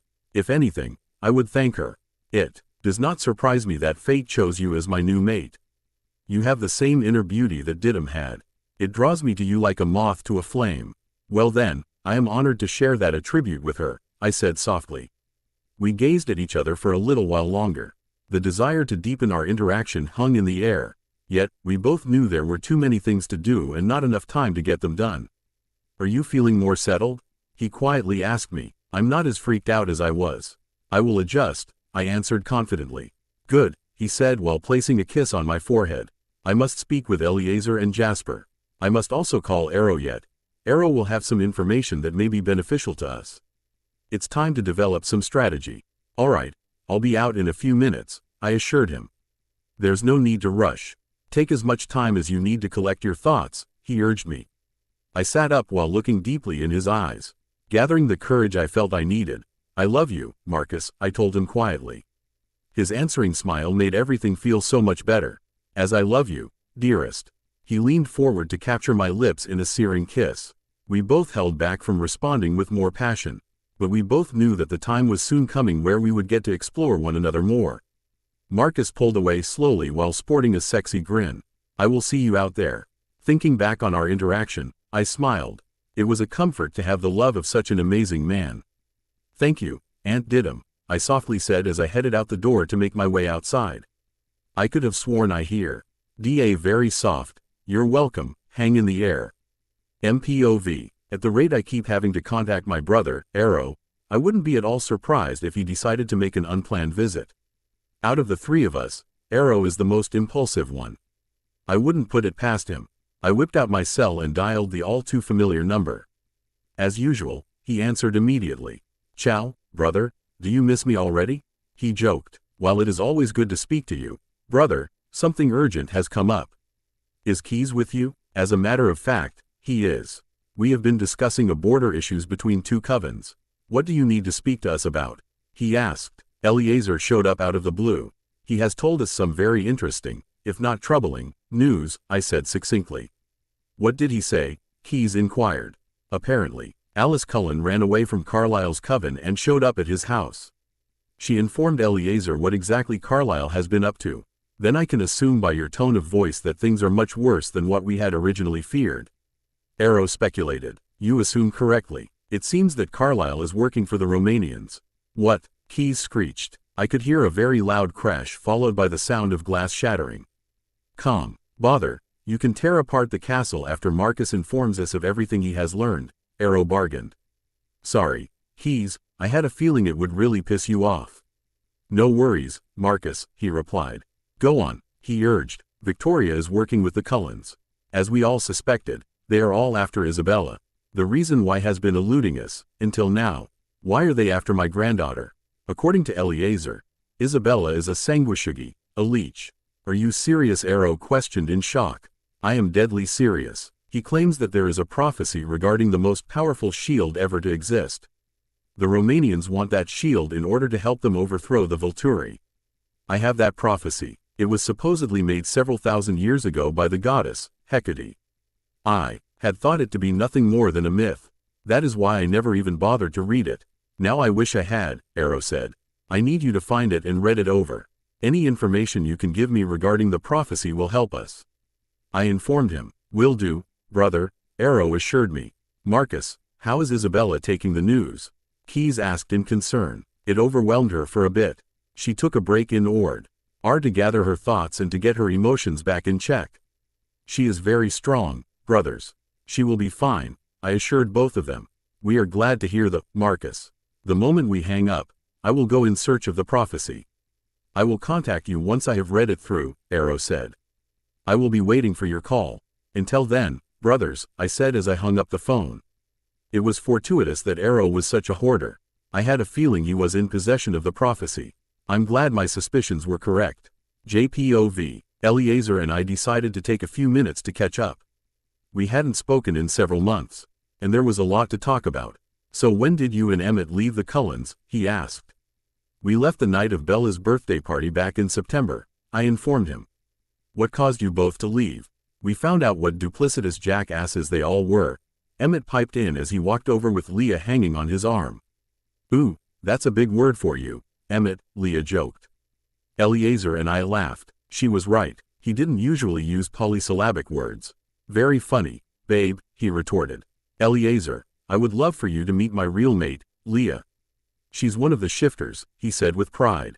"Greetings, Leah. I am happy that Emmett has found someone to keep him on his toes," he teased. "Thank you, it's a tough job, but someone has to do it," Leah laughed. "It looks like Emmett is the one on the leash here," Carmen supplied with a giggle. We all laughed as Emmett pouted. "Why does everyone pick on me? I have been telling you for over 50 years that you are way too easy to pick on," I reminded him. "Fine, be that way. I'm going to see if I can get Felix to join me in a wrestling match," Emmett responded as he stormed off. "I'm not missing that. I'd love to watch two meatheads fighting," Leah said. "I'll join you. I've always been curious who would win in that match," Carmen said as she walked off with Leah. "Take a video so we can all watch it later," I told them. They nodded in agreement as they made their way over to where Emmett was attempting to convince Felix. "I have noticed there are some relationship changes," Eliezer noted. "Yes, there most certainly are," I agreed with a smile. "Marcus is now mated to the lovely Isabella. Emmett is now mated to Leah. Have I missed anyone else?" he asked. "Yep, you missed me and my mate, Bree. She's the newborn that's over with Jane," I pointed out to him. "I swear that if I find out any more news my head just might remove itself," he responded in exasperation. "I think we all feel that way. A lot has changed in not a lot of time. It's overwhelming," I said. "Well, there's no use in wasting time complaining. We have work to do. Indeed, and that is the exact reason why I came out to speak with the two of you, Marcus said as he approached us. I have just gotten off the phone with Arrow and Keys. Arrow does have the prophecy. He's going to read it through and then get back to me with whatever he learns. It's a good thing Arrow is such a hoarder then, Eliezer commented. This were my thoughts exactly. Master Marcus, is everything okay with Bella? I asked him when I noticed her lack of presence. She's fine. She just required a little time to process everything, Marcus assured me. Good. Bella has always been the type to deal with the negative and then move on. She never dwells for too long on things that bother her, I said. I hope my information did not upset her too much, Eliezer said sadly. Marcus waved off his concern. It is fine. We keep forgetting that she is a newborn. Honestly, she's handling everything much better than what you would expect. Hold on a moment. You said she's a newborn. Exactly how new are we talking here? Eliezer asked, looking a tad bit bewildered. She's roughly 7 hours old, Marcus proudly informed him. Eliezer's eyes nearly popped out of his head. What, 7? How in the name of all that's holy is she this calm? I shrugged. We are assuming it has to do with her gifts. Plus there is the slight possibility at her being so prepared before she was turned has helped her with the adjustments. Marcus nodded along. Yes, she knew fully what she was getting into. Impressive. She's only into this life for 7 hours and has already mastered one aspect of her gift. That is unprecedented, Eliezer said in shock. As I have stated previously, she has far exceeded any and all of my expectations. Knowing that the Re is still more about her shield she must learn to control, makes me eager to watch her in training, Marcus confessed with a grin. Agreed. Just wait until she figures out how to fully control her gift. She will be very nearly indestructible as well as unbeatable, Eliezer stated. She is really not going to like that, I pointed out to them. Question. What is the other aspect of her gift you keep referring to? I asked Eliezer. Both Marcus and I turned to him, waiting for a reply. She is, as I stated previously, a leech. I don't just mean her ability to leech from all living things in order to gain strength. Isabella has the ability to absorb the gifts of other vampires. She cannot keep those gifts, but she will be able to use them at will. Also, if she were to leech from a vampire without stopping, she can kill them. Eliezer replied. And this was prophesied? I asked in utter disbelief. Eliezer nodded. Yes, it was. I stand by what I said. She is really not going to like that. Bella, by nature, does not have a cruel bone in her body. Knowing that she has the ability to kill and so easily, is really going to make her pissed. True, but as with everything else, she will handle it with both grace and dignity, Marcus said. Now, let's talk about tactics. We need to start making plans. RPOV, what the hell do you mean by you lost them? Victoria snarled. When I returned from the job that Victoria ordered me to do, I found nothing more than the smoldering remains of the newborns I was responsible for. There were a few unfamiliar vampire scents in the area, but I had no clue as to who they were. I went back to check up on them.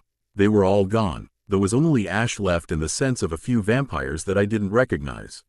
She watched me angrily. I have never seen her this angry before. She's usually so kind and patient. I'm really beginning to wonder what exactly has she dragged me into. APOV. I had buried myself in the farthest part of my vast library, attempting to find Hecate's prophecy. It would appear that I was not as organized as I had once thought. I was having extreme difficulty trying to find it. Even with my vampiric memory, I couldn't recall where I had placed it. Since I wasn't having any luck, I volunteered Keys to help me find it. Of course, he grumbled and complained the entire time. However, I knew for a fact that it was all show. He was as happy as I was to learn that neither of our lines had died out. I think he was secretly excited to meeting Isabella in the near future. You know, once I've located the prophecy, I should fly out to Seattle to meet up with Marcus. I suggested to him. No, was Keys's reply. What do you mean by, no? I asked while looking around the end of the shelf to gaze down the aisle where I knew he was buried in books. You do this all the time, Arrow. You never think things through thoroughly enough. We are needed here. You don't need to come along. You can stay here to protect Volterra, and I can hop on the jet and go to Marcus. I tried to convince him. Is it Marcus you want to see, or is it Isabella? He asked. I hate you, I retorted. He always knows what I'm planning often before I do. It was annoying. Shut it. You love me. You know I'm right. So just accept it, he suggested. I rolled my eyes at that. And don't roll your eyes at me, he ordered. I have no idea what you are referring to. I am above rolling my eyes as you claim, I vehemently denied. Liar, you always roll your eyes when someone says something you don't particularly agree with. I tossed the book aside that I had been tightly clutching in my hand. Think about it, Keys. The Romanians want our Isabella, and she's with Marcus. They're going to converge on their location. I continued to rifle through delicate parchments and ancient texts. I still didn't find the prophecy. You cannot be so sure. Keep in mind that Stefan and Vlad want to overthrow us. Volterra is the capital of the vampire world. It is only logical to assume that they will wish to make a fight here. He disagreed while making some sense. All right, you do make some sense. I wish there was some way to find out what their plans are. I do as well. The thought of anything happening to Isabella before we even get the chance to know her greatly unsettles me, he admitted. I feel the same. We have only just found her, I said in agreement. Arrow, is the prophecy on very old, very brittle parchment with an extremely odd-looking symbol on it, and is it also written in ancient Greek? Yes, I yelled out, hoping that he had found it. By the way, that weird-looking symbol is called Hecate's wheel. Not that I cared to know that, but I think I just found it, he informed me. Bring it to my study, I ordered him as I rushed out of the library to make my way down to my private study. The door was wide open, and Keys was already seated on a chair in front of my desk. How's your ancient Greek? I asked our resident Viking as I walked around the desk and sat myself down opposite of Keys. Nowhere near as good as yours, he replied. All right, then, let's have it, I said, reaching out for him to hand it over to me. I took it gently from him since it was an original and in very delicate condition. I slowly began to read it over, not wanting to miss any pertinent information regarding my granddaughter. The more I read, the more shock I felt. I really wish I had read through this a millennium ago. What is it, Arrow? You've got that look about you, Keys impatiently asked me. I should have read this over when I first obtained it, I admitted in annoyance. Is it that bad? By bad, do you mean referring to the children of Hecate not being united and a massive war coming that could very well spell the fate of the entire world? I sarcastically asked. Children of Hecate? War? What? Keys stuttered. Well, brother, it would appear that the progenitor of our race was none other than Hecate herself. I informed him quietly while just sitting there in shock. It took us how long to discover that? I snorted. Yes, and that's why I want to kick myself. So Hecate created the vampire race. Does it say why? Yes, it does, I said. During the Second Titan War, Hecate lost more children than any of the other gods and goddesses. In order to try to fill the void she felt after their loss, she created her next child. This child was created to be stronger, faster, more intelligent, and immortal. At first, she kept the child hidden away so that none of the gods of Olympus would find out. Unfortunately, she was betrayed by someone she thought was a friend. When Zeus discovered this child and the child's power, he cursed it. The child would require blood to survive, be vulnerable to fire, and possess the ability to create others like him by means of venom, I explained. This is unbelievable. What happened next? He asked me, leaning forward to rest his arms on my desk. The child grew, and upon reaching maturity, it ceased to age. Hecate went on to describe a millennial's worth of witnessing her son's actions. He apparently had difficulty controlling his hunger, so he created many in his likeness. It was a time of great chaos, I informed him. I am beyond words, he uttered quietly. Hecate was later approached by the god, Prometheus. He had the gift of foresight. He apparently saw that in the future, the descendants of her son would be at war with one another. He prophesied that a mighty aspida, a shield, would be born. This shield would be unlike any shield to have ever existed. Their birth would be the catalyst to the conflict. The shield is referred to as a sanguisughi, a leech.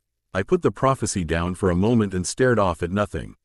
This must be the most accurate prophecy I have ever heard, Keys added. Agreed. Much hinges on Isabella's gift. That's going to be a great amount of pressure on her. And she is just a newborn, I pointed out. Keys nodded in agreement. True, but Marcus has said that she is strong. We must have faith in her abilities. You are correct. She will have all of our support, I agreed. I take it the outcome of the war was not prophesied? He asked. 2 possible outcomes are mentioned. The first one is where humanity is nearly wiped out and chaos reigns supreme. The second one states that the shield will help to bring about peace and unity. Sure, There's nothing to stress about there. Good luck on telling Marcus, Keyes said as he stood up and walked out the door. Coward, I yelled after him. I really did not relish the thought of having to inform Marcus that his mate was the key to the war. He's already overprotective, which is normal for a newly mated pair. I am sure Isabella is feeling just as protective of him. Resigned to get this call over with, I picked up my cell and dialed Marcus's number. After 2 tings, he picked up. I could hear what sounded like training going on in the background. Greeting, brother, I take it you have some information for me, Marcus surmised. You are correct. All right, give me a moment to go somewhere more quiet. Everyone is training at the moment, so it's pretty noisy here, he explained. Okay, what have you learned? I'll just jump right in and give you the most pertinent information. First, the goddess Hecate created a child who would be strong, intelligent, fast, and immortal. Zeus found out and cursed the child to need blood, have a weakness to fire, and possess venom that would create others just like him. A few millennium later, the god, Prometheus, predicted a war between vampires that could possibly destroy all human life. He saw a powerful shield would be born. This shield would wield the power necessary to end the war. However, there are 2 possible outcomes. The first one is that all of mankind is decimated. The second one is peace. I finished. I heard him sigh. So everything hinges on my mate? He asked. Yes, Marcus, it does. I am sorry about that, I said. It's not your fault. Fate just likes to interfere too much and not in a good way. I agree. When will you break the news to Isabella? I asked him, concerned for the conversation he was going to have with my granddaughter. I will tell her the moment I get off the phone. I never keep anything from her. I have been told on numerous occasions that to do so would not end well for me, he joked lightly. I really cannot wait to meet her, I told him. She is eager to meet both you and Keyes as well as the wives, he replied. Good luck, brother. Be sure to let us know if you come across any more information, I advised as I hung up. I certainly did not envy the conversation he was about to have. It's a good thing Marcus is known as the greatest warrior to have ever existed. MPOV. I hung up my cell and placed it back into my back pocket. The information he imparted on me regarding the prophecy had me feeling unsettled.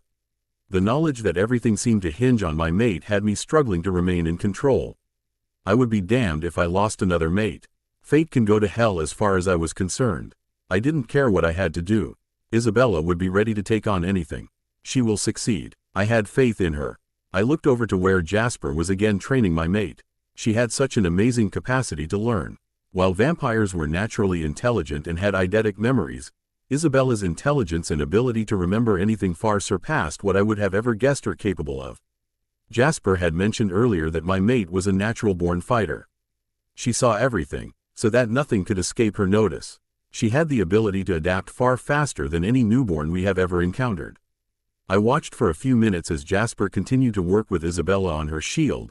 I thought back to the conversation Eleazar and I had with her regarding all the aspects of her shield. Jasper was right. She was pissed, but she managed to calm herself down and get back to business. Now I have to impart more information on her. In fact, now that I think of it, it would be best to address everyone at once. I really didn't want to have to repeat anything. Plus, I think it's important for Isabella to see all of the support she has. Everyone, I require your attention, I called out. Everyone immediately ceased what they were doing and came closer to me. My mate walked over to me and grabbed my hand. What's wrong? She asked softly. I raised her hand to my lips so that I could place a kiss on it. I just spoke with Arrow.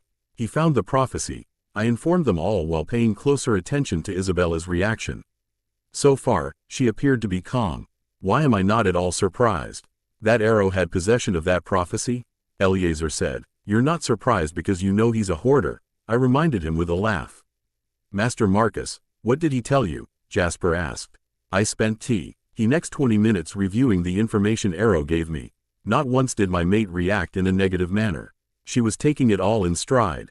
I looked over at Jasper to see if he felt any negative emotions from her. He gave me an imperceptible shake of his head, indication that Isabella was fine. We continued to discuss the prophecy when Jasper's head jerked up. He signaled for everyone to Conti. Knew what they were doing while he darted off into the forest. A few moments later, he came back dragging an unknown vampire with him. Sorry about that. I was picking up unfamiliar emotions, and look what I found. He said as he tossed the vampire into the center of our circle. Riley, Bree yelled out as Jasper rushed forward to protect her from any possible threat that this Riley could make. Quickly, I motioned for Alec to immobilize him, but allowing the vampire to keep his sight and his hearing. "Why have you come?" I demanded. Who are you?" Riley asked in terror. "It seems we were correct. Victoria never told you about the Volturi," I pointed out. "Who are the Volturi?" he asked, confusion marring his features. "We are the Volturi," I answered as I gestured to both myself and the surrounding guard members. "Myself as well as 2 others are the kings of our race. We make the laws, and we enforce the laws." "I didn't know. I've never heard of you before," he cried out in panic. "What are you going to do to me?" "What I plan can wait. What you're going to do is tell me everything you possibly can about Victoria's plans," I informed him. "I don't know anything," he yelled pitifully. "I want to know everything she has ever said to you." I sneered. "She told me we were going to kill some girl. She said the girl killed her mate. She said it was her right to get revenge," he said. "Did she ever mention anyone else?" Jasper asked. "She talked about that girl all the time. If she wasn't talking about her, she was ordering me to find more people. She said she needed to build an army. Then she left me to watch over the new ones," he informed us. "How convenient for her," Eliezer remarked. "And she never explained our laws to you?" I asked him. "There are laws?" he questioned. I shook my head in frustration. The total lack of regard for our laws was grating on my nerves. This fool only got caught up in this mess because he was manipulated by Victoria. Isabella ran her hand up and down my arm, trying to help me remain calm. I smiled at her in appreciation. At that very moment, a gentle breeze picked up and blew my mate's scent over toward Riley. The moment her scent registered, he attempted to lunge at her. Thankfully, Alec still had him immobilized. "Why did you attempt to attack?" Eliezer asked. "She's the one. She must pay," Riley yelled. I snarled in anger at his futile attempt. Signaling for Alec to release him, I rushed forward, grasping him firmly by the throat. I dragged him closer to me as I growled in his face. "You will never lay a finger on my mate," I said angrily as I threw him to the ground with such force that his body left a large depression. I bent down and grabbing a hold of both his arms, I tore them from his body. His screams were deafening, and I reveled in them. "No one touches my mate." I threw his arms in Felix's direction. "Lock them up in a trunk," I ordered. Felix quickly grabbed the appendages and ran inside with him to follow my orders. "Dimitri, chain him to the largest tree. Use the special chains," I told him. Dimitri jumped up and dragged Riley's carcass over to the largest ponderosa pine at the far back of the yard. Santiago came rushing out of the house with the iron chest that contained the special chains. These chains had links that were interspersed throughout with werewolf fangs. Any movement on Riley's part, and he would find himself severely injured. And those injuries would not be able to heal without assistance from someone else. These chains were my own design, and they were one of my favorite creations. "There is one thing you will remember. Never touch my mate," I informed him with a sneer. "It will not end well for you if you do. VPOV, where the hell is that useless bastard? He's nowhere to be seen, and the scent I picked up was hours old. This is what happens when you rely on others to do the dirty work for you. Nothing gets done." I kicked a nearby boulder, shattering it on impact. "Fuck, it looks like I am going to have to contact Cullen. I can't stand dealing with that coven. But orders are orders, so there's really not much I can do about it. Carlisle is going to gloat over this. I just know it. He's such an egotistical ass. I hope Esme can keep him in line. God knows that other than the masters, he fears her anger the most. This is not my day." BPOV. Riley's rather unexpected appearance seemed to set a proverbial fire under everyone's posterior developments. The training became even more intense, and everyone's focus sharpened a great deal more. I guess you could say that Riley's appearance helped to make the seriousness of the situation that much more real. Thinking back on Marcus's actions regarding Riley's feeble attempt to attack me got me excited. Let's face it, Marcus is sex on legs. But there is just some thing that is so sexy and so primal when he goes into protective mate mode. I shook my head trying to dislodge the picture of Marcus standing there with his muscles rippling from barely contained rage. I didn't have time for fantasies. I certainly didn't have time to think about all the many ways I would like to explore Marcus with both my hands in my mouth. Bad Bella, get your head out of the gutter. I needed to focus, and get it under control. I only came inside to change my clothes. The hand-to-hand combat training session Jasper just forced upon all of us had my clothing in nothing but threads by the time we finished. Everyone else's clothes fared better than mine. Marcus claimed that I was so dedicated, that I just threw myself into my training. I just wish my clothes didn't have to pay for my enthusiasm. It's not like I brought many with me. I decided to take a quick shower before getting dressed and heading back out. I raced through my shower, dried off, and threw some new clothes on. I hadn't even paid that much attention to the clothes I had picked out. I needed to get outside before someone comes looking for me. I rushed out of the room and ran down the steps right into my beloved mate's waiting arms. "Why are you in such a rush?" he asked in his deep baritone while drawing me closer to him. I placed my hands on his delightfully hard biceps. I was trying not to be too long, I admitted. There's no chance of that happening. Many of the guard were thirsty, so I ordered them all to go feed. The wolves were not too happy, but I did remind them that I had agreed to make sure none of us would feed in the area. "They're all not heading to the same area, are they?" I asked. "No, dearest, they know the rules. No more than 3 in the same vicinity at the same time. It's to cut down possible risks of exposure," he replied while tightening his arms around me. I reached up to gently touch his face. "Aren't you thirsty as well?" I asked, feeling concerned. "No, my love, I do not require blood as often as the guard. I am considerably older than they are. At my age, I simply don't require much blood to sustain me." "I didn't know that. The Cullens never mentioned anything like that," I told him. "I am not surprised. Carlyle is still a child in the vampire sense. Also, his feeding on animals does not quench his thirst. Vampires' bodies cannot gain any benefit from feeding on animal blood. The blood cannot sustain us," he enlightened me. "Thinking of Carlyle as a vampire adolescent is hilarious," I giggled. "Marcus, I have been thinking. Based on everything we have learned about the Cullens, I was thinking that their vegetarian diet was more for show than out of a sense of belief." "I've been thinking the very same thing. It's clear that Carlyle is not the compassionate being he would have everyone believe he is. He's doing it to cover up his nefarious activities," I surmised. "So is everyone gone?" I slyly asked. He grinned. "The wolves went back to La Push. The guard is all out feeding. Riley is indisposed, so that just leaves the 2 of us for the time being." "So we are alone?" I asked as I wrapped both arms around him. "For now," was his reply before he leaned forward to capture my lips in a searing kiss.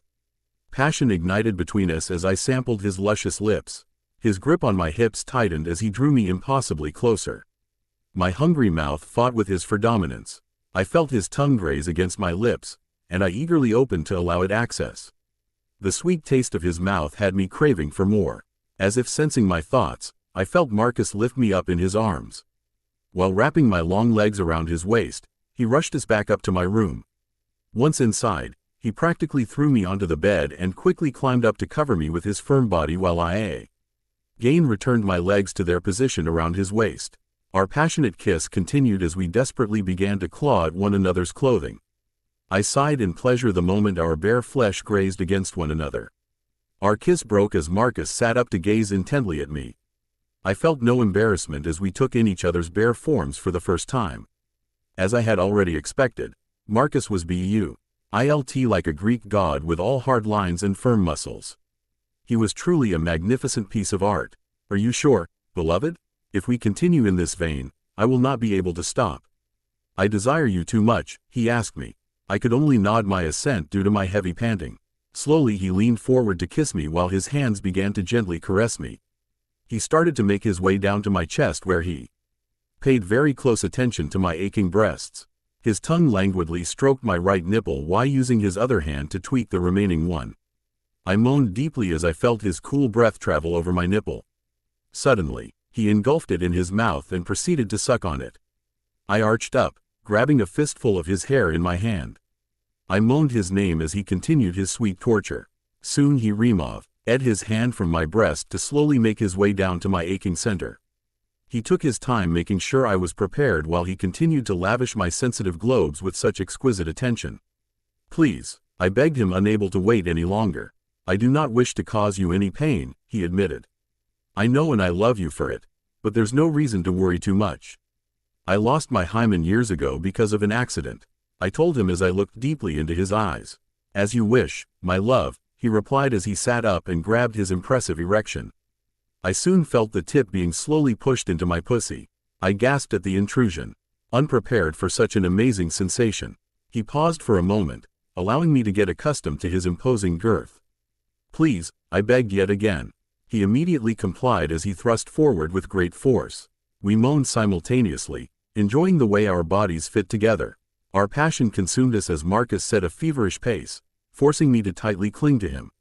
I grabbed his head, pulling his full lips down toward my own. I clawed at his back while trying to match him thrust for thrust. His tongue mimicked his hips, invading my mouth over and over while launching me to dizzying heights. The pulsating of my pussy had me continuously begging for him to fuck me harder. His answering thrusts had me reeling. Way too soon for my tastes, I began to feel liquid heat cooling in my belly. Before I even realized it, his final thrust sent me over the edge with a deep, guttural groan while Marcus following close behind with his own orgasm. He collapsed on top of me, and I held on tightly to him, not allowing him to move. "So that's what everyone has been going on about," I joked, earning a deep laugh from my mate. "I love you," he replied as he placed a gentle kiss to my forehead. Looking into my eyes, he said, "When the time is appropriate, I will mark you as my mate." I looked at him in question, not quite understanding what he was trying to explain to me. When a vampire marks his mate, it sends both mates into a sexual frenzy. Since vampires do not require a recovery period, you can imagine why the process takes days. My eyes widened in shock. "Sounds like fun," I teased. "Yup, I could certainly get used to this type of exercise. I need another shower, and I just may need a little help." BPOV. Soon our privacy bubble was popped when the guards began to return. As a whole, the group looked much better since they had the opportunity to feed. There was laughter and joking going on which made the atmosphere feel much more relaxed. "Master Marcus, Eliezer asked that I give you a message. He said to tell you that Tanya Denali and her sisters are on their way here. Alice Cullen claims to have had a vision and requested that she be able to tell you of it in person," Dmitri explained. My eyes swung over to check on Marcus's expression. Based on the scowl on his face, I believed it was safe to assume that he doesn't trust the midget. I couldn't blame him. I wouldn't trust her even if my life depended on it, which it already does anyway. "Really?" was his response. "Obviously she has no sense of loyalty." "She doesn't," Jasper said as he came strolling out of the forest. "Alice uses her premonitions to her advantage." "I thought her visions were based on intent?" I asked. "They are, but think about how often she manipulates certain circumstances in order for her desired visions to come to fruition?" Jasper answered. "Whoa, I never thought of it like that. That begs the question about how many visions did she really have and how many were of her own design," I said thoughtfully. "Indeed," Marcus agreed. "When she arrives, no one is to let on that we distrust her. She may already have had a vision of it, but no one is to dwell on it. She has information we need. I would prefer to get it without getting messy, but if she chooses not to cooperate, then I will be forced to retaliate," he clarified. "If it does get ugly, can I beat the snot out of her?" RLY asked while pleading with him by giving him my best puppy dog eyes. Emmett's bark of laughter cut through the soft chuckles you could hear from the guard. "Will you also defend my honor?" he teased. "I will do my utmost to both defend and protect you," I reciprocated. "Sign me up for the show. I can guarantee that Jasper will also want to watch you beat the pixie," Emmett laughed. I looked over to Jasper rapidly nodding his head in agreement. I giggled at their enthusiasm. Just then, Alec broke through the tree line. "They'll be here in a minute," he warned. The sound of several vampires tearing their way through the dense foliage could be heard. I braced myself. I really didn't want to see Alice. I wanted to burn her carcass like a bonfire. Eliezer, Carmen, Alice, and 3 unfamiliar females showed up. I looked over at Alice and snickered at the condition she was in. Her clothes were all dirty and torn, and she was missing one of her shoes. She resembled a nomad. Alice looked to my direction when she heard my laughter. Her eyes widened as she realized that I was no longer human. I guess she never got a vision about my transformation. "What? How? When?" she uttered in slight hysteria. "What? I'm a vampire. How? I was bitten. When?" "After I was bitten," I replied sarcastically. The guard along with Emmett, Jasper, and Marcus laughed at my antics. She sneered, "Who do you whore yourself out to in order to be changed?" Before I could get in a witty response, Jane used her gift and dropped the annoying pixie right where she stood. Marcus didn't even make a move to have Jane stop the torture. He just stood back with his arms crossed over his chest, clearly enjoying the free show. Finally, after a good 10 minutes of non-stop pain being inflicted on Alice and Alice screeching like a banshee, Marcus ordered Jane to stop. She obeyed immediately, but not before snarling at Alice, "You will show Lady Isabella the proper respect." I smiled at Jane in gratitude for her defense of me. "Thank you, Jane. Your loyalty is greatly appreciated." She nodded to me in respect and took a step back, making room for Marcus to confront the midget. "I have been informed that you said you had a vision you needed to tell me about," Marcus said while staring down at her. While giving me a glance, she smirked. She stood and approached my mate, trying to run her hands along his upper arm. Marcus quickly slapped her hand away. "I am mated. You will keep your filthy hands away from me, or I shall remove them and burn them so that you learn to not try to take what isn't yours." Well, hot damn, I didn't expect that, but it was certainly a welcome sight. You've gotta love when Marcus gets threatening. "It's hot. Speak," Marcus barked at her. "Victoria's in her newborn army, along with the Cullens and the Romanians. We'll be arriving here within 2 days. Carlyle figured out that the Volturi were here in Seattle, and that is why Riley went missing. They plan on eliminating the guard. They think that if the guard was eliminated, taking over Volterra will be easy," she said quickly. "I take it they are unaware of Master Marcus's presence?" Jasper asked. Alice sneered at him. "Why am I not surprised that you are here? You always like to kiss ass. Better the ass of a master you respect, than the ass of a midget you can't stomach," I joked. "Good one, Bells," Emmett called out. Alice's head whipped around when she heard Emmett's voice. "Your worthless ass is here too?" I growled as I rushed forward. Grabbing her by the throat, I dragged her closer to my face. "You sold out your coven to save your own ass. If anyone is worthless, it's you and your cowardly backside. You will show respect to your betters, or I will personally dismember you and burn your tongue." Alice nodded nervously. "I apologize," she said, unable to look anyone in the eye. I tightened my grip on her throat. "I didn't ask for your fake-ass apology, nor do I need one. Now, continue explaining the vision." Slowly, I released my grip. "Aloe. Wing her the ability to speak more easily. They don't know that Master Marcus is here. Also, they want the shield and will do anything to gain control of it."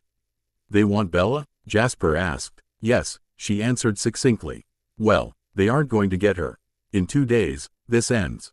The Romanians have been thorns in our side for 2,000 years. Carlyle was foolish to choose Vladimir and Stefan as his masters. Anyone who has aligned themselves with the Romanians are to be eliminated. There shall be no mercy," he explained. Looking directly at Alice, he said, "This includes you." But, I brought you information," Alice stuttered. "You brought information to save your own ass. You have no respect for the Volturi," Jasper said. "The decision has been made," Marcus claimed. Turning toward both Felix and Dmitri, he gestured to them. They each grabbed a tight hold of Alice's arms, pulling them both off with one swift yank. Her screams were cut off as Jasper stepped forward to remove her tongue. Not wanting to be left out, Emmett jumped in to rip her head off as Alec pitched in to tear off her legs. I just stood there, proudly watching this display of loyalty. It was good to have a family again. BPOV. After Marcus had Alice torn apart, he ordered a few members of the guard to collect her venom, all of her venom. You could say that they bled her dry. I'm not sure how they went about doing it, and I'm not sure if I want to know or not. I asked Marcus what was the purpose of draining her of all her venom and then keeping it. He explained to me that venom is highly flammable. He intended to use it for the upcoming battle. He told me of how he invented the vampire version of a Molotov cocktail eons ago. According to him, he was the first to come up with the idea of using a bottle, deflammable liquid and an igniter in order to create a bomb.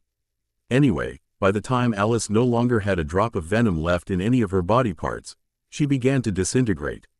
She literally just turned into an ash-like substance and then blew away in the wind.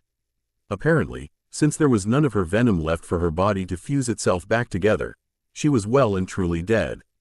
I then asked Marcus why he wanted her eliminated so quickly. He is of the mindset that the moment you show mercy, you show weakness.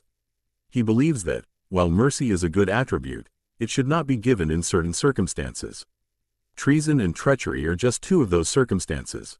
It made sense, and I had no issue with his reasoning at all. The man's a genius. So Alice is gone, and I say good riddance. Right now, I am calling Leah. Because Marcus needs to inform Sam of the information Alice had given him. The pack is going to need to come back to continue training. I also needed to have a girl chat with her, so I volunteered to make the call. "Hi, girlfriend, what the heck you calling me for?" Leah answered in greeting. "We have had a new development, and my man wants the pack here as soon as they are able to come. Things are heating up." "Girl," I told her, "we haven't even been gone all that long. What could have possibly happened in such a short period of time?" "I'll give you one word, Alice."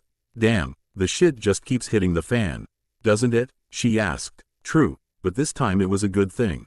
So you need to spread the word and get here already. Plus, you and I need to have a chit-chat." "About what?" she asked. "You'll find out when you get here," I replied quickly. "You and that hunk of yours finally did the horizontal limbo," she yelled in excitement. "Where did you get that idea?" I asked her. I really needed to work on my acting. That girl can always see right through me. "I know you, and don't think I didn't notice that you didn't deny it." "Whatever, and I refuse to discuss that over the phone," I replied. "Oh, Lele, where the hell is Jacob? I haven't seen him in a while," I asked, trying to change the subject. "Jake was running patrol. Sam made him do it by himself as a punishment.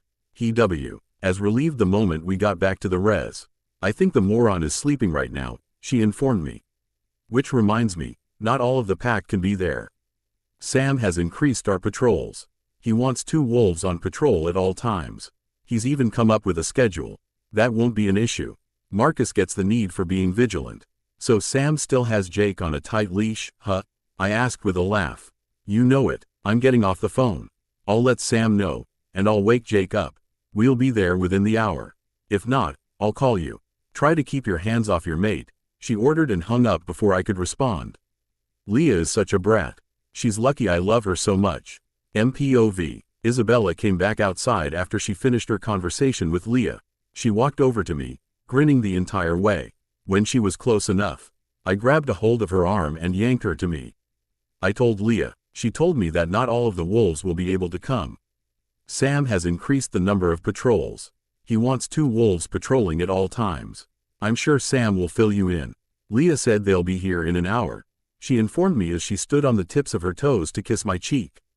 "Very good," I responded. "In the meantime, we need to work on your shield. I know you don't want to do it, but we have to work on your ability to leech from other vampires without having to force yourself to concentrate. Bo, Felix and Emmett have volunteered to help you." "Ah, you guys want to donate to the cause," she teased, looking over at the 2 imposing vampires. "Hell, yay," Emmett barked in laughter while he flexed his muscles. Felix chose to just nod his head in agreement. It would seem that he was allowing Emmett to supply all of the theatrics. "Jasper, you're going to have everything thrown at her. She's going to need to be weakened enough to feel the need to leech off of one of you," I advised. Jasper bowed his head respectfully. "Yes, Master Marcus, that was the plan." I stepped out of the way to make room for the training to begin. Jasper's experience with Maria's army has proven to be a real asset. Jasper was good, and he knew it. I have been watching each time as Jasper trained everyone, and each time he managed to impress me. At my age, it's next to impossible to do so. He has an impressive work ethic, which was something he and I both shared. But the most impressive thing about him was that he was a brilliant strategist. He was able to see things from so many angles and then create countermeasures to deal with anything that may happen. He really did think outside the box. He was nearly on par with my own strategic mind. And I have a few thousand years on him. That is the reason I think that his ability to flawlessly strategize may actually be another gift. I wanted to get Keys's thoughts on the matter. Since he is also a brilliant strategist, the guard clearly respected him, and always responded positively to any of his orders or suggestions both during and after training. EY recognized him for what he really was. He was a genius as well as a good leader. It seemed that Emmett was really into helping his sister. He kept going at her, attacking her without letting up once. He went so far as to taunt her, which was clearly getting on her nerves. In between Emmett's attacks, Felix would jump in to have a go at Isabella. 2 of the largest vampires I have ever seen were playing around with my mate. They were enjoying the reactions Isabella was giving them, which only fueled them on so that they would continue. It was becoming a cycle of taunting, attacking, and laughing.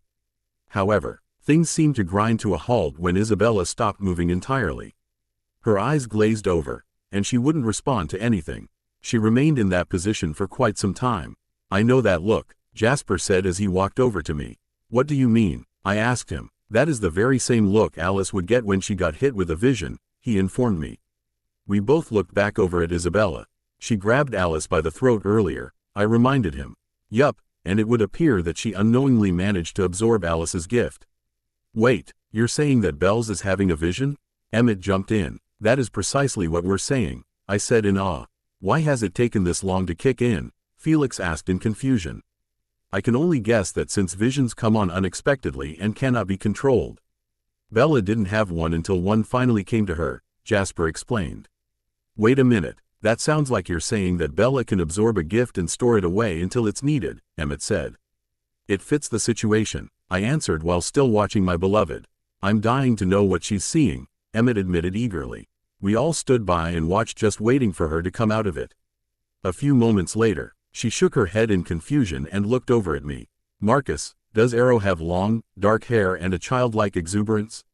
She asked me. Yes, dearest, he does, I confirmed. Okay, then someone should probably go meet him at the airport. His plane is due to arrive within the hour, she explained, not seeming to be at all bothered by the fact that she just had a vision. You saw Master Arrow coming? Felix asked, still not fully convinced that Isabella actually had a premonition. I saw him and a tall, platinum blonde guy talking while Arrow was packing. Then I saw Arrow riding in the back of a limo. Next, I saw him at the airport, holding a ticket that said Seattle, Washington. Finally, I saw him on the plane. Oh, someone better go get him. He had to take a public plane. He hates having to do that, Felix said. Indeed, Felix, I want you to take the limo and pick him up. You are to leave immediately, I ordered. Yes, master, he bowed before he sped off toward the garage. That vision was weird, Isabella informed us. When it hit, it gave me this jittery feeling like I was hopped up on too much caffeine or something. It's not something I would ever want to deal with full time. Lucky for you, you won't have to, Jasper said, reminding her of that aspect of her shield. I have no complaints with that, she chuckled. I'm just feeling a bit drained from it. Is that normal? She asked Jasper. It depends on the vision and how long it is. With particularly hard ones, Alice would have to feed immediately following them. Then there were some that had no effect on her at all. He said, I hate to say it, but I think now would be the perfect time to continue the training. If she's feeling drained, then it might now be too long before she responds by using her gift to regenerate herself. I pointed out to Jasper, who nodded in agreement. He's right, Bells, we need to keep it up. Emmett, you up for some more? You better believe it, Emmett said while bouncing on his feet. I shall leave you to it then. I need to make preparations for Arrow's arrival. He's very nitpicky. I gently placed a kiss on my mate's forehead before walking off toward the house. I wanted to get everything ready as quickly as possible. We really don't have a lot of time to mess around. BPOV. I never expected to get nailed with a vision. It was an odd sensation but not at all painful. It was almost like being forced to watch a movie when you don't feel like it. I think that the idea that it was forced on me is what bothers me the most. Thankfully, it wasn't dark or full of bloodshed. Getting my first glimpse of my great-grandfather was interesting. He really seems to be very energetic with an animated personality.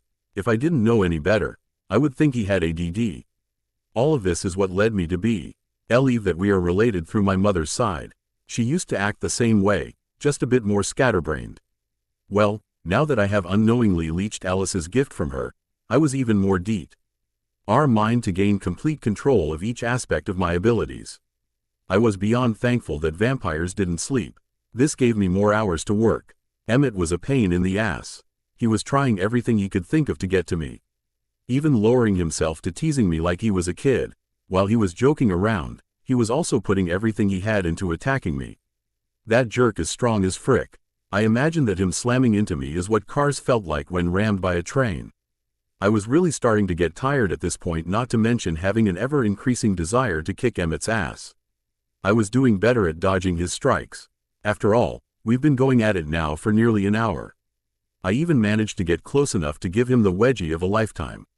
His responding scream made all the pain and exhaustion worth it. Who knew Emmett could hit such a high note?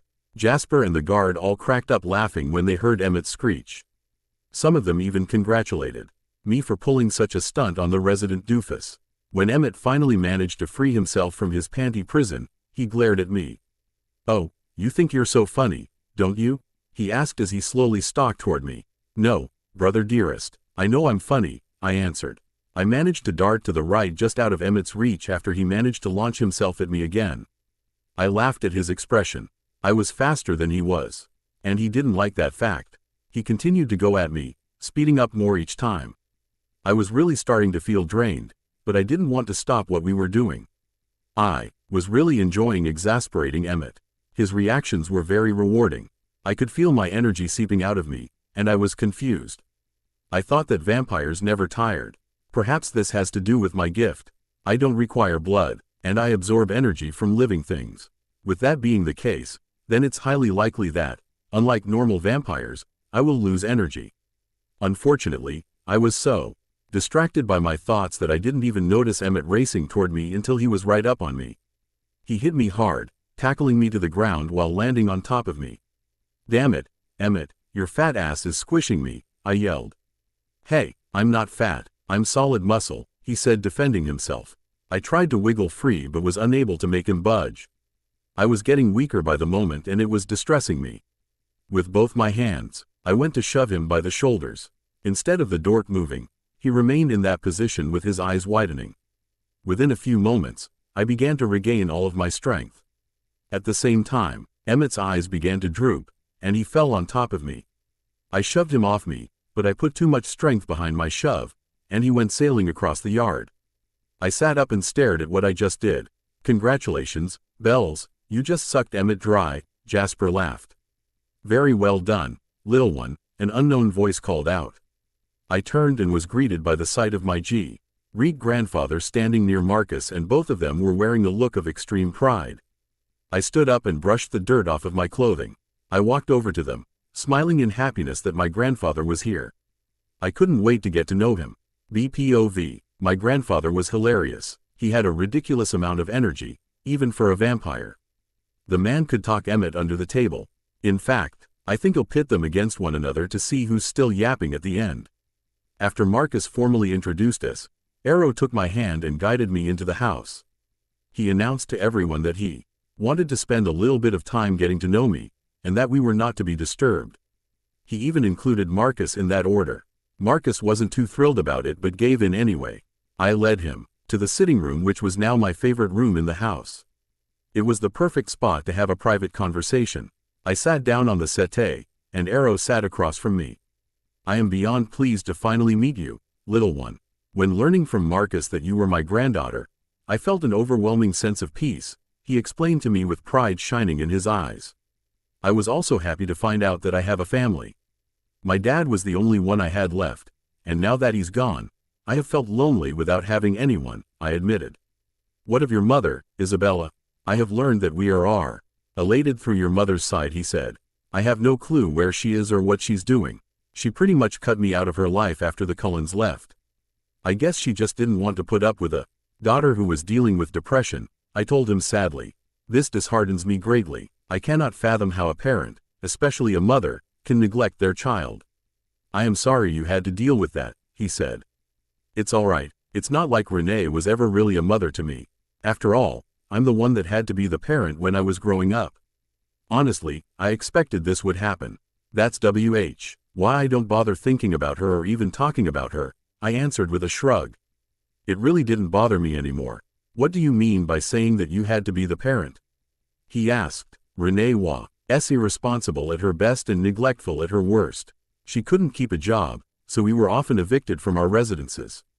She never paid bills, so we often went without heat, hot water, and on a few occasions, electricity. We even went without food on several occasions. She always found some poor schmuck to mooch money off of, but never used that money to take care of business. I just got fed up with it. I was 8 when I got a job running errands for this elderly lady who lived next door to us. I never told Renee. She would have taken what little money I made. I paid the bills when I could and bought food for myself. I can't tell you how happy I was that she remarried. It gave me the excuse to move back to Charlie's, and she didn't even put up a fight." I shrugged, remembering the sense of relief I felt when I no longer had to deal with my mother. When she turned her back on me when I was in need, I really didn't feel bothered by it at all. I sort of felt relieved. I know I should be hurt, but I know Renee. The only one she cares about is herself. Besides, I had Charlie, and I know he loved me. Ah, Principessa, you should have never had to deal with adult issues while still a child. My only regret is not knowing of you sooner, he said as he leaned forward to press a kiss to my forehead. I smiled at his gesture. It's all right. We know one another now. Well, then, you and I are no longer alone. I had thought my line died off a few hundred years ago. This was a most amazing surprise, he smiled. I must confess the shock I felt when Marcus informed me that he found a new mate. Usually, that is unheard of with our kind. I was even more surprised that my great-granddaughter was his mate. I can't tell you how happy I am that Marcus is my mate and not Eddie. I would Avenue shot myself if I was to get stuck with him for the remainder of my existence. You will discover, if you haven't already, that Marcus is very honorable, he told me. I know he is. I have been in awe of the way he has been handling this mess, not to mention the way he is working with the shifters, I admitted. He smiled in agreement. Well, we will have to continue this conversation later on. We have work to do, and I must get caught up with Marcus. He stood and offered me his arm like a true gentleman. I got up and grabbed a hold of him as we walked back outside. MPOV. I knew Arrow was eager to get to know Isabella, and I couldn't blame him. He had long ago came to the conclusion that his family line died out.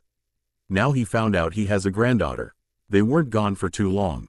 I would assume it was because Arrow knew we didn't have a lot of time to waste.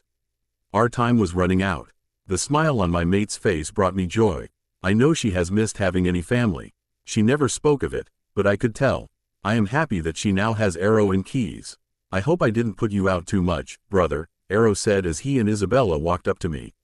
I had to take a few moments to speak to my beautiful granddaughter, he said with pride as he looked over at Isabella. I waved off his concern.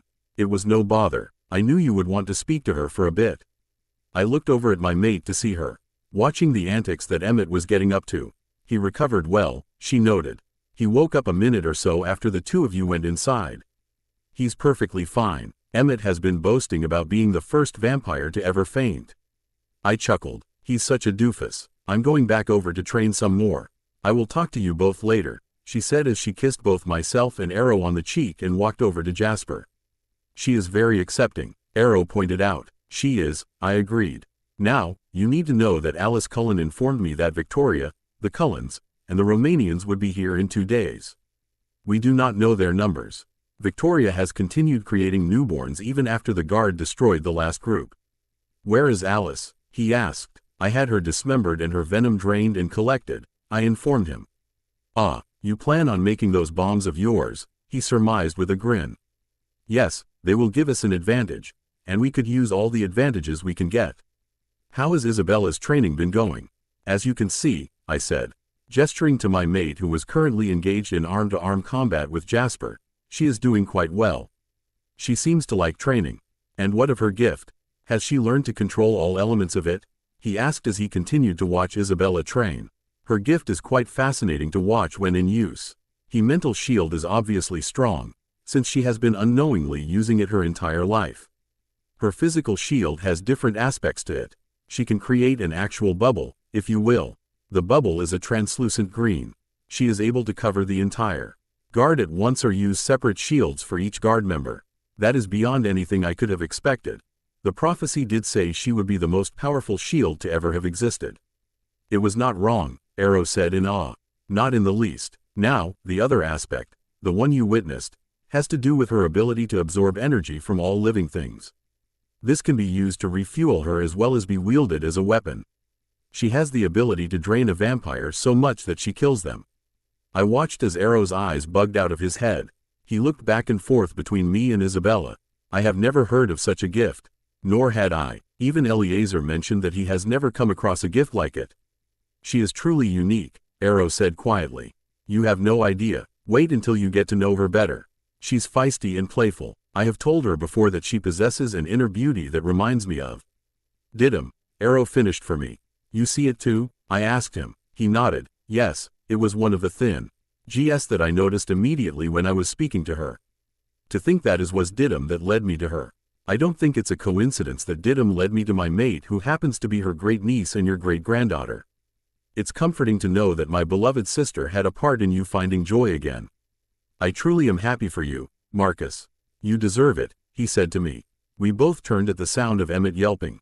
It would seem that he is continuing to harass Isabella, who was clearly losing patience with him. We watched as he ran towards her, fully intending on tackling her. She wasn't about to let him. When he was just a few feet away from her, she shot out her shield, encasing him entirely within it. Emmett hovered a few feet off of the ground, desperately trying to break out of his prison. Isabella cackled as she caused the bubble to bounce up and down, tossing Emmett around inside. I swear those two could literally be siblings. He taunts her, and she punishes him. It's a vicious cycle but entertaining all the same. Turning back to my brother, I asked, "Now, pray tell, why did you decide to come?"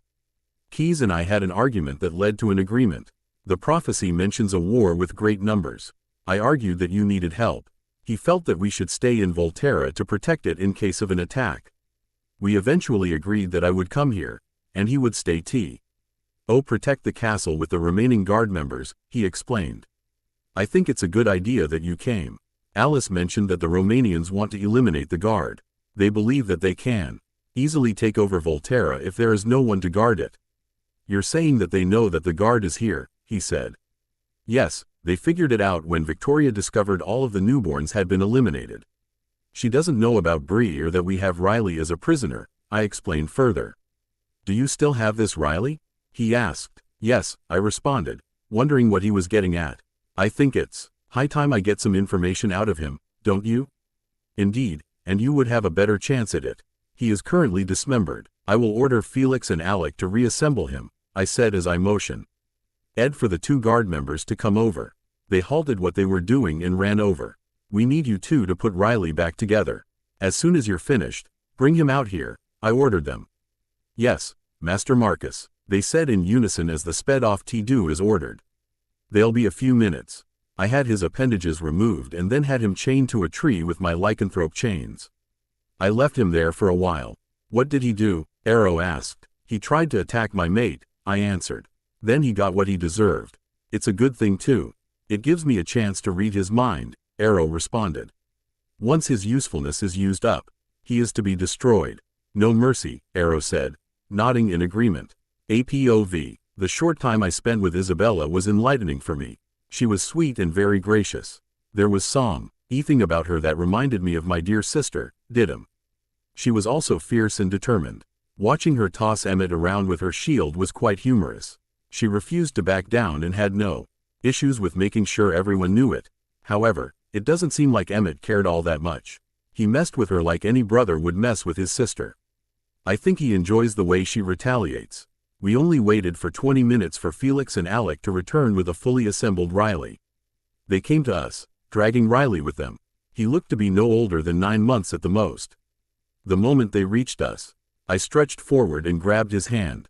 Every thought he has ever had immediately assaulted me. His human memories were choppy and quite dim. I ignored those and concentrated on his vampire memories. Victoria has been a very bad girl. She turned Riley and put him in charge of all the newborns she created. I have no idea why she thought a newborn could control other newborns. Newborns are too volatile. It's quite clear that Victoria tried to keep Riley in the dark regarding her true purpose. What she didn't count on was how he spied on her while she was engaged in a deep conversation with none other than Esme Cullen. Victoria deliberately kept him in the dark, I informed Marcus. However, she didn't know that Riley here spied on her when she was talking to Esme Cullen. Esme Cullen, what were they discussing? He asked. It would seem, brother, that Carlyle has lied about who changed him and who is the real leader of the Cullen Coven, I said. Enlighten me, he told me. Carlyle was not attacked by an unknown vampire like he claimed. Esme was his creator. She chose him because she thought he had a gift. Does he have a gift? Marcus asked. Yes, but it's a subtle gift. It's more passive in nature. Carlyle has the ability to negate any form of telepathy. How did you not pick up on that when he first came to us? He inquired. I could only surmise that he was able to control his gift and only allowed me to see what he wanted me to see, I speculated. And what is Esme after? This is the kicker, as they say. She and Carlyle are not mates. She is mated to Stefan. And she and Stefan have been planning to overthrow the Volturi for a few centuries, I said. So this has all been a setup. Carlyle coming to us must have been so that he could gather intelligence on the inner workings of the Volturi. He said, yes, and they created the Cullen Coven to hide what they were really up to. They both chose Edward and Alice due to the fact that they showed themselves to be gifted while they were still human. I continued, did you get anything about their numbers or if any of the newborns were gifted? Yes, they have several gifted vampire among their ranks. However, I think Isabella's gift surpasses them all, I replied. Did you get anything more specific about their gifts? Unfortunately, no, so we are still going in blind, I answered ruefully. I strongly dislike not knowing. It makes it difficult to strategize properly. We've been in this position before, I reminded him. I might be able to help you with that, said a female's voice. We both turned to see none other than Maria walk out of the forest. I had a very intriguing visit from Victoria. I figured you would want the details. I looked at her suspiciously, not fully trusting her. Tell us what you've learned, I ordered. MPOV. It was no secret that my brothers and I don't like Maria. She has always balanced precariously on the edge. She hasn't necessarily broken our laws, but anyone who feels the nay. Ed to create a newborn army cannot be fully trusted. The fact that she retains excellent control over her newborns is really her only saving grace. Jasper, having heard Maria's voice, came over immediately. He glared angrily at his sire, not at all happy over her arrival. Why are you here, Maria? Well, looks like you finally left that disgusting coven of bunny munchers. Good for you, she responded sarcastically. I am here to give the masters all of the information I have on what the Cullens have been up to. Plus, I am here to pledge my allegiance to the Volturi and offer whatever assistance I can, including my newborns. Speak, I ordered, not having the time or the desire to be polite. As you wish, she said, bowing her head in respect. Several months ago I was approached by a female named Victoria. She tried to persuade me to help her in her cause. She told me she had been ordered to capture some human female. According to her, the humans' capture would aid vampires everywhere. Since I don't like to move out of the South all that much, I turned her down. I really didn't have any interest in whatever mess she was dealing with. Plus, I couldn't figure out why a vampire was having any difficulty with capturing a human. Honestly, I found the entire thing suspicious. Continue, Arrow demanded as he waved her on. After I turned her down, she left without another word. I thought, that was the end of it, and went about my business. I never would have guessed that Esme Cullen would approach me a few weeks later with the same request. The only difference was that Esme Cullen divulged more information. A great deal more. She said that the Volturi have no true right to rule our world, and that the Romanians wished to retake their thrones. I instantly knew that whatever she was up to was not for the good of all vampires, so I just played along with her to get her to spill. Chica had no idea what I was doing, she said. Or maybe it was more about you not being found guilty by association. So you decided to save your own ass, Jasper added. Marie glared at him, refusing to acknowledge what he said. Anyway, she told me a great deal about what they were doing. She, as well as Carlyle Cullen, have been working alongside the Romanians for the past several hundred years. Over these many years, they have been gathering amongst themselves powerful vampires that are in possession of a wide variety of gifts. Their plan is to eliminate the entire Volturi guard, which they believe will leave the Three Kings open and weakened. They are of the mindset that without a guard, the Volturi will easily lose. Also, that Victoria has her own newborn army, and she has pledged them to the Romanians. Oh, and one last thing. The human that Victoria was after is supposedly a very powerful shield. They want her and her gift, so that have built for themselves an army. Do you have an idea regarding their numbers? I asked. From what I was able to gather, their entire army, including newborns, is numbered at around 100. That's keeping in mind that Victoria's newborns keep fighting and destroying each other, she replied solemnly. I shared a look with Arrow, both of us feeling a sense of dread. We know about the shield. She's one of ours, so that part will not work out for them. Unfortunately, that number is high. We have our work cut out for us. You have the shield? She asked with raised brows. Affirmative, I replied. We need to finish training. It would help to know where they plan to show up, Arrow added.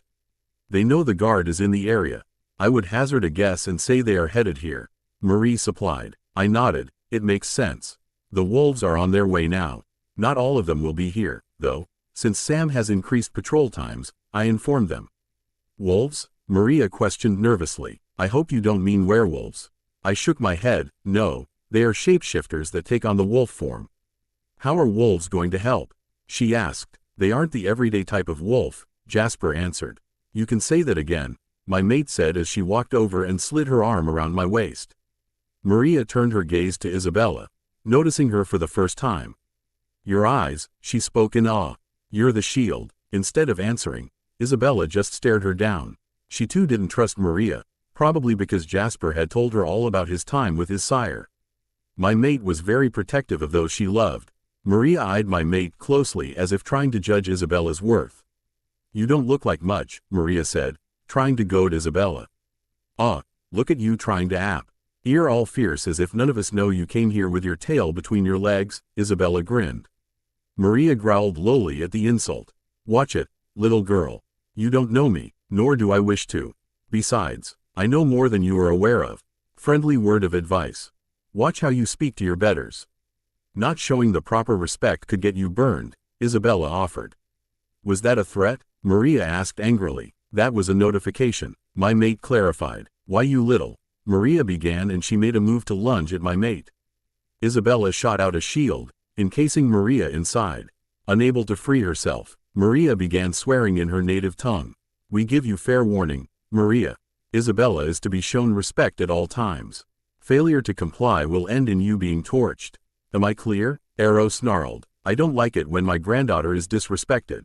At that proclamation, Maria immediately ceased her fighting and shut her mouth. She knew that the threat was very real, nor do I appreciate my mate being threatened. Bear that in mind, I said slowly. Maria bowed her head in submission. I looked over at Isabella and gestured for her to release Maria. Isabella pulled her shield back so fast that Maria lost her footing and fell down on her ass. Jasper and Isabella laughed shamelessly while my brother and I struggled to suppress our own chuckles. Maria looked angrily at Isabella but managed to keep her mouth shut. Oops, sorry, I'm still learning to control it, Isabella said without even one bit of remorse. By the look on Maria's face, you can tell she knew Isabella humiliated her deliberately. Arrow stepped forward and offered her his hand. He helped her up, and Maria nodded to him in thanks. He is such a sneaky bastard.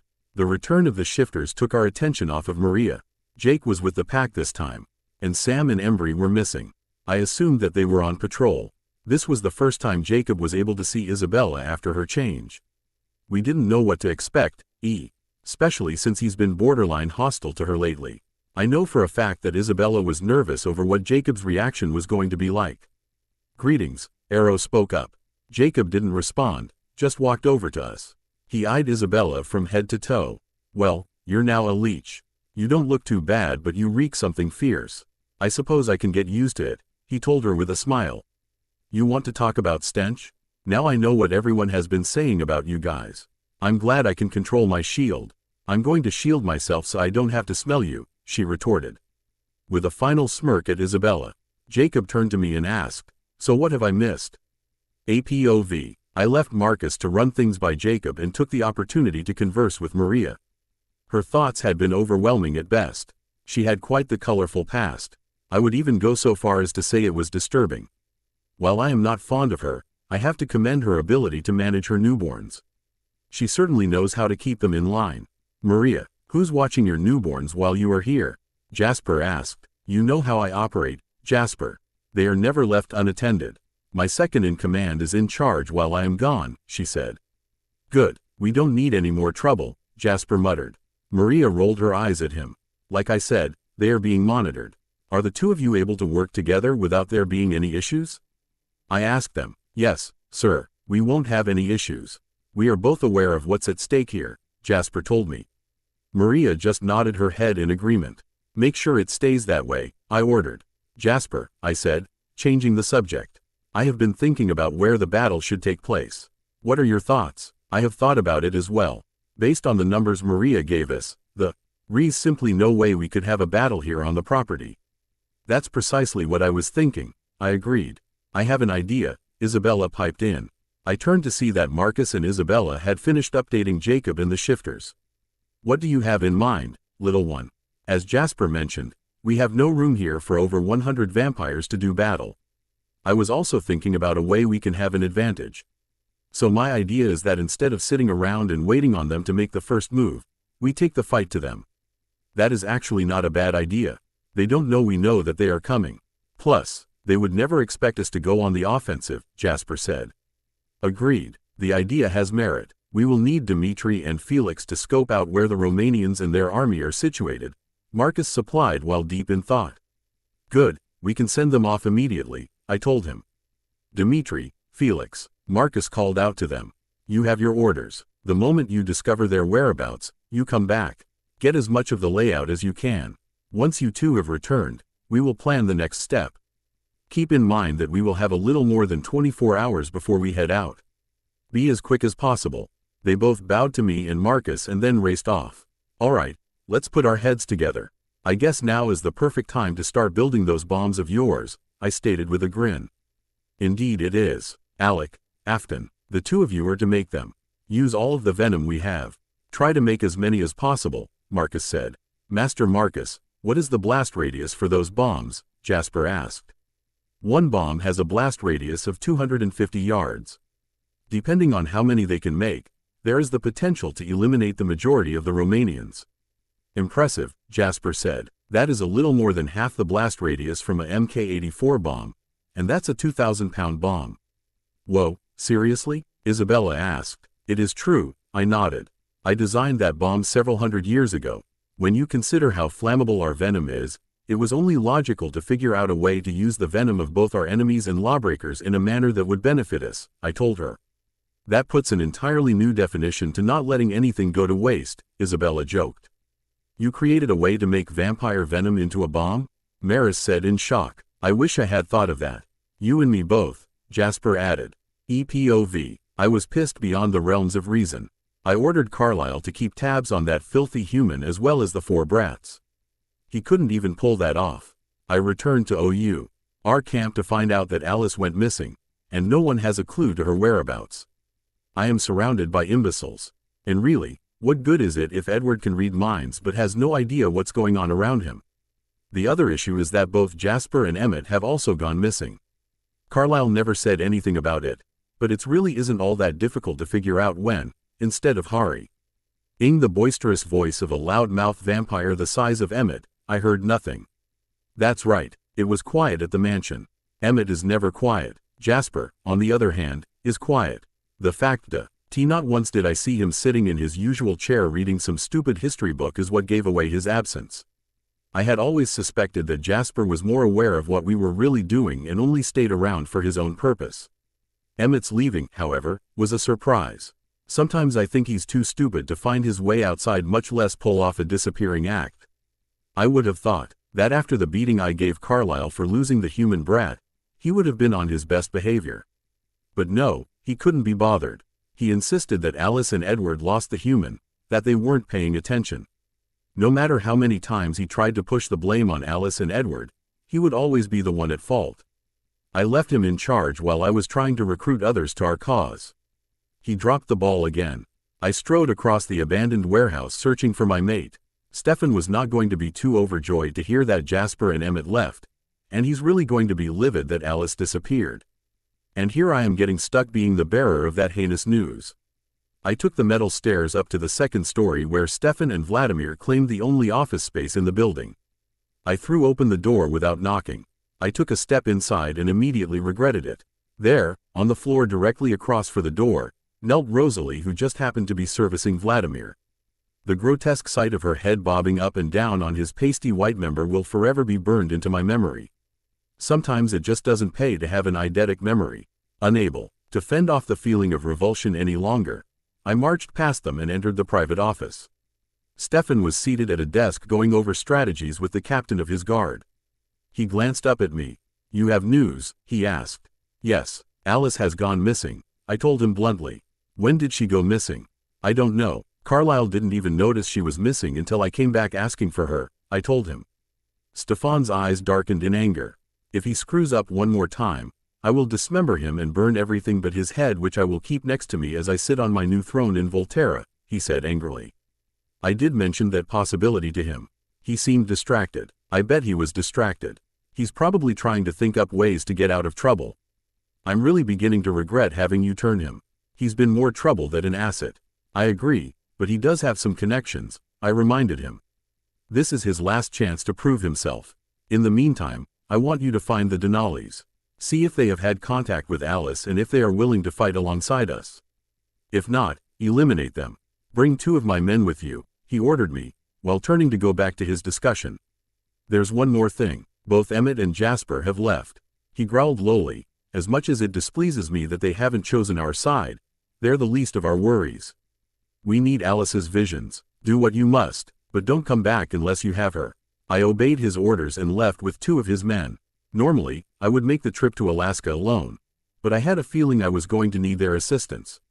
Hopefully, the Denali coven wouldn't put up too much of a fuss. I prefer situations where I am in and out as quickly as possible. I despise dawdling. Thankfully, the warehouse we chose, as our headquarters was located in the industrial district in Seattle, not many people were out on this side of the district. We were able to move about with little to no notice from the humans. Denali, Alaska was 43 hours human time from here. If we ran, it would only take us an hour or so to get there. A moment after stepping outside, we took off. Alice better be there when we arrive. When I see her, I am going to punish unlike anything Carlyle dished out at her. Blank. Hurry it up, we don't have much time. We need to get there as fast as possible. I'm coming. Don't worry, we'll make it on time. We always do. I don't think you fully comprehend what is happening. They need help. They need a lot of help. I know, and we are going to bring it. I know. I'll feel better about this after we get there. Hopefully, we'll be able to bring enough vampires with us to give them the numbers they need. We will. It will help. I know it will. I hope you're right. So do I. Empov. This entire situation has turned into one crazy-ass shit show. When Jasper and I left the Cullens, I knew things would never be the same. I had no clue how topsy-turvy nuts everything would become. First of all, there's my baby sister, Bella. She has toughened up into something fierce. I suppose that circumstances didn't exactly allow her to be the teenager she really was. Having to bury her father must have hit her hard as well. In all, she's as badass as you can get. I can't tell you how happy I am that she forgave me for leaving her. I never wanted to leave. Jasper didn't either. It was the boy Blunder's idea. When Jas and I disagreed with the moving situation, Eddie threw a monumental temper tantrum. And as usual, Daddy Carlyle gave in to his little girl. That pansy-ass wimp always gets babied. It's disgusting. There's no way in hell he has ever had a man card. Thankfully, we didn't stick around them for long. We had both planned on coming back for Bella. I'm just standing here underneath a tall oak tree in the backyard, watching Maria suck up to the masters. Seeing Bells intentionally drop that skank on her ass was funny as hell. Bella Ost managed to look convincing when she claimed she was still learning to control her gift. She's such a damnable liar. She makes me so proud. I've been deliberately baiting Bella, because I really want to see her lose her shit. I thought it would be funny. I thought it would be entertaining. I didn't think that she was going to kick my ass using that damn shield of hers. First, she drained me of my energy, making me faint from it. Sure, being the first vampire to have ever fainted is cool. But damn, I really felt like crap when I woke up. Second, she trapped me in that bubble of hers and play. Ed a few rounds of bounce the brother around. I would have puked if it was possible. Everyone laughed their asses off when they saw me bouncing around. I will get my revenge for that one. She will pay. I have got to start paying better attention. Jasper claims that I'm going to get my ass handed to me one of these days because I have trouble staying focused. Bella told me she thinks I have a vampire's version of ADD, whatever that is. I forced myself to listen to Maria tell the masters about her lovely little visit with Esme. Yup, Maria was trying to save her own ass. Welp, I'm bored again. I think I'll goad one of the guard members into a wrestling match. Since Felix just left on a mission, I will have to settle for one of the punier ones. At least wrestling can be considered training in a sense. MPOV. I detest having to rely on Maria for any information.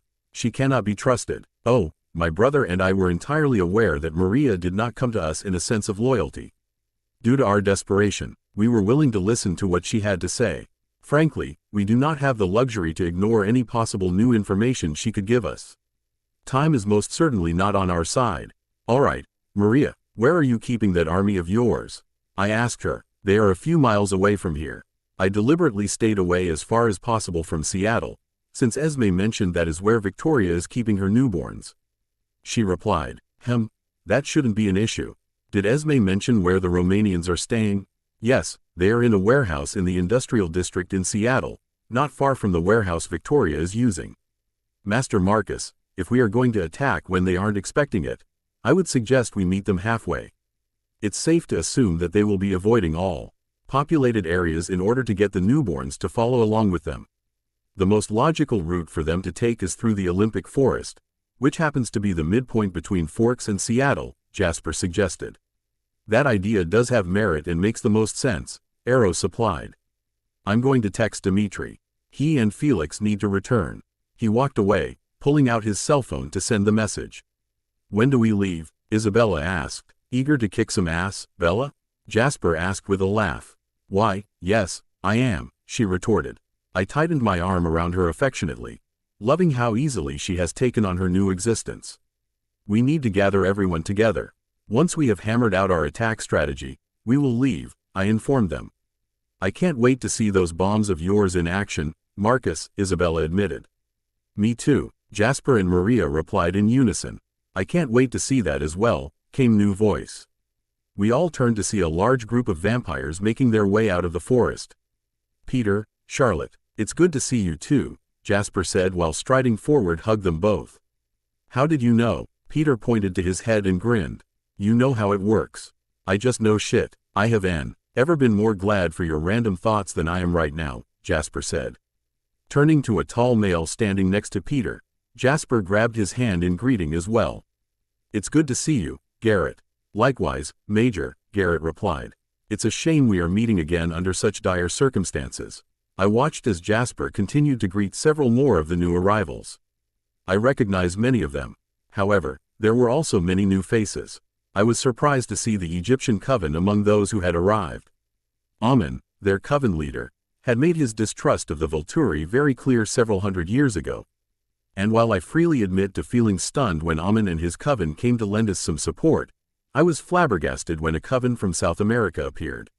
While it is true that both Arrow and I were completely unaware that there was a coven residing in South America, we were even more astonished to learn that the male, Nahuel, was a human-vampire hybrid. For all of the knowledge we, that is the Volturi, possessed, there was nothing in any of the manuscripts, books, and parchments that indicated that vampires, male vampires, were able to procreate.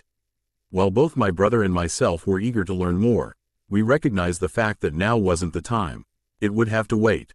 Jasper, if you will, I asked, taking a step back so that Jasper could handle the introductions. Thanks for showing up, everyone.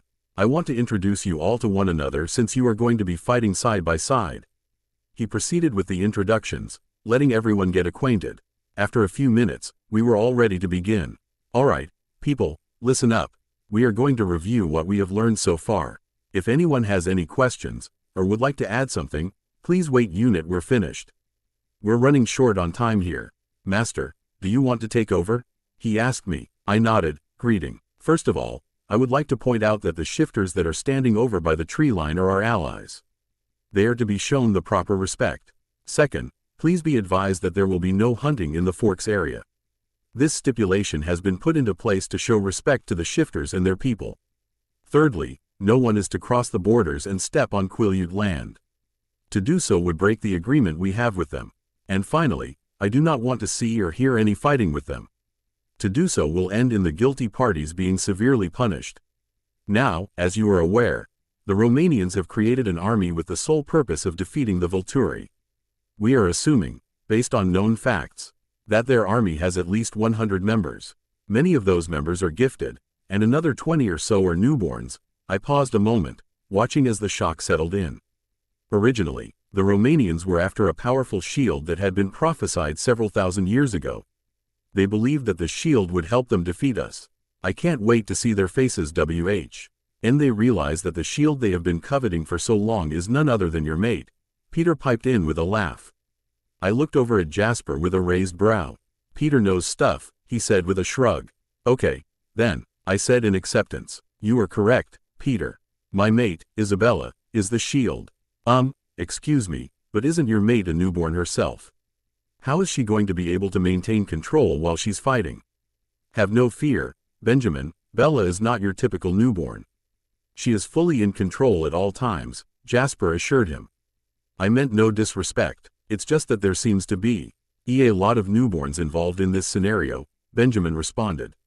If I may, my mate interjected. I nodded to her, letting her know that she could speak up if she wished to do so. While it is true that I am a newborn, I am unlike any other newborn. I think the first thing you all must be made aware of is that I do not require blood. A few gasps were heard, followed by a lot of muttering. It's true, Jasper said while nodding his head. How can that be possible? Amen asked. They are telling the truth, Maggie from the Irish Coven spoke up. And how would you know? Amen challenged her. I know because I have the gift of being able to tell when someone is telling the truth, she replied sharply. All right, everyone, calm down, Eliezer finally spoke up. Everyone turned to look at him. It's true, Isabella will never need blood. She garners her strength and energy from all living things. That is the oddest gift I have ever heard of, but it's so cool all the same, Randall, a nomad, said. If the situation wasn't so serious, I might have been jealous, Charlotte admitted. Isabella rolled her eyes. She loved her gift but didn't think it was that great a deal. I honestly don't think she will ever truly understand how fortunate she is to never have to deal with bloodlust. May I also mention that Isabella's super self-control is also a gift. So, really, it all makes sense, so you can all stop worrying, Eliezer assured them. Not that it has been cleared up, we need to discuss our plan of attack, Jasper said.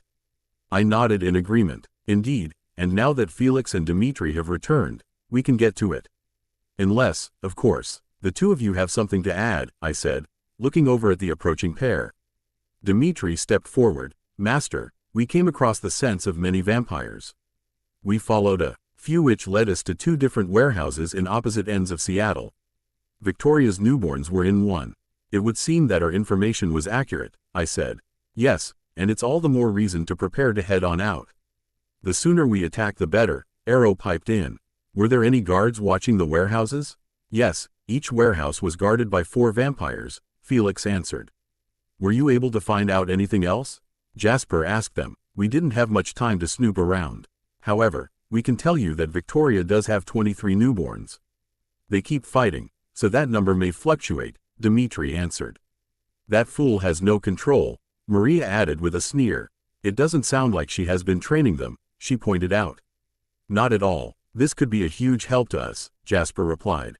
How could newborns fighting help us? Asked Siobhan, a member of the Irish Coven. Newborns are unable to concentrate for any period of time. They are easily distracted. This could make it easy for us to pick them off, so that the Romanians won't have their strength to rely on, said Jasper. Plus, they aren't trained, so they will be acting on instinct. As long as everyone remembers to not allow the newborns to grab a hold of them, then we should be able to eliminate them fairly quickly, I supplied. Why not use those bombs of yours? Isabella asked. We will be. The blast radius of just one has the potential to destroy a dozen newborns at a time, I clarified. All right, I think it would be prudent to have some of us go on ahead and stations themselves in key areas in the forest. These people will be carrying the bombs, Jasper said while looking around to make sure he had everyone's attention. These bombs don't go off accidentally, do they? Liam asked nervously. No, they never have. Once the trigger is tripped, you have a total of 5 seconds to throw the bomb. I cannot stress this enough. Be sure you are at a safe distance before they go off, I informed them seriously. I have a question, Henri spoke up. Where are we going to confront the Romanian army? We are going to meeting them in the Olympic Forest, which is the halfway point between Forks and Seattle, Jasper clarified. Let us continue. We have many more details that need to be ironed out, I told them. Espov, when we reached Denali's, it was obvious that no one was at home. I barged my way inside the house, intent on waiting for them to return. Their scents were not that old, so I was sure that they would be back any time. However, I was wrong. There was no sign of any of the Denali's. Sometime in the last day or so, they must have left. I angrily grabbed a priceless vase from the Ming Dynasty and launched it out the massive bay window. The window shattered, raining glass all around us. Damn it, they aren't coming back here. Stefan is going to be pissed, I screamed in anger. We need to head back. I was livid. We wasted all that time only to come up empty. That was time that could have been spent getting ready for the attack. We sped through the forest on our way back to Seattle. 20 minutes later, we entered our temporary headquarters to see Stefan, Vladimir, and the entire army, minus newborns, going over strategies. They stopped talking when we walked in. "You have come back empty-handed, Esme," Vladimir taunted. "Through no fault of my own," I sneered. Vladimir and I hated each other. The Denali were not there. We waited, but there was no sign of them. "You think they fled," Stefan said. "Yes, I do," I replied. "It's no coincidence that they are nowhere to be found." "Then it would seem that the time has come. Vladimir, gather Victoria and her newborns and bring them here. Once we've finalized everything, we will be heading out," Stefan informed us. MPOV. I watched as our strategically hidden comrade threw vampire bombs at the oncoming newborns. Stefan and Vladimir were so predictable. It has been over 1,000 years, and they still haven't learned to change their tactics. When Jasper suggested the idea that the Romanians would release Victoria's newborns first, I immediately agreed. Only a coward would stand back and watch another do all of the hard work. If there was one thing that Stefan and Vladimir have always been, it was cowards. Once the newborns had caught wind of our forces, they rushed forward, deeper into the forest. Ferocious growls echoed throughout. Peter was the first to throw an explosive. It landed dead center in a group of 12 newborns. Within seconds, vampire parts and ash rained down on the forest floor. The parts that didn't immediately burn up were twitching around, oozing copious amounts of venom. Peter, Amen, and Maggie were positioned high up in the treetops. Each of them had with them a satchel filled with bombs. All three of them had superior aim, and were doing a superb job of picking off the newborns.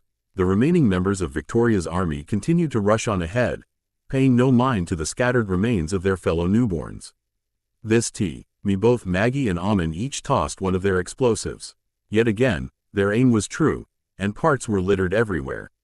Within only a few minutes, Victoria's newborns were completely decimated. Several small fires were scattered around with purple smoke spiraling up into the atmosphere. The sweet smell of burning vampires permeated the air. A loud roar could be heard as the sound of many EET were running across the forest floor near us. Our army braced themselves for the incoming confrontation. To think it was only a few hours ago when we fully formulated our plans. Flashback. Eliezer, I want a list of everyone who has a gift. We are going to need to use the gifted as our weapons. Besides the bombs, of course, Jasper informed him. Within minutes, we had a fully compiled a list of all of the gifted vampires in our army. Jasper Hale Pathognosis, Strategic Genius. Isabella Swan Mental and Physical Shields, Leech. Arrow Volturi Tactile Telepathy. Marcus Volturi Relationship Identification. Afton Mental Invisibility. Alex Sensory Deprivation. Chelsea Relationship Manipulation. Benjamin Elemental Manipulation. Eliezer Denali Ability Identification. Dimitri Tracker. Jane Payne Illusion. Renata Aversion Field. Safrina Visual Projection. Kate Physical Electrokinesis. Maggie Lie Detection. Siobhan Outcome Manipulation. Alistair Tracker. Felix Acute Vampire Strength. Emmett McCarty Acute Vampire Strength. Corin Addictive Contentment. Santiago Excessive Speed. Peter Whitlock Oracle. Heidi Siren. Thankfully, Eliezer thought ahead and compiled a list of known gifted vampires among the Romanians' ranks.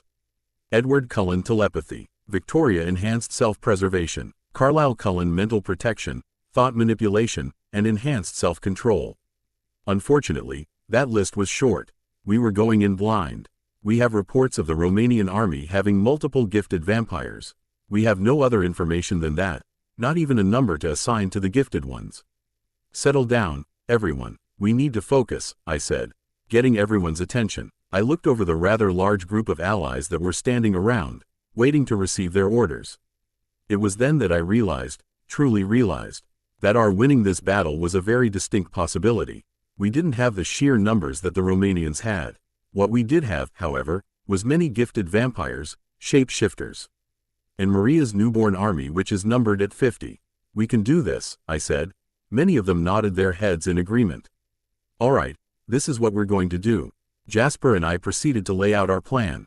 We assigned the task of bombing the newborns to Peter, Amen, and Maggie. Peter pretty much begged to be allowed to do it.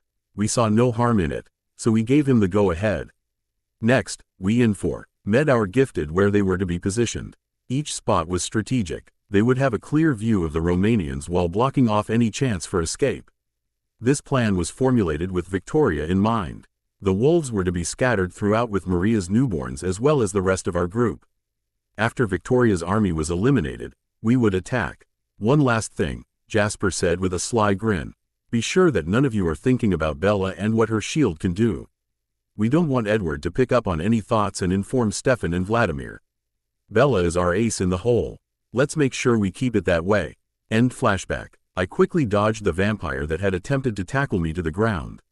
I pivoted on one foot and with the other, I kicked, putting as much of my strength behind it as possible. I managed to kick the head clear off where it went flying through the air, landing in front of Emmett. I watched as Emmett bent down and grabbed the decapitated head by the hair. Time for some bowling, he yelled as he launched the head at some oncoming vampires. The momentum actually knocked all 3 vampires on the ground just like bowling pins when getting struck by a bowling ball. Emmett was certainly creative. My eyes went in search of my beloved mate. I continued to fend off multiple attacks as I tried to assess Isabella's well-being. I saw her battling none other than Rosalie Cullen. Isabella repeatedly pummeled her face, showing absolutely no plans of letting up. Her newborn strength helped her pulverize Rosalie's features. With one final punch, Rosalie's head shattered. I have never seen anything like that before, and I am an ancient. BPOV. Holy hell, this is fun. I couldn't suppress the giggles that escaped my lips when my fist shattered Rosalie's head. Ha, that's what she got for being a bitch. I turned away from her while dropping a lighter on her carcass. She lit up beautifully. One down. I looked up to see Emmett taking on a tall Hispanic vampire. The two grappled together violently. Emmett was thrown back a good 25 feet. He immediately stood back up. He ghosted forward with his arm outstretched and clothes lined the other vampire, knocking him on his ass. Emmett then grabbed a hold of his jacket and picked him up only to slam him back down with such force it left a deep depression in the ground. With one swift jerk, Emmett tore the vampire's head off. I laughed again. Emmett is all brawn. I kept my eyes out, looking for the boy Blunder. I had informed everyone that Eddie was mine to deal with. They had all agreed that he deserved to have me hand him his ass. His very flat ass. There, to my right, I saw him darting in and out of the groups of fighting vampires. I noticed that he stopped long enough to land a blow but ran off before he could get touched. I planned to put a stop to that. I bolted off toward his direction, ducking and blocking blows as I flew past. Eddie was fast, very fast. However, I was faster. I launched myself into the air and managed to land directly in front of him. I shot out my physical shield, capturing him before he was even aware of what had happened. "Hello there, Eddie," I taunted him. He gasped. His eyes widened in shock as he looked me over. "Long time no see. Well, Isabella Swan. So you couldn't wait to get me all to yourself," he said with an obviously false bravado. "Of course, Eddie," I sneered. "That has been a key point in my diabolical plot." The fool was so arrogant that he didn't even try to move. I sauntered over to him, trying to appear as seductive as possible. Anyone with such an enormous ego would have fallen for it, just like he did. He grinned, thinking he was going to get one up on me. "Really, Bella, you should try not to be so needy. If you want." He broke off mid-sentence when he tried to move was unable to do so. "Were you trying to say something?" I asked, feigning ignorance. "What have you done?" he asked as he struggled to free himself. "Me? I have no idea what you are talking about," I denied. "Now, what I am about to do is get retribution for what you've done," I replied while stepping forward. I grabbed a tight hold of his shirt and yanked him closer to me. I looked him dead in the eye. "Tell me how it feels to be a waste of space," I said as I used my free hand to land a hard blow to his head, breaking a large chunk of it off. His screams were cut short since half of his face, including his mouth, had broken off. I grinned in triumph as I lit his remains on fire.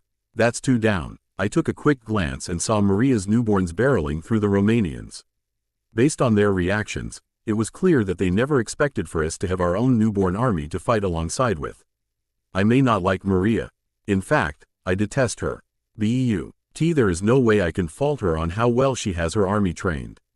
I managed to walk a few feet before an ear-piercing screech broke through the din. Pain shot through my skull, and I dropped to the ground because of it. I looked around me to see everyone in our army was either lying on the ground or kneeling. Each one was clutching their heads in agony. Determined to protect them, I spread my shield around myself as well as encasing each member of our army in their own bubble of protection. Immediately following, everyone stood back up, prepared to fight some more. The battle raged on for what seemed like hours. The more vampires my comrades and I destroyed, the more seemed to appear. We were holding our own for quite some time, but just when it seemed like we were finally the ones in control, the most deafeningly loud screech brought us all to our knees. The pain seared through my head, making it feel like it was about to implode. But no sooner than it started it stopped. I looked around me and was greeted by my fellow fighters rising to their feet again. The Romanians were unrelenting as they attacked us from every side. Master Arrow was fighting Carly Cullen. Murked as Arrow swiftly relieved Cullen of his head. Who knew that Arrow was such a good fighter? I wanted to do something to help give our side the leading edge. I looked around to see vampires and shifters fighting alongside one another. The battle continued to rage on in intensity. Without thinking, I balled my fist and punched the ground with as much force as I could muster. Power from the element flowed through me and created a small fissure. That crack continued to grow and the ground shook beneath our feet. Within moments, an enormous trench took up the entire length of the battlefield, dividing the two armies. BPOV. As the ground shook, I felt an enormous amount of the Earth's energy slam into me. I absorbed it with little to no effort. I had just gained an enormous amount of strength and required an outlet to release it. I was then hit with an ingenious idea. Using my newfound strength, I stretched out my shield, encasing the entire Romanian army. Once trapped inside, I absorbed the strength and gifts from all of them.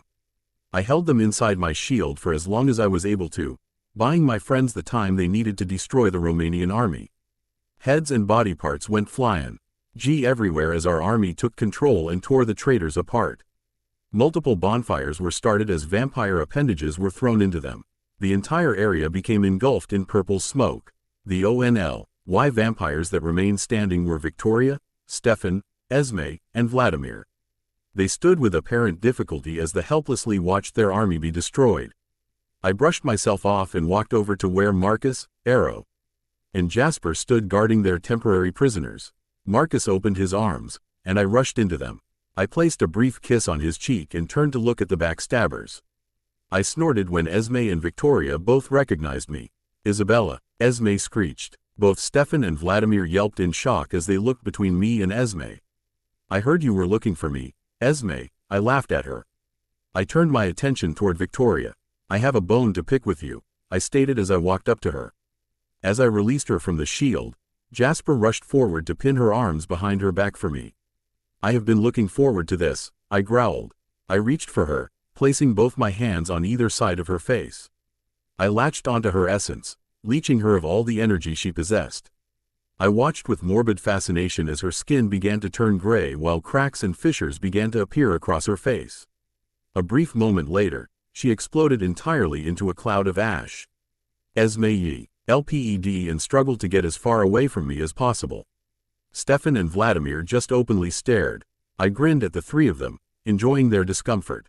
That was beautifully controlled, little one, Papa said complimenting me. That was awesome, Emmett yelled out. Better her than me. All of us gathered around Marcus and Arrow, waiting for them to hand down their verdict. We knew what his was. We so knew that Arrow was deliberately dragging out their torment just to make them suffer longer. Stefan, Esme, and Vladimir, you are guilty of betraying your rulers. You are hereby sentenced to the final death, Marcus said. Dmitri, Felix, and Jasper hastily dismembered them. Alec and Jane stepped forward to help toss the appendages into a roaring bonfire. We did it, Leah said with a laugh. Emmett gathered his mate up in his arms. That we did, hot stuff, he responded while dropping a kiss on her head. If it hadn't been for Bella, we would still be fighting, Jake added. I waved him off. Actually, if it wasn't for our resident elemental, I never would have been hit with such a powerful surge of energy.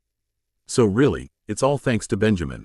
I grinned at Benjamin as he stood there looking embarrassed. We all had a part to play. And we all played it well, Marcus added. Indeed, it was a job well done, Papa added. So who is going to call Uncle Keys? I asked. Actually, I have an idea, Marcus said as he pulled me close and wrapped his arms tightly around my waist. I laid my head against his chest, feeling thankful that this particular nightmare was finally over. BPOV. After our glowing victory, many of us stood around dancing and singing. We won a battle where we were outmanned by a great many. We had earned ourselves a small celebration. We were fortunate that we didn't sustain any casualties. Many of us, including poor Jasper, gained some more bite marks. But just like Jasper said, they were now a badge of honor that spoke of an enormous victory. They would be worn with a great deal of pride. Both Sam and Jake had approached Marcus and Arrow to shake their hands. They admitted that the prejudice that one had for vampires was wrong, and that they now have a better understanding. Arrow offered for them to come to Italy at any time. They would be the honored guests of the Volturi. Jake looked excited about taking them up on the offer, but declined until the time was right for him to do so. With a final farewell, he and the shifters left. In regards to Leah, everyone knew she would remain at Emmett's side, wherever it was that he chose to go to. He just happened to choose to come with us to Italy, where he had been offered a position on the guard. Brute force like his needed to used wisely, as Papa said. I'm sure Papa also didn't want it to get out that he and Leah had bet on who would win a battle between Emmett and Felix. Apparently, there was real money on the line. Maria didn't bother to say farewell. Instead, she nodded to us, gathered together her army with the help from her second-in-command, and left. I still don't like her. As far as Jasper and Bree were concerned, they too were coming with us. Marcus appointed Jasper as the lead strategist for the Gua road, which automatically made him the head of the guard. Jasper jumped at the offer. He informed us of how much he missed military life and that being on the guard was as close as he was going to get. The Denalis came next to bid us farewell. Marcus shared a manly hug with Eleazar while Papa settled for just shaking his hand. They waved at us and they too left. Both the Irish and Egyptian covens PPED forward to shake hands with Marcus and Papa. After exchanging a few words, each coven sped off to go about their own lives. The remaining nomads followed suit. Peter and Charlotte were last. This time it was Papa who invited the both of them to join the guard. They had been nomads for so long that I didn't think they would agree. I was wrong. They both were fed up with living as nomads. Also, they had been missing Jasper. So accepting positions on the guard was the next logical step for them. Jasper was excited, which made everyone excited. I didn't think he was aware that he was emoting. Those of us who were leaving ran off to pack whatever belongings we were taking with us. I was upstairs in my room, placing my meager amount of belongings in my duffel bag when Marcus came in. So what was it that you had planned for Uncle Keys? I asked him. I figured we would arrive unannounced. He will get to meet his niece and not be prepared for it. Keys claims to hate being surprised. Secretly, however, he loves it. Besides, I feel bad that he missed all the action, Marcus said. Would he have wanted to be here? You have no idea, beloved. Your uncle is a warrior and would eagerly join any battle he could. He's just learned over the past few millennium to temper his rampant desire to create carnage among his enemies, he explained with a grin. It sounds like he will get along with Jasper, I said. Oh, he will most certainly get along with Jasper, especially since Jasper is one of his descendants, he said with a laugh. I looked over at him in shock.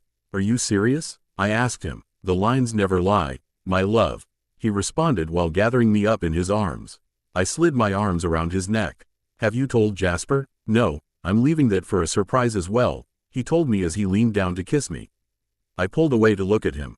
You are a sneak, I laughed. I know, he admitted without an apology. We were now on our way to Italy in the Volturi jet. I had no idea just how lavish a private jet could be. There were no Rosa seats.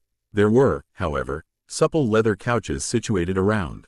Plush curtains covered the windows and a massive flat-screen TV stood against the far wall.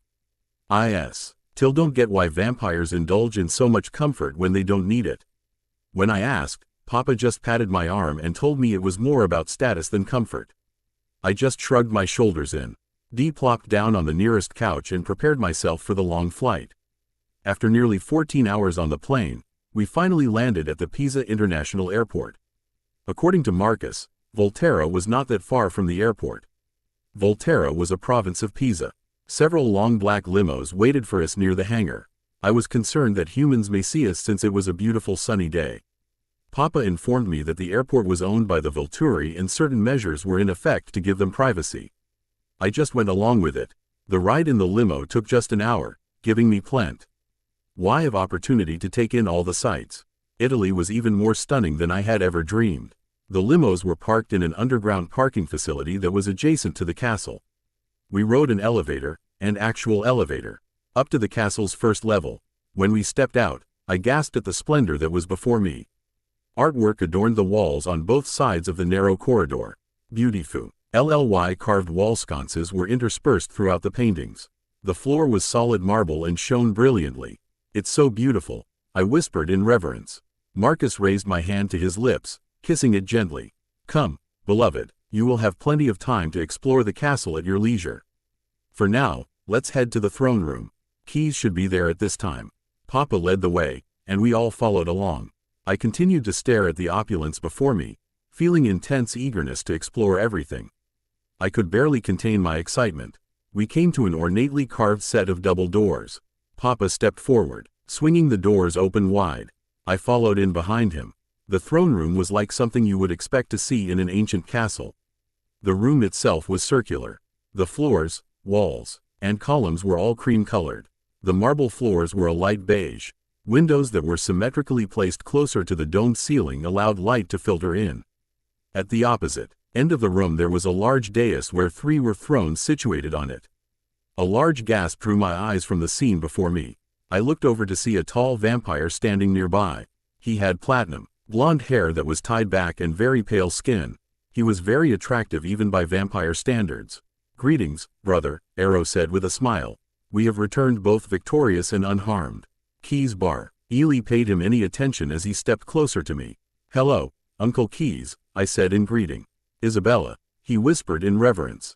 I took a few steps closer to him. "I am happy to meet you, Uncle," I said to him. He grinned. "It is my honor." "Principessa," he said with a soft smile. I ran over to him and threw my arms around him.